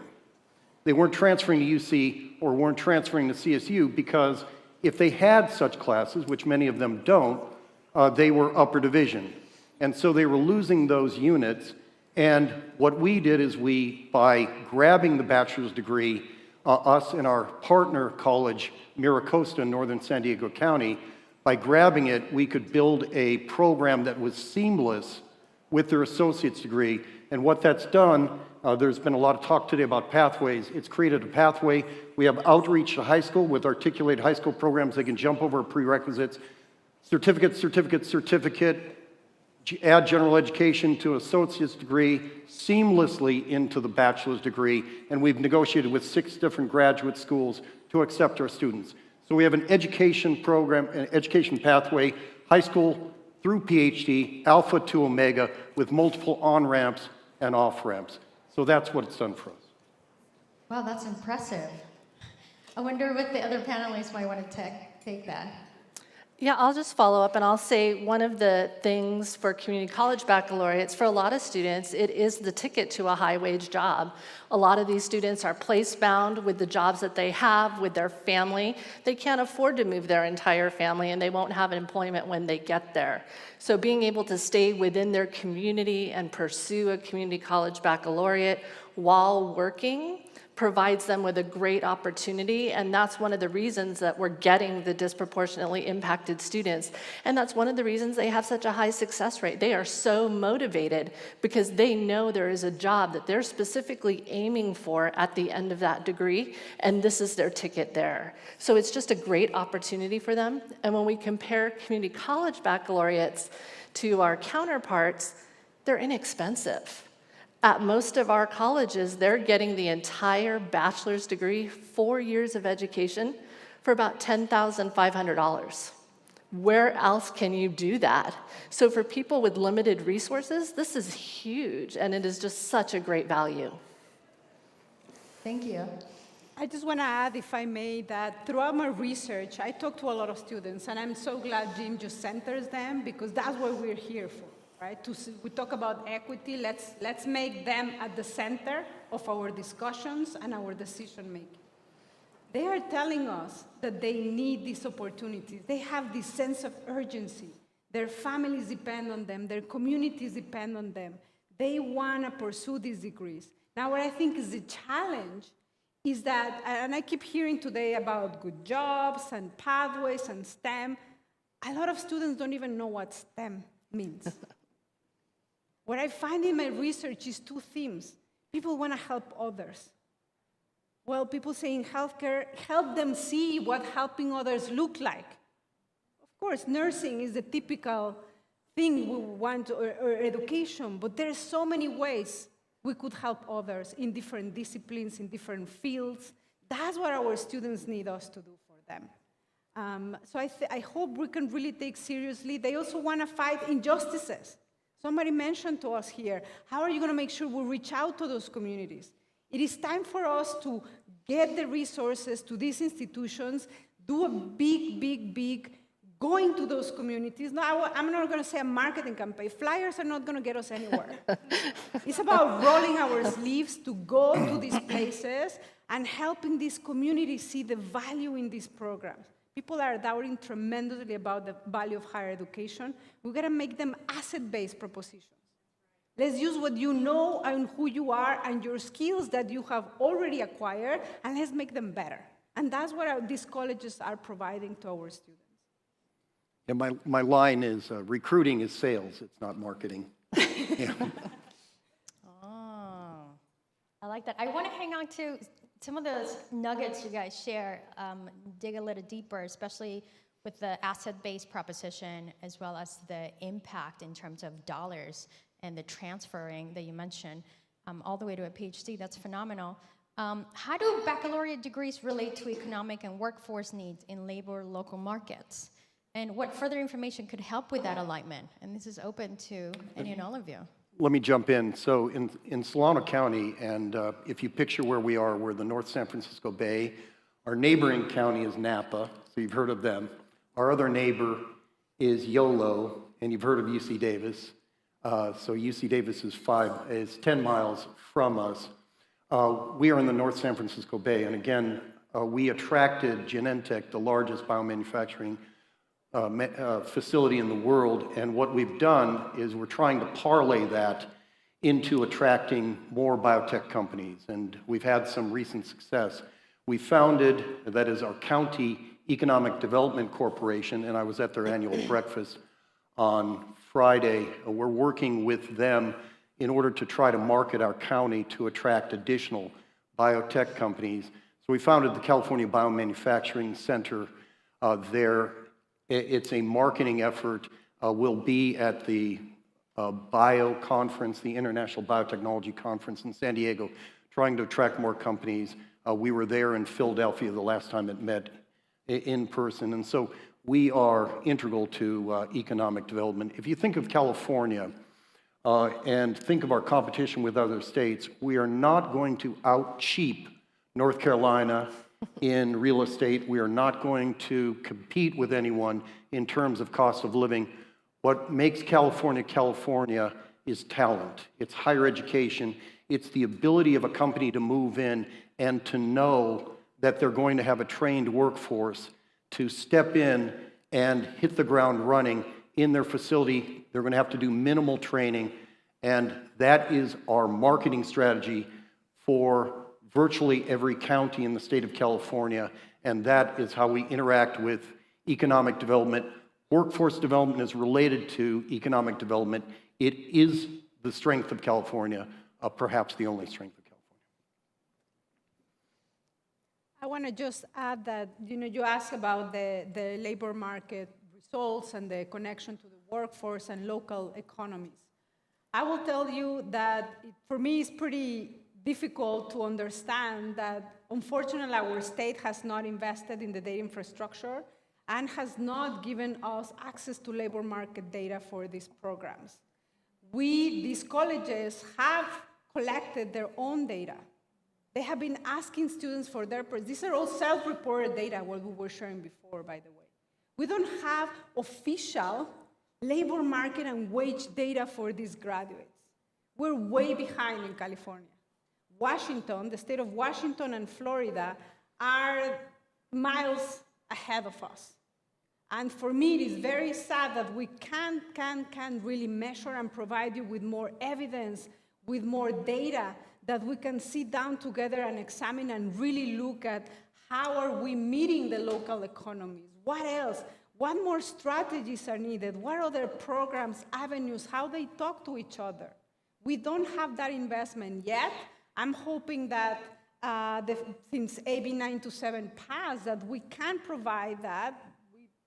I know the governor is investing in cradle-to-career data systems that eventually will get us there in terms of data. But in the absence of that, we need investments in data, in going talking to employers, in understanding how those relationships and that integration is happening with other sectors, with fields, with companies.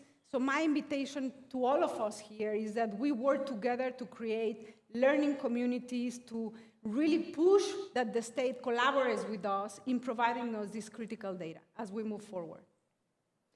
And I would just say, if you're looking at starting a program now that AB 927 passed and that you have 2 opportunities per year to apply to offer a community college baccalaureate, start talking to your centers of excellence, start getting their reports, start talking to industry within the area, find out what are the shortages that they have and how can we meet them.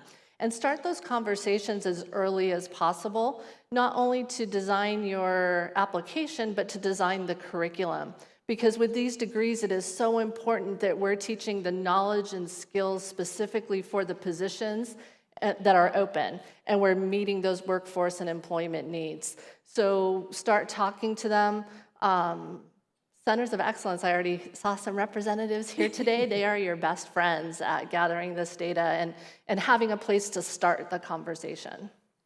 I really wanted to say this because all day long we've been talking about pilots, but the California baccalaureate degree was a pilot with 15 colleges. We're no longer a pilot.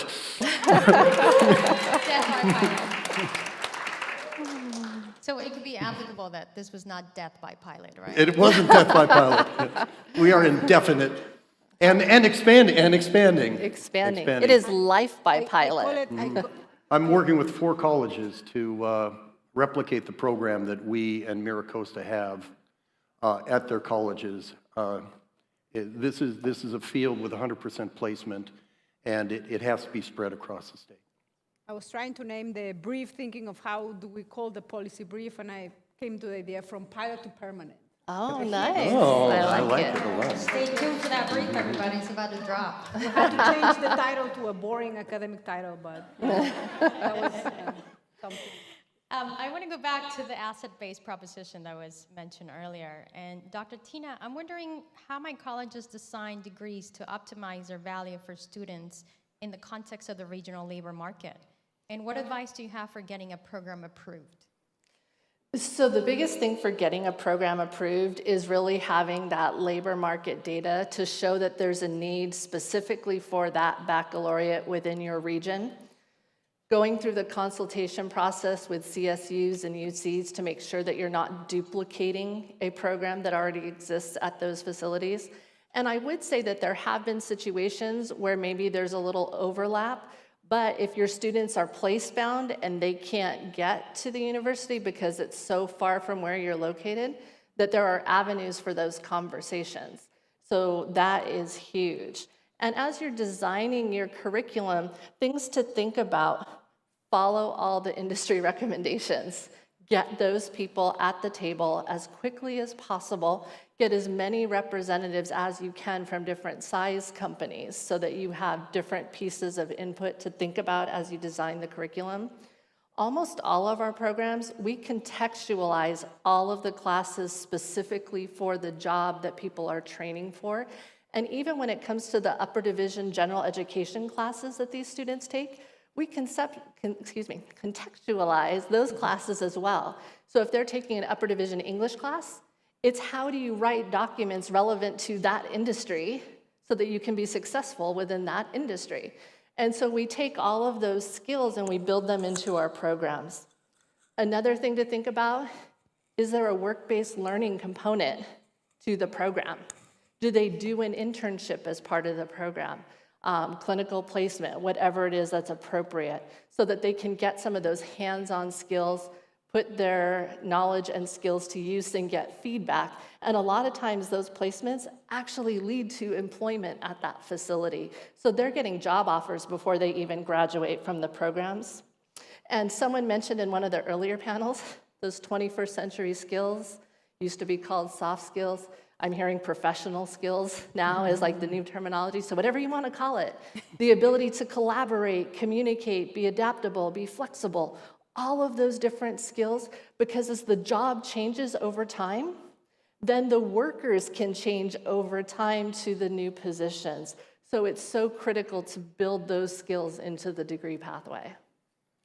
Let me add, it's not only curriculum that it's important to involve industry, but also equipment. These technical degrees are very equipment heavy.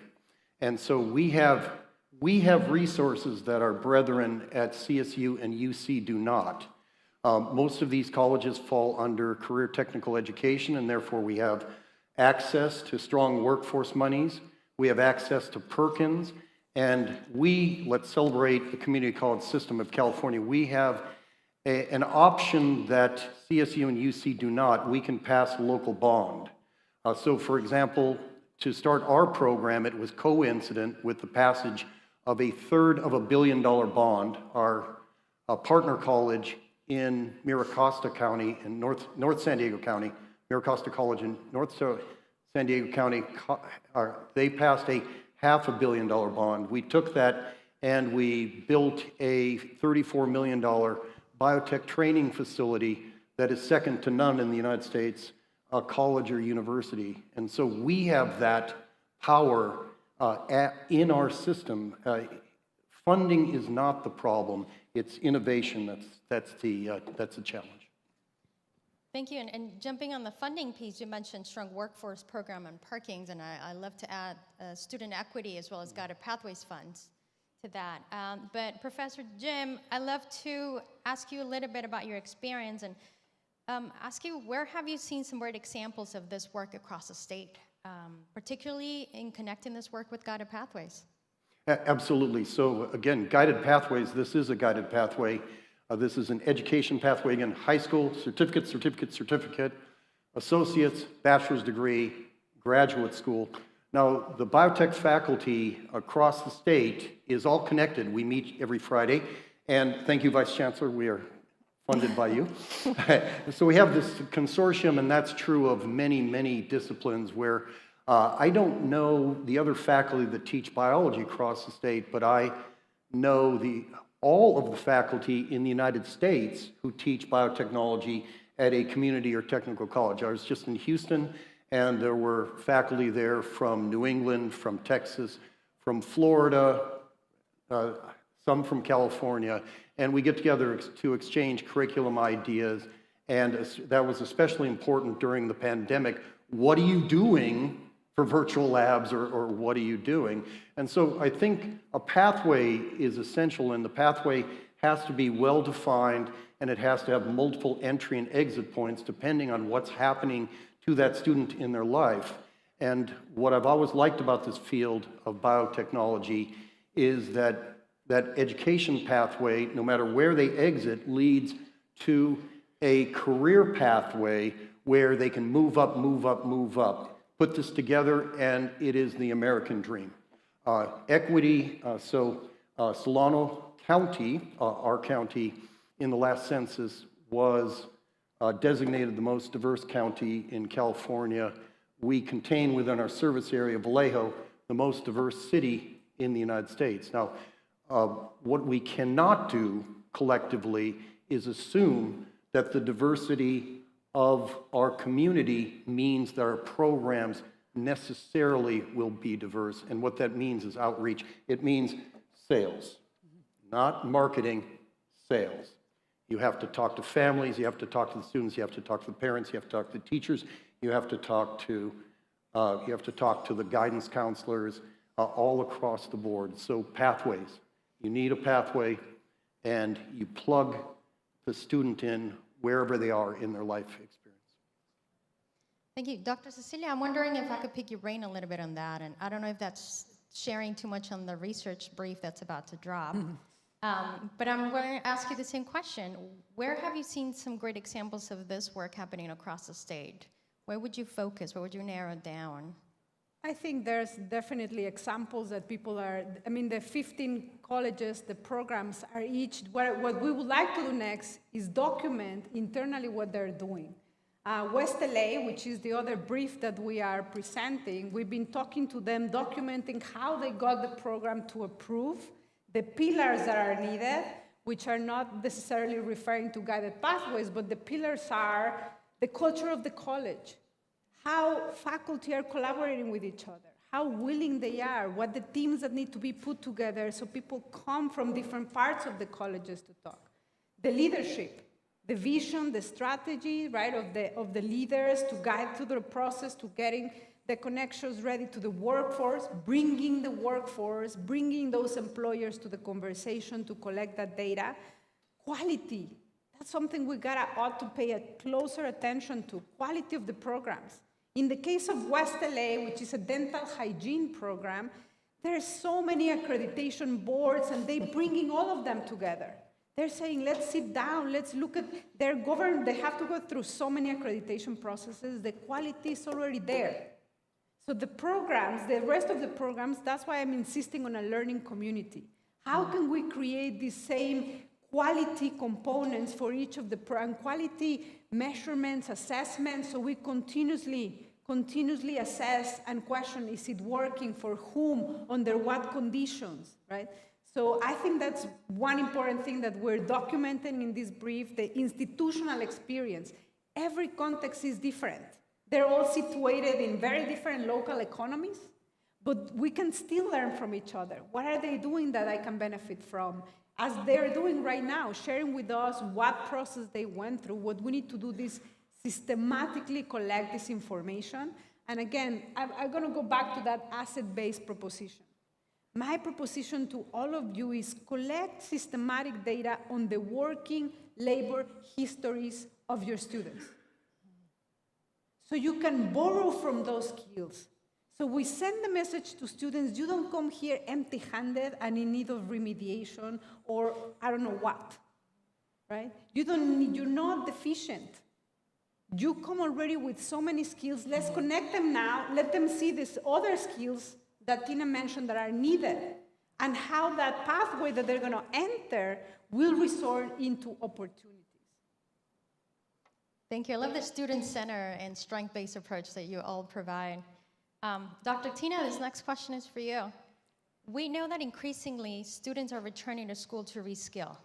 So what considerations should colleges keep in mind if they want to be sure the rollout of the new baccalaureate program are used proactively to reach disproportionately impacted and underemployed people? And this goes back to a question we had earlier in the previous panel. Yeah, I think there's a number of components that we consider here. I think one of the biggest things to think about, we already talked about curriculum designing for industry, all those types of components. But now think about who the students are that are coming into these programs. They're typically older students. They have entered the workforce. They have a family. When we were starting our program, our faculty were really adamant that it's going to be the typical Monday through Friday, day program. But I'm like, don't these people work? How are they going to get here if they're working? They're like, oh no, we talked to the employers, it's all good. I'm like, all right. So we get our applicants, and the applicant pool is so small. I was like, what the heck happened? So I started calling the employers, and they're like, well, we're not going to let them off work. And I'm like, well, no kidding, right? So that's where we went back to the faculty and we started having conversations. So our entire last 2 years is a hybrid evening program. The students come to campus twice per week. They have about 2 to 3 hours on campus per class. The rest is online. So they do their work independently, but they're brought into class for the discussions, right? Building those 21st century skills, talking through some of the more difficult content and the application of the material. They take 2 classes at a time, so they go 8 weeks, next 8 weeks, next semester. And so they chug out 4 classes per semester, and they actually really like that evening hybrid model. So think about scheduling with the students in mind and what the students actually need. Think about the student support services that you're going to give. One of the nice things about starting a program out a little bit smaller, we have a program director who is a faculty advisor who gets to know every single student. He was saying he knows their families, right? So talk to them, find out what their life challenges are, connect them with counseling, connect them with financial aid. Why weren't you here last night? Oh, your car broke down? You know what? We have an emergency fund through student services that can provide you with support. So those wraparound support services that you can give to students to help them be successful and support them through their journey. Jim also mentioned being flexible, right? They have to work late. They have deadlines on the job. We don't want them to drop out of the baccalaureate because other things are happening. So be flexible with them, work with them. When it comes to marketing or outreach for your program, go to where the people are. So we have a certificate of achievement, we have an associate degree, and then we have the baccalaureate degree. We send out all of our information to everyone who's completed the certificate of achievement, to everyone who's completed the associate degree. So every year we remind the alumni of their opportunity to come back and complete the baccalaureate, because we realize once they complete one level, this might not be the right time for them, right? Let them go work, earn some money, now come back for the next level. We also work with our high schools in the area that have large percentages of students from disproportionately impacted groups, and we start working with their guidance counselors and educating their families of the opportunity that we have at the community college. And it's actually funny because we've got some students from that, but we got parents from that, because they're like, oh, this is a great opportunity for me. Why am I not doing this? So it's really amazing when you are very attuned and having conversations with your students and what you can do to support them and really help this be successful for them and get them into the workforce and supporting their families and moving on in their lives. MiraCosta has a full-time liaison that does exactly that. What's going on? Why weren't you there today? And that has dramatically increased their success rate. I've had multiple parent-child. Yes. Usually they don't go in the same lab team, so they'll be in opposite sides of the room. That's pretty universal that they don't do that. Yeah, our first cohort, we had an aunt and the niece that both came into the program and completed and went through the entire program together. And what's really neat is we've had students who've come through and said, I never thought I would complete a baccalaureate, and they're sharing with us that they've been accepted to a master's program once they've completed. So, I mean, it's just a great journey, pathways. I think there's a whole group of students out there that if you say, get a baccalaureate, first they say, $60,000, that's a bazillion jillion. I mean, the sticker shock of merely the tuition at UC is disqualifying for many of my students. The second is, it doesn't seem practical. On the other hand, if you do connect it like we do, this equals career. And again, when my students call me and they say, I got a job, I said, I'd like to correct you. You didn't get a job, you initiated a career. If you connect that, it seems to me that we will reach a lot of students. I think there's a whole cadre of students there that said, I'm not going to take chemistry. That is this esoteric, equals job. Oh, okay. You know, so stuff like that. I also want to, I'm glad they're giving you the nuts and bolts of running the programs and the actual details of how you do this on the ground. I take sometimes more of a macro approach, trying to help move the state in this direction. I will also want to say and invite the state to really reconsider the support systems to help, to really strengthen their work. And one thing that we are going to publish soon in the reports, and one of the recommendations is we need to alter the student-centered funding formula. We need to consider the pay for faculty, for those of you teaching in these programs. We cannot continue to perpetuate the inequities that the system has built for centuries, decades, however you want to call it, wherever you want to measure it, right? The UC system, which I work for and I'm part of, consistently gets the bigger pie, gets more funding. We gotta stop that trend. We gotta really advocate for the people serving local communities and for centering equity and racial equity in that. The community colleges serve the most underserved students in our system.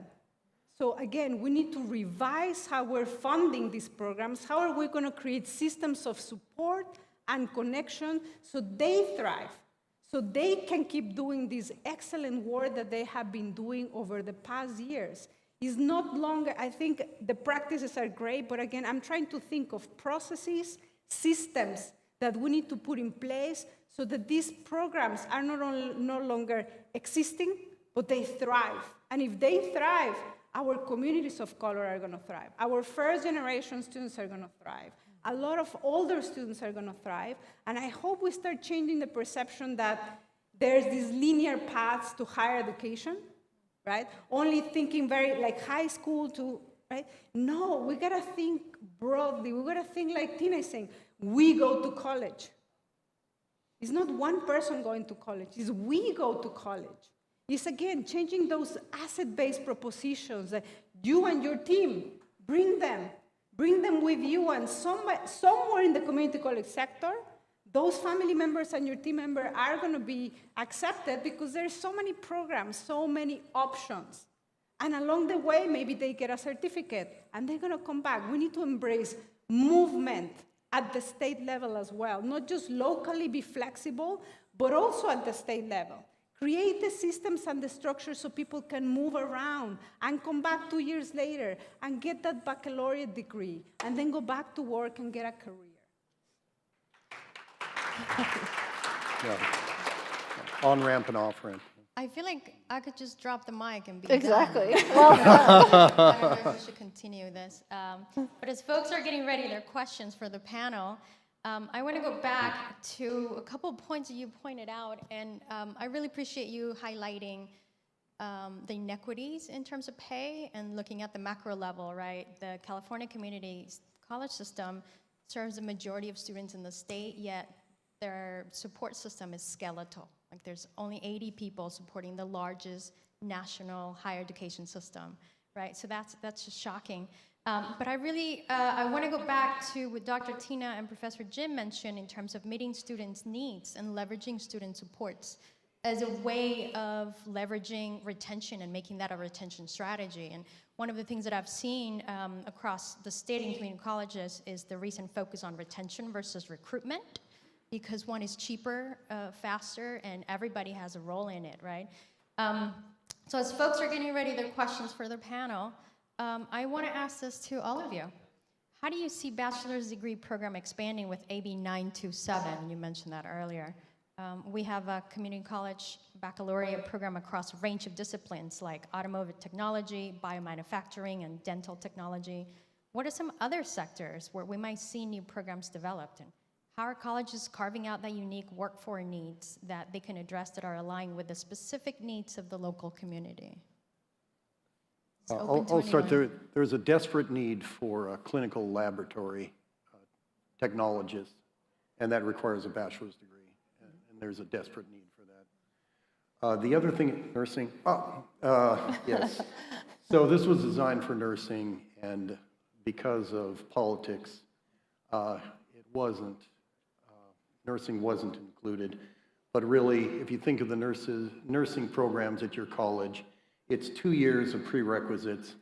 Then it's 2 years added on top of those 2 years. That's a 4-year degree. They take the same test that the BSNs take out of CSU. That has to change. And we didn't broach it because of politics. We wanted AB 927 passed. But really, for the good of the state, we really need to do that. Yeah. Well, it's politics, right? So you need to lobby your representative. And it's going to be bare knuckle politics. You think Washington is brutal, this will be brutal, but it'll be worth it. And I think when it goes back to that too, it's also looking at, and I think we need to really hear what Cecilia's saying about needing to be flexible within the state. People are fighting for their piece of the pie. They don't want the duplication.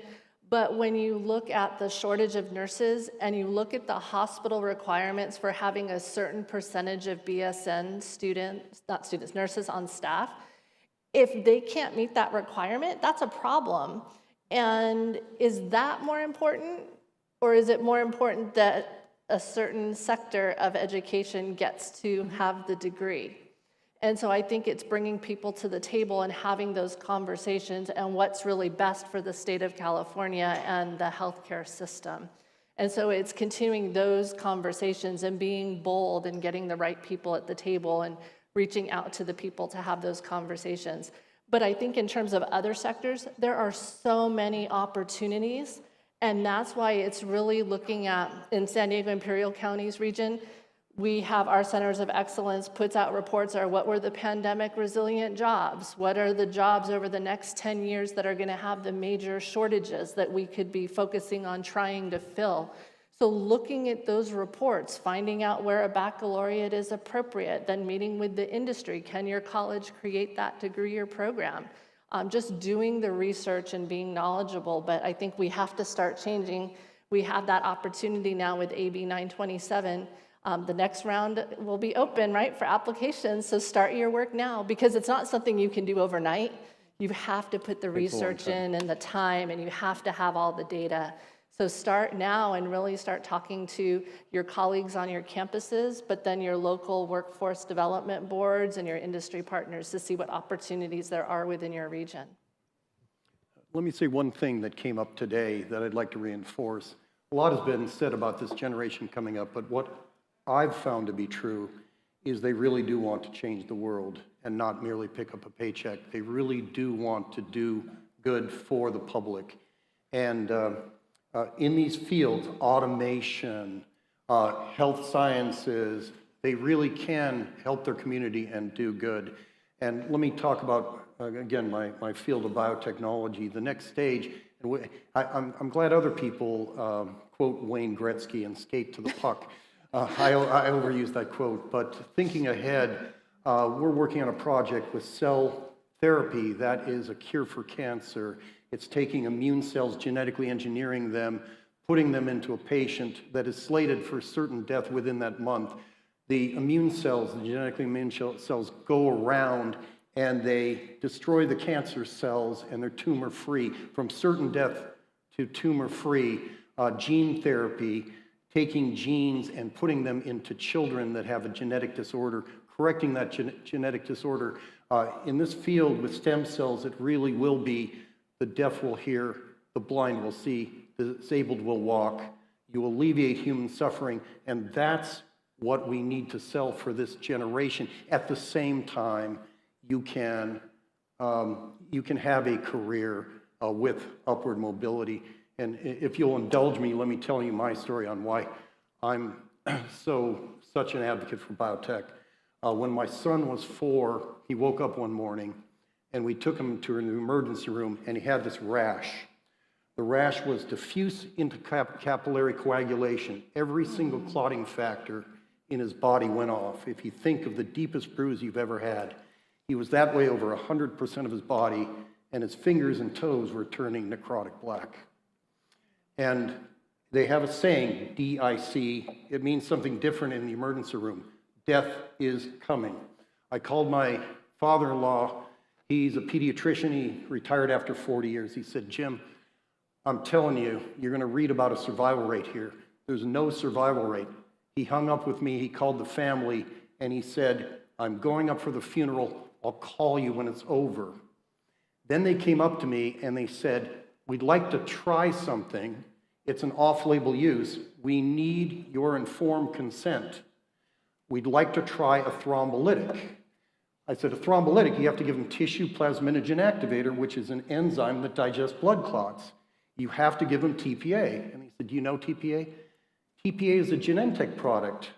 I worked on TPA. There's no drug in the world I know better than TPA. I have my students make TPA, give them TPA. And they said, okay. And so they inject this enzyme, and it went around and it digested all the blood clots and saved him from certain death. He would have been dead that day. So this is what we're talking about. We are talking about changing the world with these fields that the bachelor's degree address, changing the world in multiple ways, at the same time giving an opportunity for students that currently have, or at least they think they don't have any opportunity, and pushing them into an educational pathway that goes into a career pathway, and that is the American dream. That's great to hear about your son, Jim. And I'm wondering maybe you should drop the mic after this one. I mean, I don't know if we could top that. But thank you for sharing that. I'm wondering if the audience has any questions for our amazing panelists before they leave the stage. Oh, we have some questions.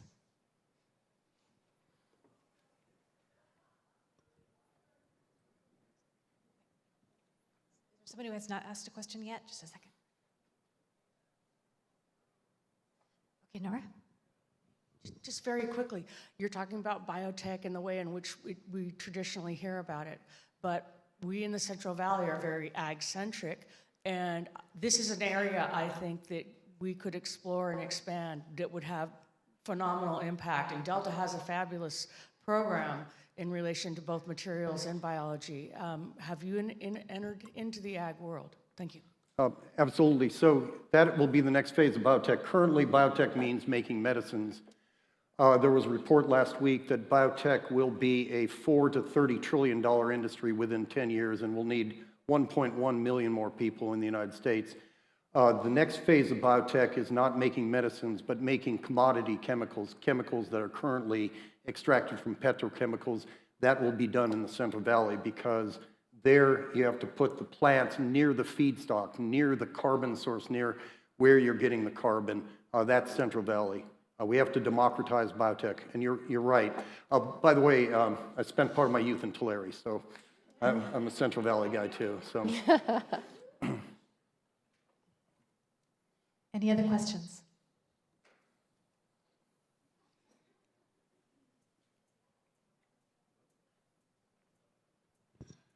So, Tina, I think it was you that touched on avenues around duplication, because this really is about equity work, and we have so many people that are place-bound. And I'm speaking from a place where Cerro Coastal Community College is the largest service area in the state of California. And the Sierra Nevada separates us from the rest of the state. And so there really isn't this commuter population that's heading over to the CSUs or UCs over the mountain range, and when it's open. So I just wanted to see if you had some insights into those. You said there's avenues to pursue, and so do you have some particular direction on that, or if there is a conversation that's taking place that I can also jump in on? Yes, that's a great point. So the legislation is written that there is a consultation process with the CSU and UC to avoid duplication. But there are conversations in certain areas where you do have place-bound students who would never leave to go to CSU or UC, that there have been instances where in that consultation process, they agree to sign off on your specific college offering that baccalaureate because you're not in competition with them and those students would not have any other opportunities. And I think the biggest point when you start to have those conversations is to bring up that equity component and the place-bound nature of your student.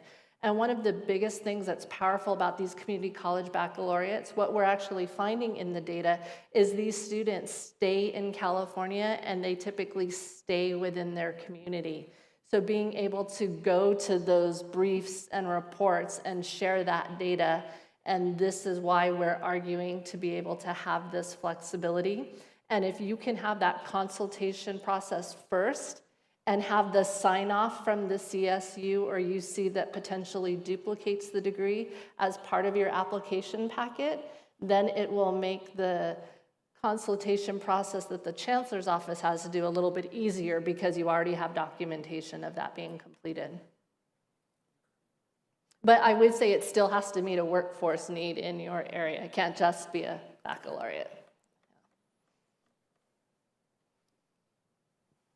Any final questions? All right, so we are going to take another brief break, about 10 minutes, and then we're going to have our final panel, which is going to be looking at how you can work with your regional consortia to get this work going in your area. So come back about 5 minutes after the hour. Thank you.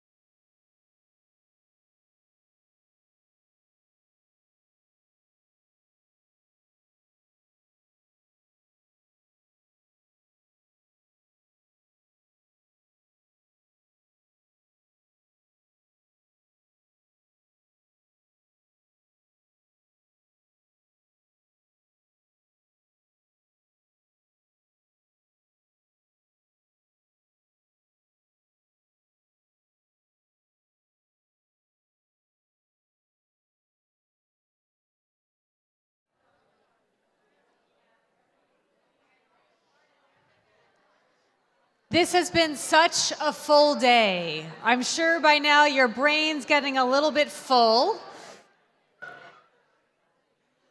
But it's also the time for us to really start thinking about implementation strategies with our partners. Okay, so I want to try something a little bit different to get your attention. If you can hear me, raise your hand. I should have done that the first time. You guys were so fast. All right, here's our next panel. Come on up.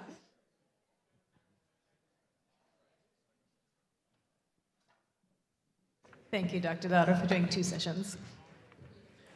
We're back at it for an encore session, you guys.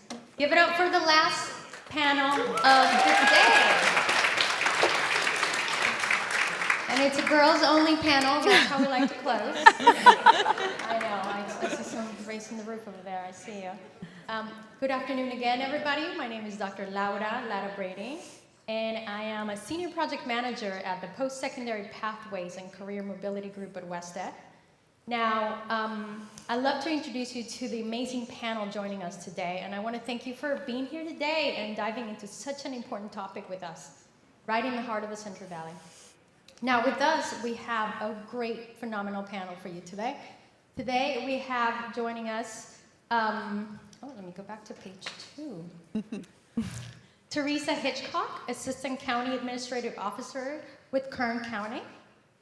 We also have, representing the LA Orange County region, we have Dr. Alex Davis, Assistant Vice Chancellor of Economic and Workforce Development and Executive Director of the LAOC Regional Consortium. Joining us locally, we have Dr. Jessica Grimes, Regional Chair and Dean of Economic and Workforce Development, Central Motherlode Regional. You brought your team. And last but not least, we have Deborah Mustaine she's Dean of Economic and Workforce Development and the Executive Director, Economic Development and Entrepreneurship at Riverside Community College District. I love that enthusiasm, thank you. Now, building on what we've learned today, we started the day exploring a little bit about federal initiatives to transform careers into adult education, and then we dove into how we can build intentionality in infusing equity and recovery efforts post-COVID, and what does that look like with an equity lens. During lunch, we explored different ways to bridge the divide between short-term training and longer-term educational pathways, and getting a little bit into the living wage job proposition, and supporting the social and economic mobilities for communities, particularly marginalized communities. And now we are ready to think about what does that economic growth and prosperity look like with an equity lens and partnering with regional consortiums. And specifically building on the last panel, which focused on the role of community colleges in providing a baccalaureate degree for durable living wage jobs for minoritized students. This reminded me of a tweet, and as a millennial, as a tweeter, I have to confess, I came across with a tweet that says, stop thinking about a better future of work, start thinking about a better future of living. And I feel that that's very applicable to our discussion today. So with all of this in mind, I want to get started with the first question. I will start with you, Teresa. I'm wondering if you can start us thinking about what are some of the unique factors affecting higher education and the economy in your region, particularly for adults from the most marginalized communities? So I want to begin by saying thank you to the Kern Community College District for bringing this here. It's so incredibly important that we get together and talk about these things on kind of that 30,000-foot level, and then work towards what we need to do in our different local areas in order to address some of these major issues. For us, I'm with the local workforce board. It's incredibly important for us to work regionally because, as you all know, our economies don't stop at those geographic or jurisdictional borders. Folks migrate, businesses have different locations in different areas, and we need to make sure that as we're training folks that those things mean the same thing in different areas. That in our region, when someone has an associate's degree in a certain occupation, that translates to the same thing in Bakersfield that translates in Merced, so that an employer has a surety that they are getting a well-trained applicant for their job. And what that means for our folks who are coming out of some of our training programs is that they are recognized when they go to apply, the employer automatically says this person's qualified for this job, and now they're only looking to see if they're fit for their company. So it's incredibly important that we talk together, that we really work to make sure that the things that we are training folks in translate across borders and jurisdictions. And from the workforce board perspective, we don't train people. We connect our participants into various training programs based on their skills, abilities, and interests. And so we work with a number of training partners. The Kern Community College District, of course, is a huge training partner for us, and we send lots of people there. But we also work with our local adult school, who has some wonderful programs for some of our participants as well. And then also our local CSUB. Believe it or not, we have sent folks for certificate training there too. So really taking a look at how we coordinate across all of these different programs and make sure that we're providing that opportunity. I mean, we've been talking about equity all day, and that's really what it's about, is making sure that we're tying folks into the best opportunity for them. Thank you.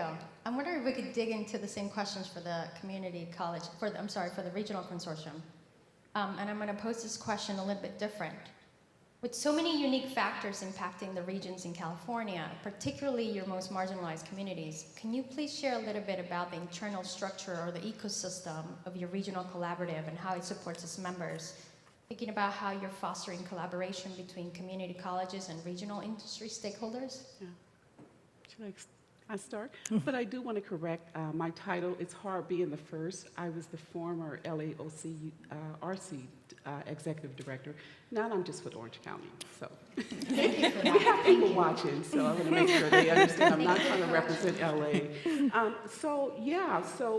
I'm glad that Teresa's here, because having the RPUs to work side by side with, we're just natural partners, and our regional consortia provides an infrastructure in partnership with the Chancellor's Office so that we are able to implement the economic and workforce development initiatives, the Strong Workforce program initiatives. I'm sure that most of you probably have heard of Strong Workforce, and also around the Perkins Act. And so as the clearinghouse for all of the new career technical education programs that come through our regional consortia so they can go up to the Chancellor's Office, it's really critical that we work with our ecosystem partners and stay abreast at what's happening in business and industry, and making sure that our faculty, right, are listening to the voices of employer partners, and our workforce development board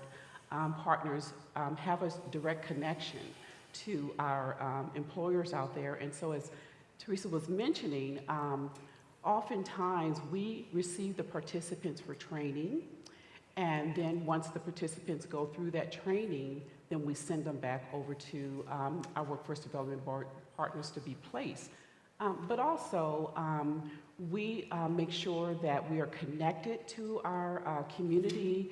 We make sure that we are looking for opportunities to onboard new partners to bring into the regional consortium, having knowledge about where the capacity is to do the training.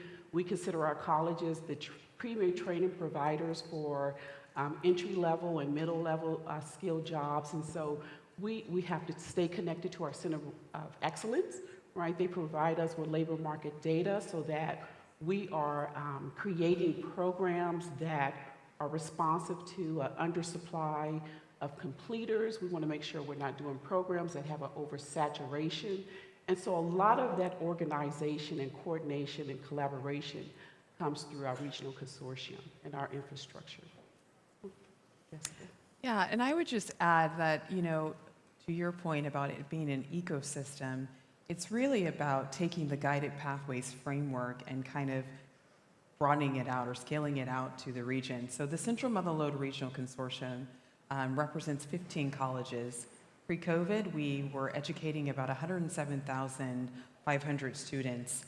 86% of those students were socioeconomically disadvantaged, and the outcomes data shows that in terms of completion, it was kind of like a correlation between having access to financial aid or not in terms of completion data. So when we think about the types of collaboration and partnerships at the regional consortia level, a lot of times we're looking at our students and understanding what their challenges are and collectively planning what types of interventions and programs we need to implement or maybe innovate so that we're better serving our students. So I just want to go a little bit back to your question because I do think it's important for our region.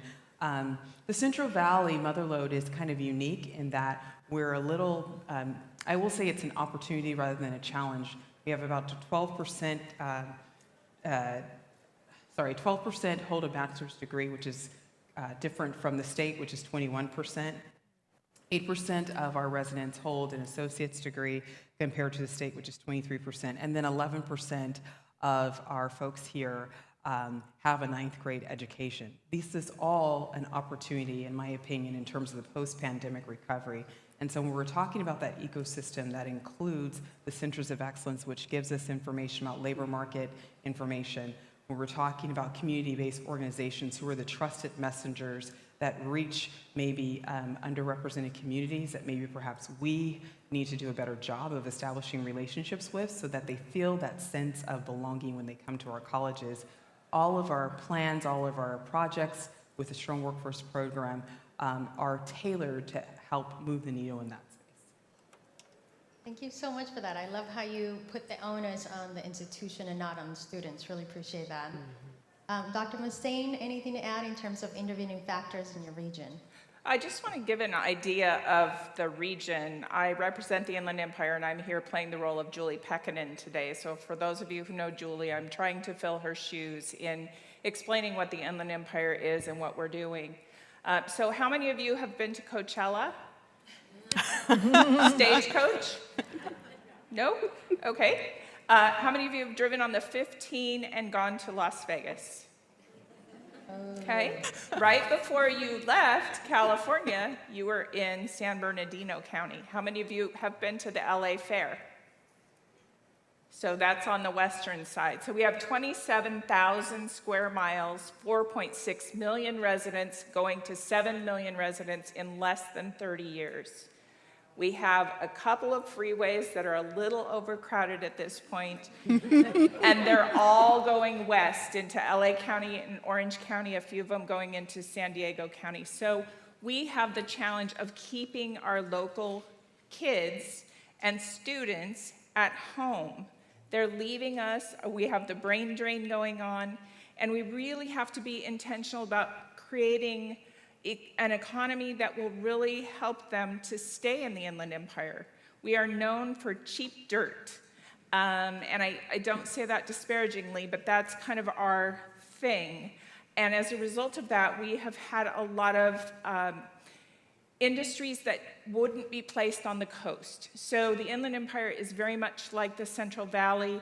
Our demographics are similar, our bachelor's degree attainment is similar, our poverty rates are similar, and so we associate with Inland California very closely, and we're so happy to be here today because we know we struggle with many of the same challenges that you do. So I would say in the Inland Empire, we're really trying to figure out how do we create an economy when we have so much logistics and goods movement in the Inland Empire that has good and quality jobs? How do we diversify the economy? And how do we address things like, we've just put, I don't know, giant warehouses, like over 1 million square feet on all of our farmland. So who's gonna feed our people? Thankfully, you guys are still here and you still have farmland. But at some point, we're gonna run out of farmland and we're just gonna have Amazon warehouses. So, you know, what's going to happen to us if we don't start thinking about diversifying our economy? How do we create those local supply chains, and how do we create good and quality jobs for our residents in the region and keep them from leaving us for other counties, which are nice, but not as nice as us? So. Thank you for that, and I hope we're not surrounded by Amazon warehouses anytime soon. But I love to get into the supports provided within each of your regional contexts. Thank you so much for setting up the stage in terms of the intervening factors affecting your spaces. But we're seeing so many innovative initiatives in the field right now centered on economic mobility for students and their communities, whether that's through guided pathways, vision for success, etc. Please share some of the ways in which you're working in collaboration with or supporting college teams in prioritizing economic mobility for their students and their communities. I'll start. So I'm glad you asked this question because in Orange County, we are working across the region on an employer engagement regional strategy, which is, you know, ultimate economic impact is getting our students on a path of self-sufficiency, right? So they can get employment, living wage, and then also having a workforce, a talent pipeline that ultimately advances the vision and mission for that company so they can stay globally competitive, right? And so in doing so, an employment engagement strategy is really critical. And so it's not just developed at the Regional Consortium office. We go out into our member partners in the districts and get some of the best minds at the table to start looking at objectives like work-based learning, apprenticeships, right, and externships for our faculty. We don't want our faculty to just be in the classroom. We want them to be out with employers so they understand that how important employer voice is, right? And so that, that type of collaboration really codifies the buy-in that we need to bring in the right kinds of resources for our students, right? So that we can set them up for success, create a culture of not just training, and not just, I don't want to say not just because all of this is important, but training, transfer, but also employment. I don't know any of our community college students who can afford not to work. And so developing a talent pipeline and working with our employer partners, and we have industry roundtables. We're in conversation with Knox Berry Forum and Disney, Hyundai, Pac-Man, some of the biggest organizations in Orange County so that they understand that we have the ability and the capacity to develop that talent pipeline for them so they don't have to go and outsource for their workforce. So I think that kind of collaboration and ongoing, not just when we need them, but we are engaged with our partners on a monthly basis around the clock, around the year. Let's start there. So if I could, I'd like to add on to that too, because that's a space where the local workforce board can actually fill in. So you have students who are graduating and you're looking at placing them. You can partner with your local workforce board to help place those students. And we have funding for work experience. As you mentioned, many of them can't afford to be without some sort of income. Exactly. And so we have ETPL where we can actually pay for training through the community college district.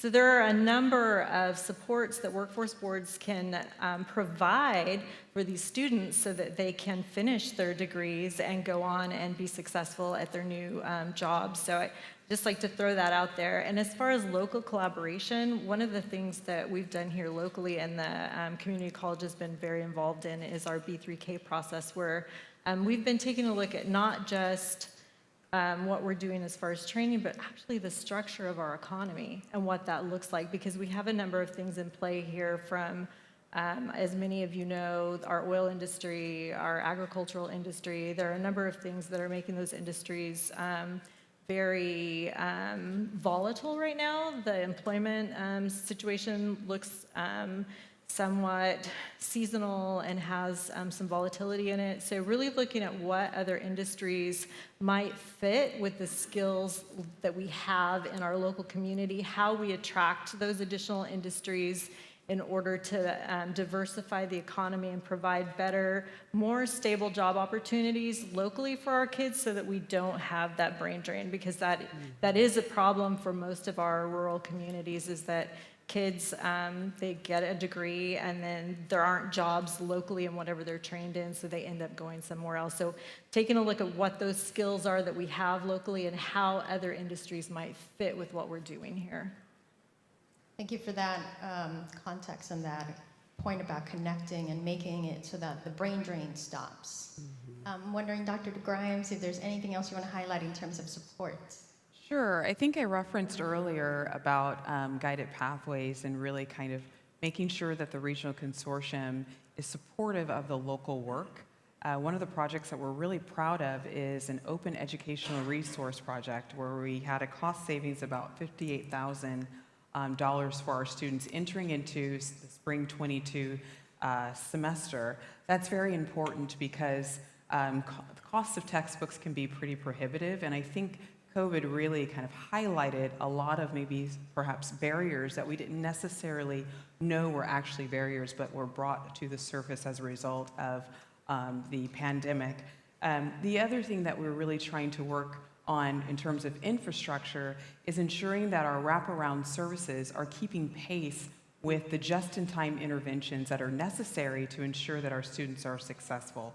So providing CTE instructor, professional development, academic career coaching, those types of things around equity, because in my opinion, Guided Pathways is basically challenging us to first know thy student, and when you know thy student, which is students, right, plural, then you're able to really tailor the types of programs that you provide. And so we're trying to get more laser focused on the types of questions that we ask our centers of excellence.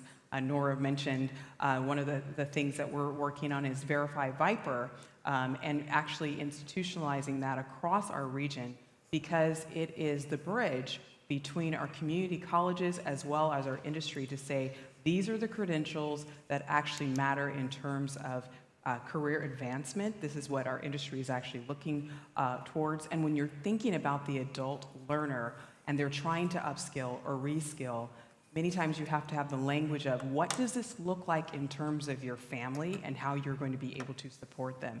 So making sure that not only we're providing the bridge, but also communicating to our underrepresented communities what this actually looks like. Thank you so much for talking about that. Same question to you, Dr. Mustaine. Please share some of the ways in which you're working in collaboration with or supporting college teams in prioritizing economic mobility for their students and their communities. Great, thank you. Dr. Davis reminded me of something I always try to tell folks. We are not educating any trust fund babies.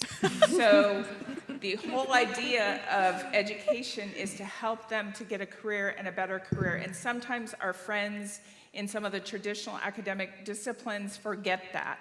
And they think they're only teaching a topic for that topic's sake. But really, at the end of the day, all of the folks that we touch and meet are looking to better themselves in some way. And it's generally for a career, to make more money, to be able to provide for their families. So there are two things happening in the Inland Empire that I think are really great. One is the military articulation platform, and some of you in this room are actually involved in that now. It started as a strong workforce project, and it provides credit for prior learning for our nation's veterans. And so I think that's a really great way to help support and serve that community. And I know that we're continuing to expand that statewide. So that's a great example of a successful project that's really meeting the need of a specific community that has served our nation and that we want to turn around and serve back. The other thing that we're doing that I think is going to scale well and seems to be scaling well is our Launch Apprenticeship Network. So we have created what is essentially an apprenticeship intermediary.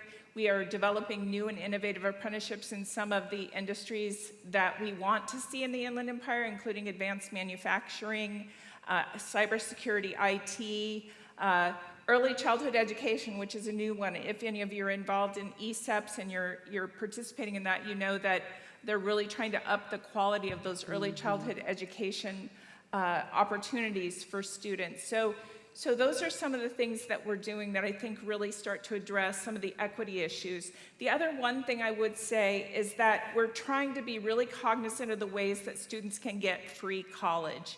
And I think that that's something that we don't sell enough as a system. There are lots of ways for students to get free college. Apprenticeship is one way. Promise programs are another way.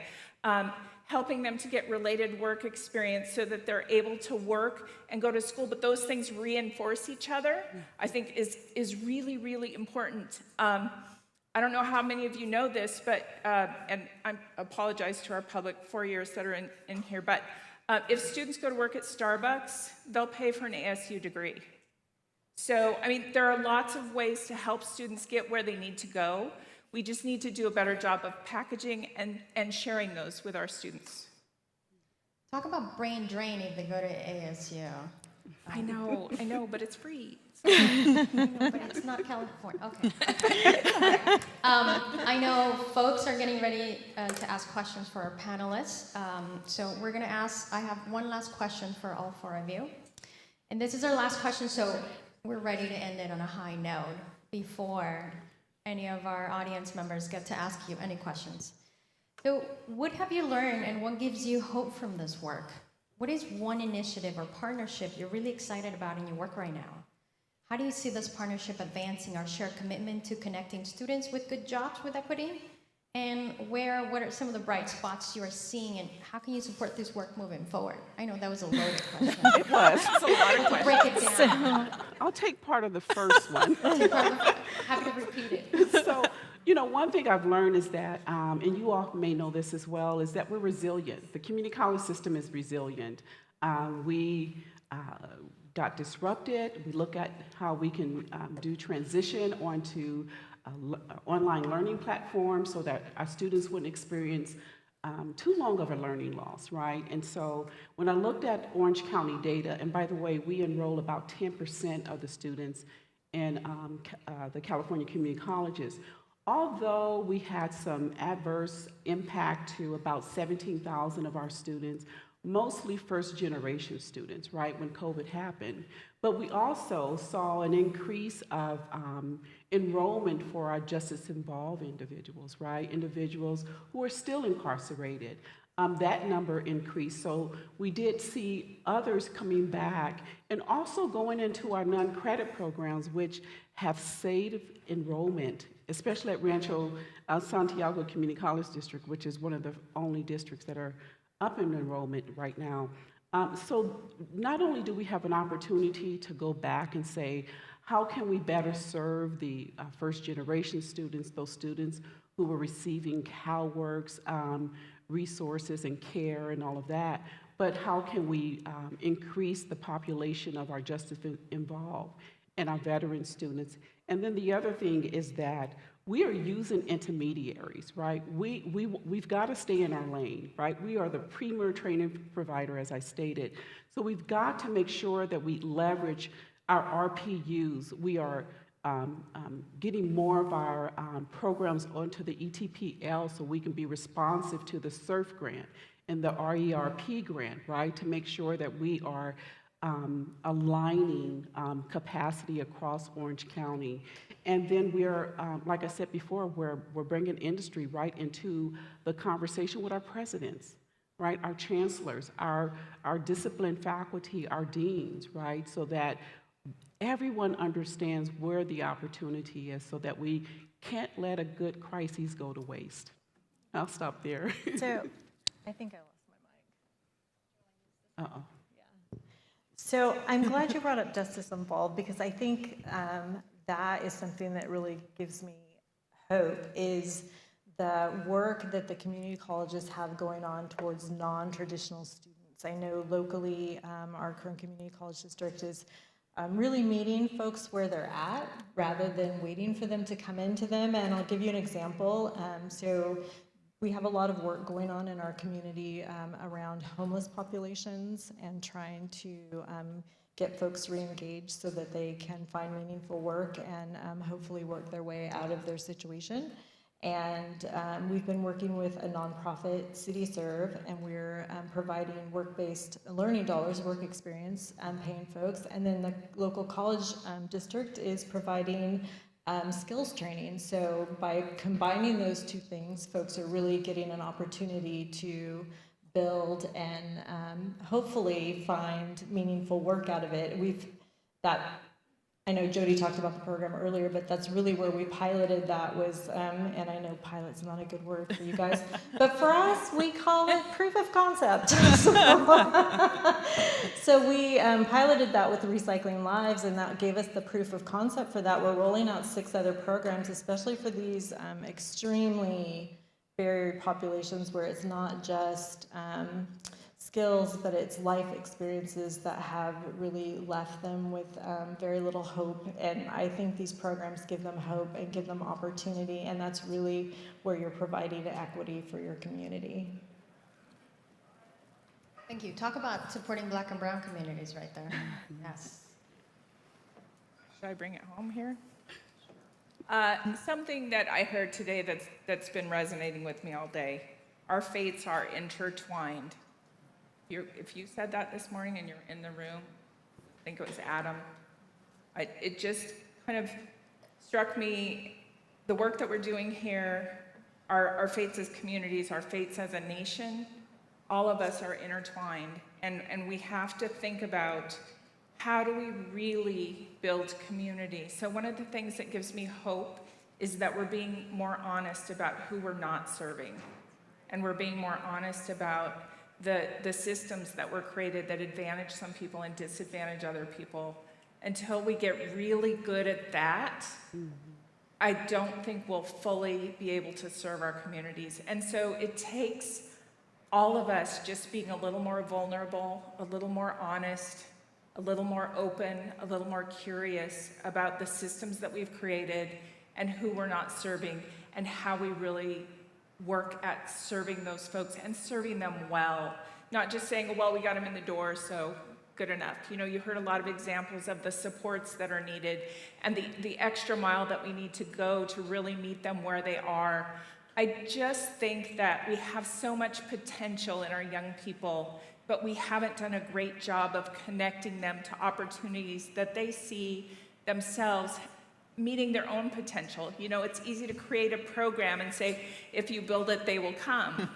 But we don't involve them in that process. And so the more we can involve community members, get their voices at the table when we're creating things for them, so that we're creating things with them, I think those are the things that are really, really going to move us forward in meeting that equity goal that we all have. Wow, that's deep. Thank you so much for sharing that. Because we talked about who our students are, but not so much who our students are not, right? So I like that paradigm shift. Dr. Grimes, I'm wondering if you could share with us what gives you hope? I think what really gives me hope is the enormous investment that I've seen on the national and state level in initiatives around equity that have elevated whom we want to serve and whom we perhaps need to be a little more accountable to. And I think what I'm super hopeful about is that it's incentivizing intersegmental partnerships on a, I want to say, colossal level. And I think that that's actually an understatement. I think we've always wanted to partner with each other, but we didn't necessarily know how. This gives us the investments to really start thinking from the K-16 and beyond. What does this look like? And not only that, and I'm gonna like kind of wax a little, like, you know, I'm gonna get on my soapbox, I'm just gonna give you that caveat right now. I'm a little bit of a data nerd, and I can tell you right now, I went into like this hours-long research thing on Opportunity Atlas, the National Equity Atlas, the Environmental Justice Dashboard, and I love that we see GIS really bringing equity down to the neighborhood level. And we're beginning to see where we have disproportionately impacted populations, what it is that we can see in terms of their parents, their children, and how we can make strategic interventions. A lot of times our data reveals, you know, things that we say, okay, this is where we need to maybe move a needle. But what our data is beginning to do is to render the invisible visible.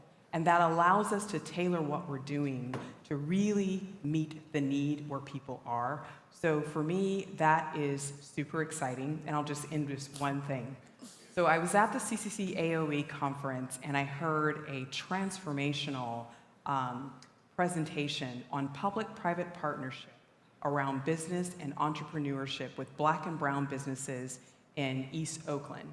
And it was dealing with the impact, over a century impact of redlining and how it had impacted the Black and brown businesses of that area. It percolated to the surface that many of those small business owners were not qualified to receive PPP loans.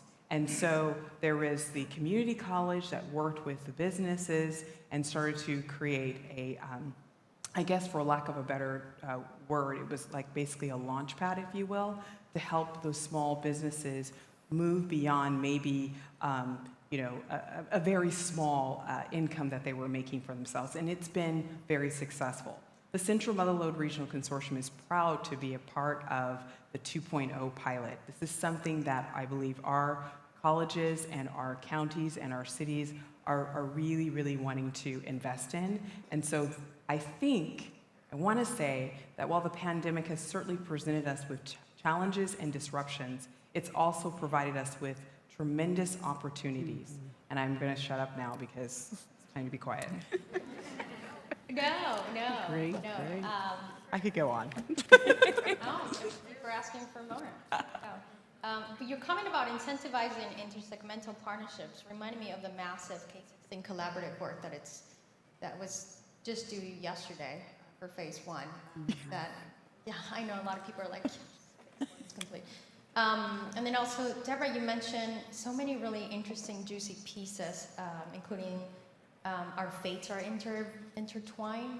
I can't take credit for it. Someone else was brilliant this morning, so I'm just borrowing it. I was going to put a tweet with your name on it, but thank you so much for that. But I'm wondering if the audience has any questions for our phenomenal panelists today. We have a brave soul right there.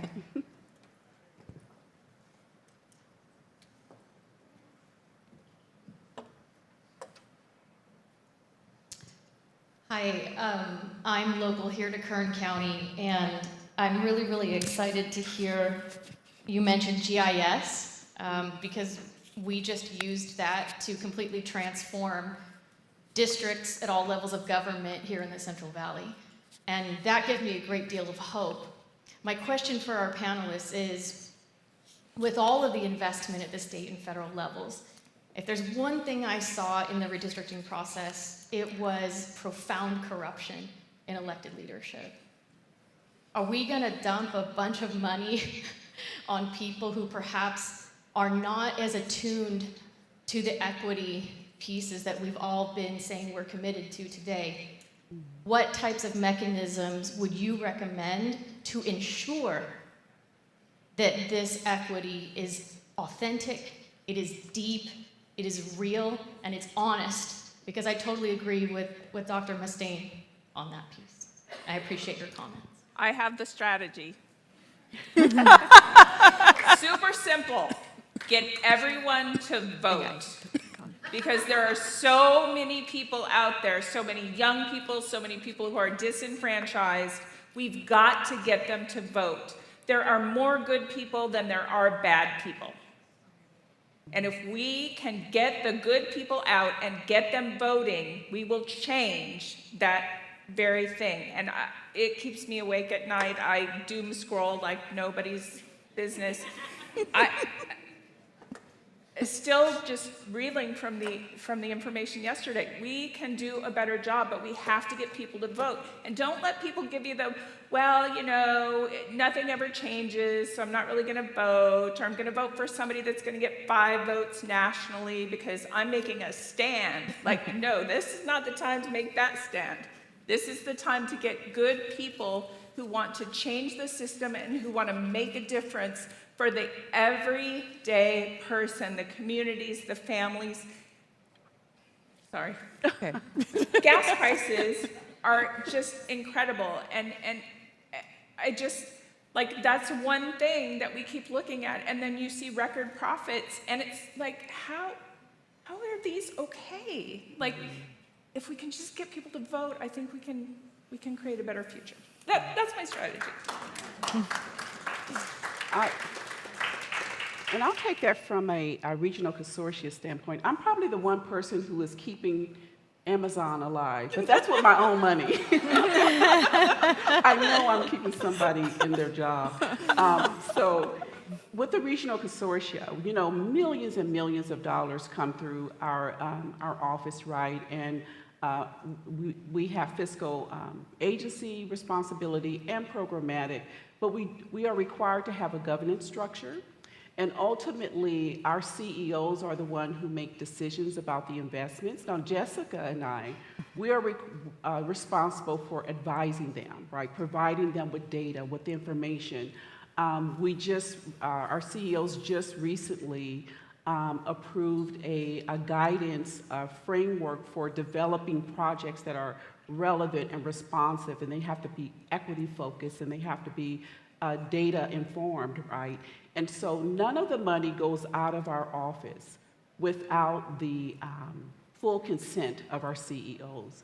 And they look through those projects. We have an oversight committee who looks through the applications when the projects come in to make sure they're meeting the litmus test, making sure they're following the guiding principles of the strong workforce legislation, making sure that they are meeting the requirements of the CEOs and return on investment, right? Making sure that they are meeting the vision of success metrics and the strong workforce metrics. So there is checks and balances all in, you know, within our processes and how we operate. So just remember, you know, my money is earned and I go and spend it, but their money has no value as far as I'm concerned, other than setting up our students for success.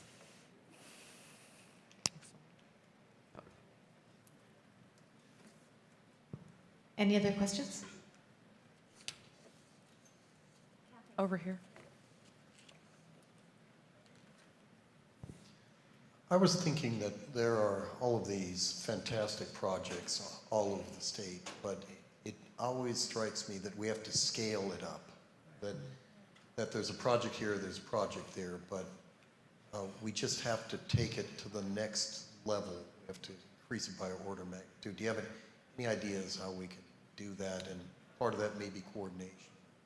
Yeah, we're prohibited for doing boutique projects. They have to be scalable, as you mentioned. I think the next step, we're beginning to do across the state collaboration with the K-12 strong workforce funding. I think there's an opportunity for us to do the same thing with projects at the community college level as well. So yeah, that's an opportunity.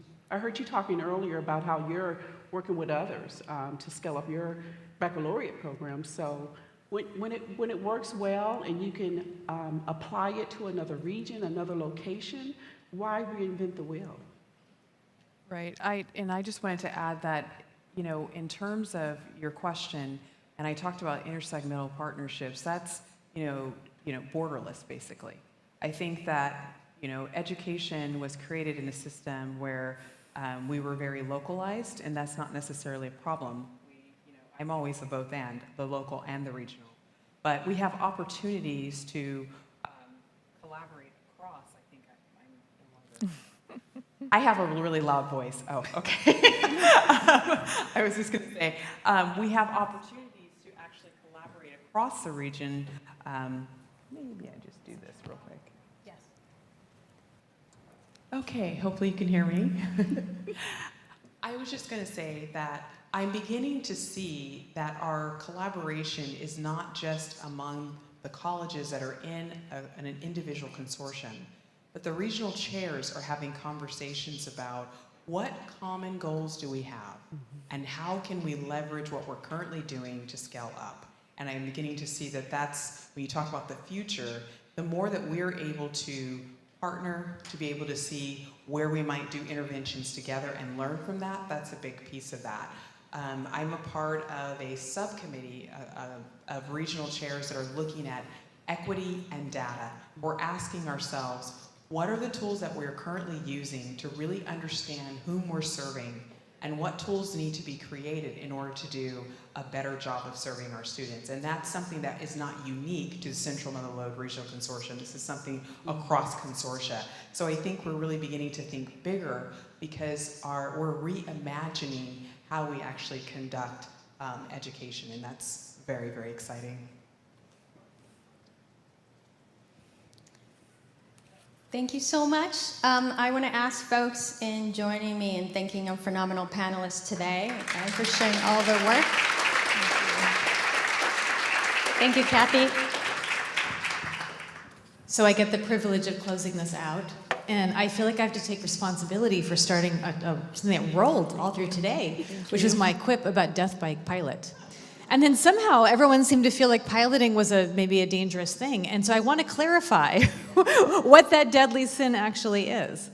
So it's not a condemnation of prototyping. So our engineering faculty will be the first to tell you, you want to try to build something and see if it actually works. In my mind, death by pilot is when we layer on our teams short-term, disconnected, small-scale activities, one after another, after another, after another, until everyone is so exhausted that it becomes impossible to innovate. Or even worse, when we make a little program that serves 25 students of some particular constituency, background, marginalized status, and we say, yep, we got equity done. Look at that, 25 people in our Black Men of Color program. Yep, totally got that. And that is not equity. So when I talk about death by pilot, absolutely go innovate, prototype, be entrepreneurs, take risks, all the things the panelists have been telling you all day long, and then figure out how to make it bigger. Because you are going to be in this position of having unprecedented funding levels. It's still not enough. It's not as much as their four-year partners have, but it's more than we've had before. And to that question about ethics, this is our chance to make sure that we invest those funds, that when we figure out what works, we make sure that it works for all of our students and all of the people we have not been serving. So what I hope is that today, with all of the ideas that flooded through this room, you came up with a couple that you think you might be able to try out with your colleagues. Maybe you made a connection with someone so that you can broaden your circle. You talked to a community-based organization and figured out ways to partner with people to create those programs, with a workforce board, with an adult school. Anyway, this is the future that we get to build together. So thank you so much for spending this day with us, and I hope it was well worth it. Also, thanks to our live stream audience, and have a wonderful rest of your day.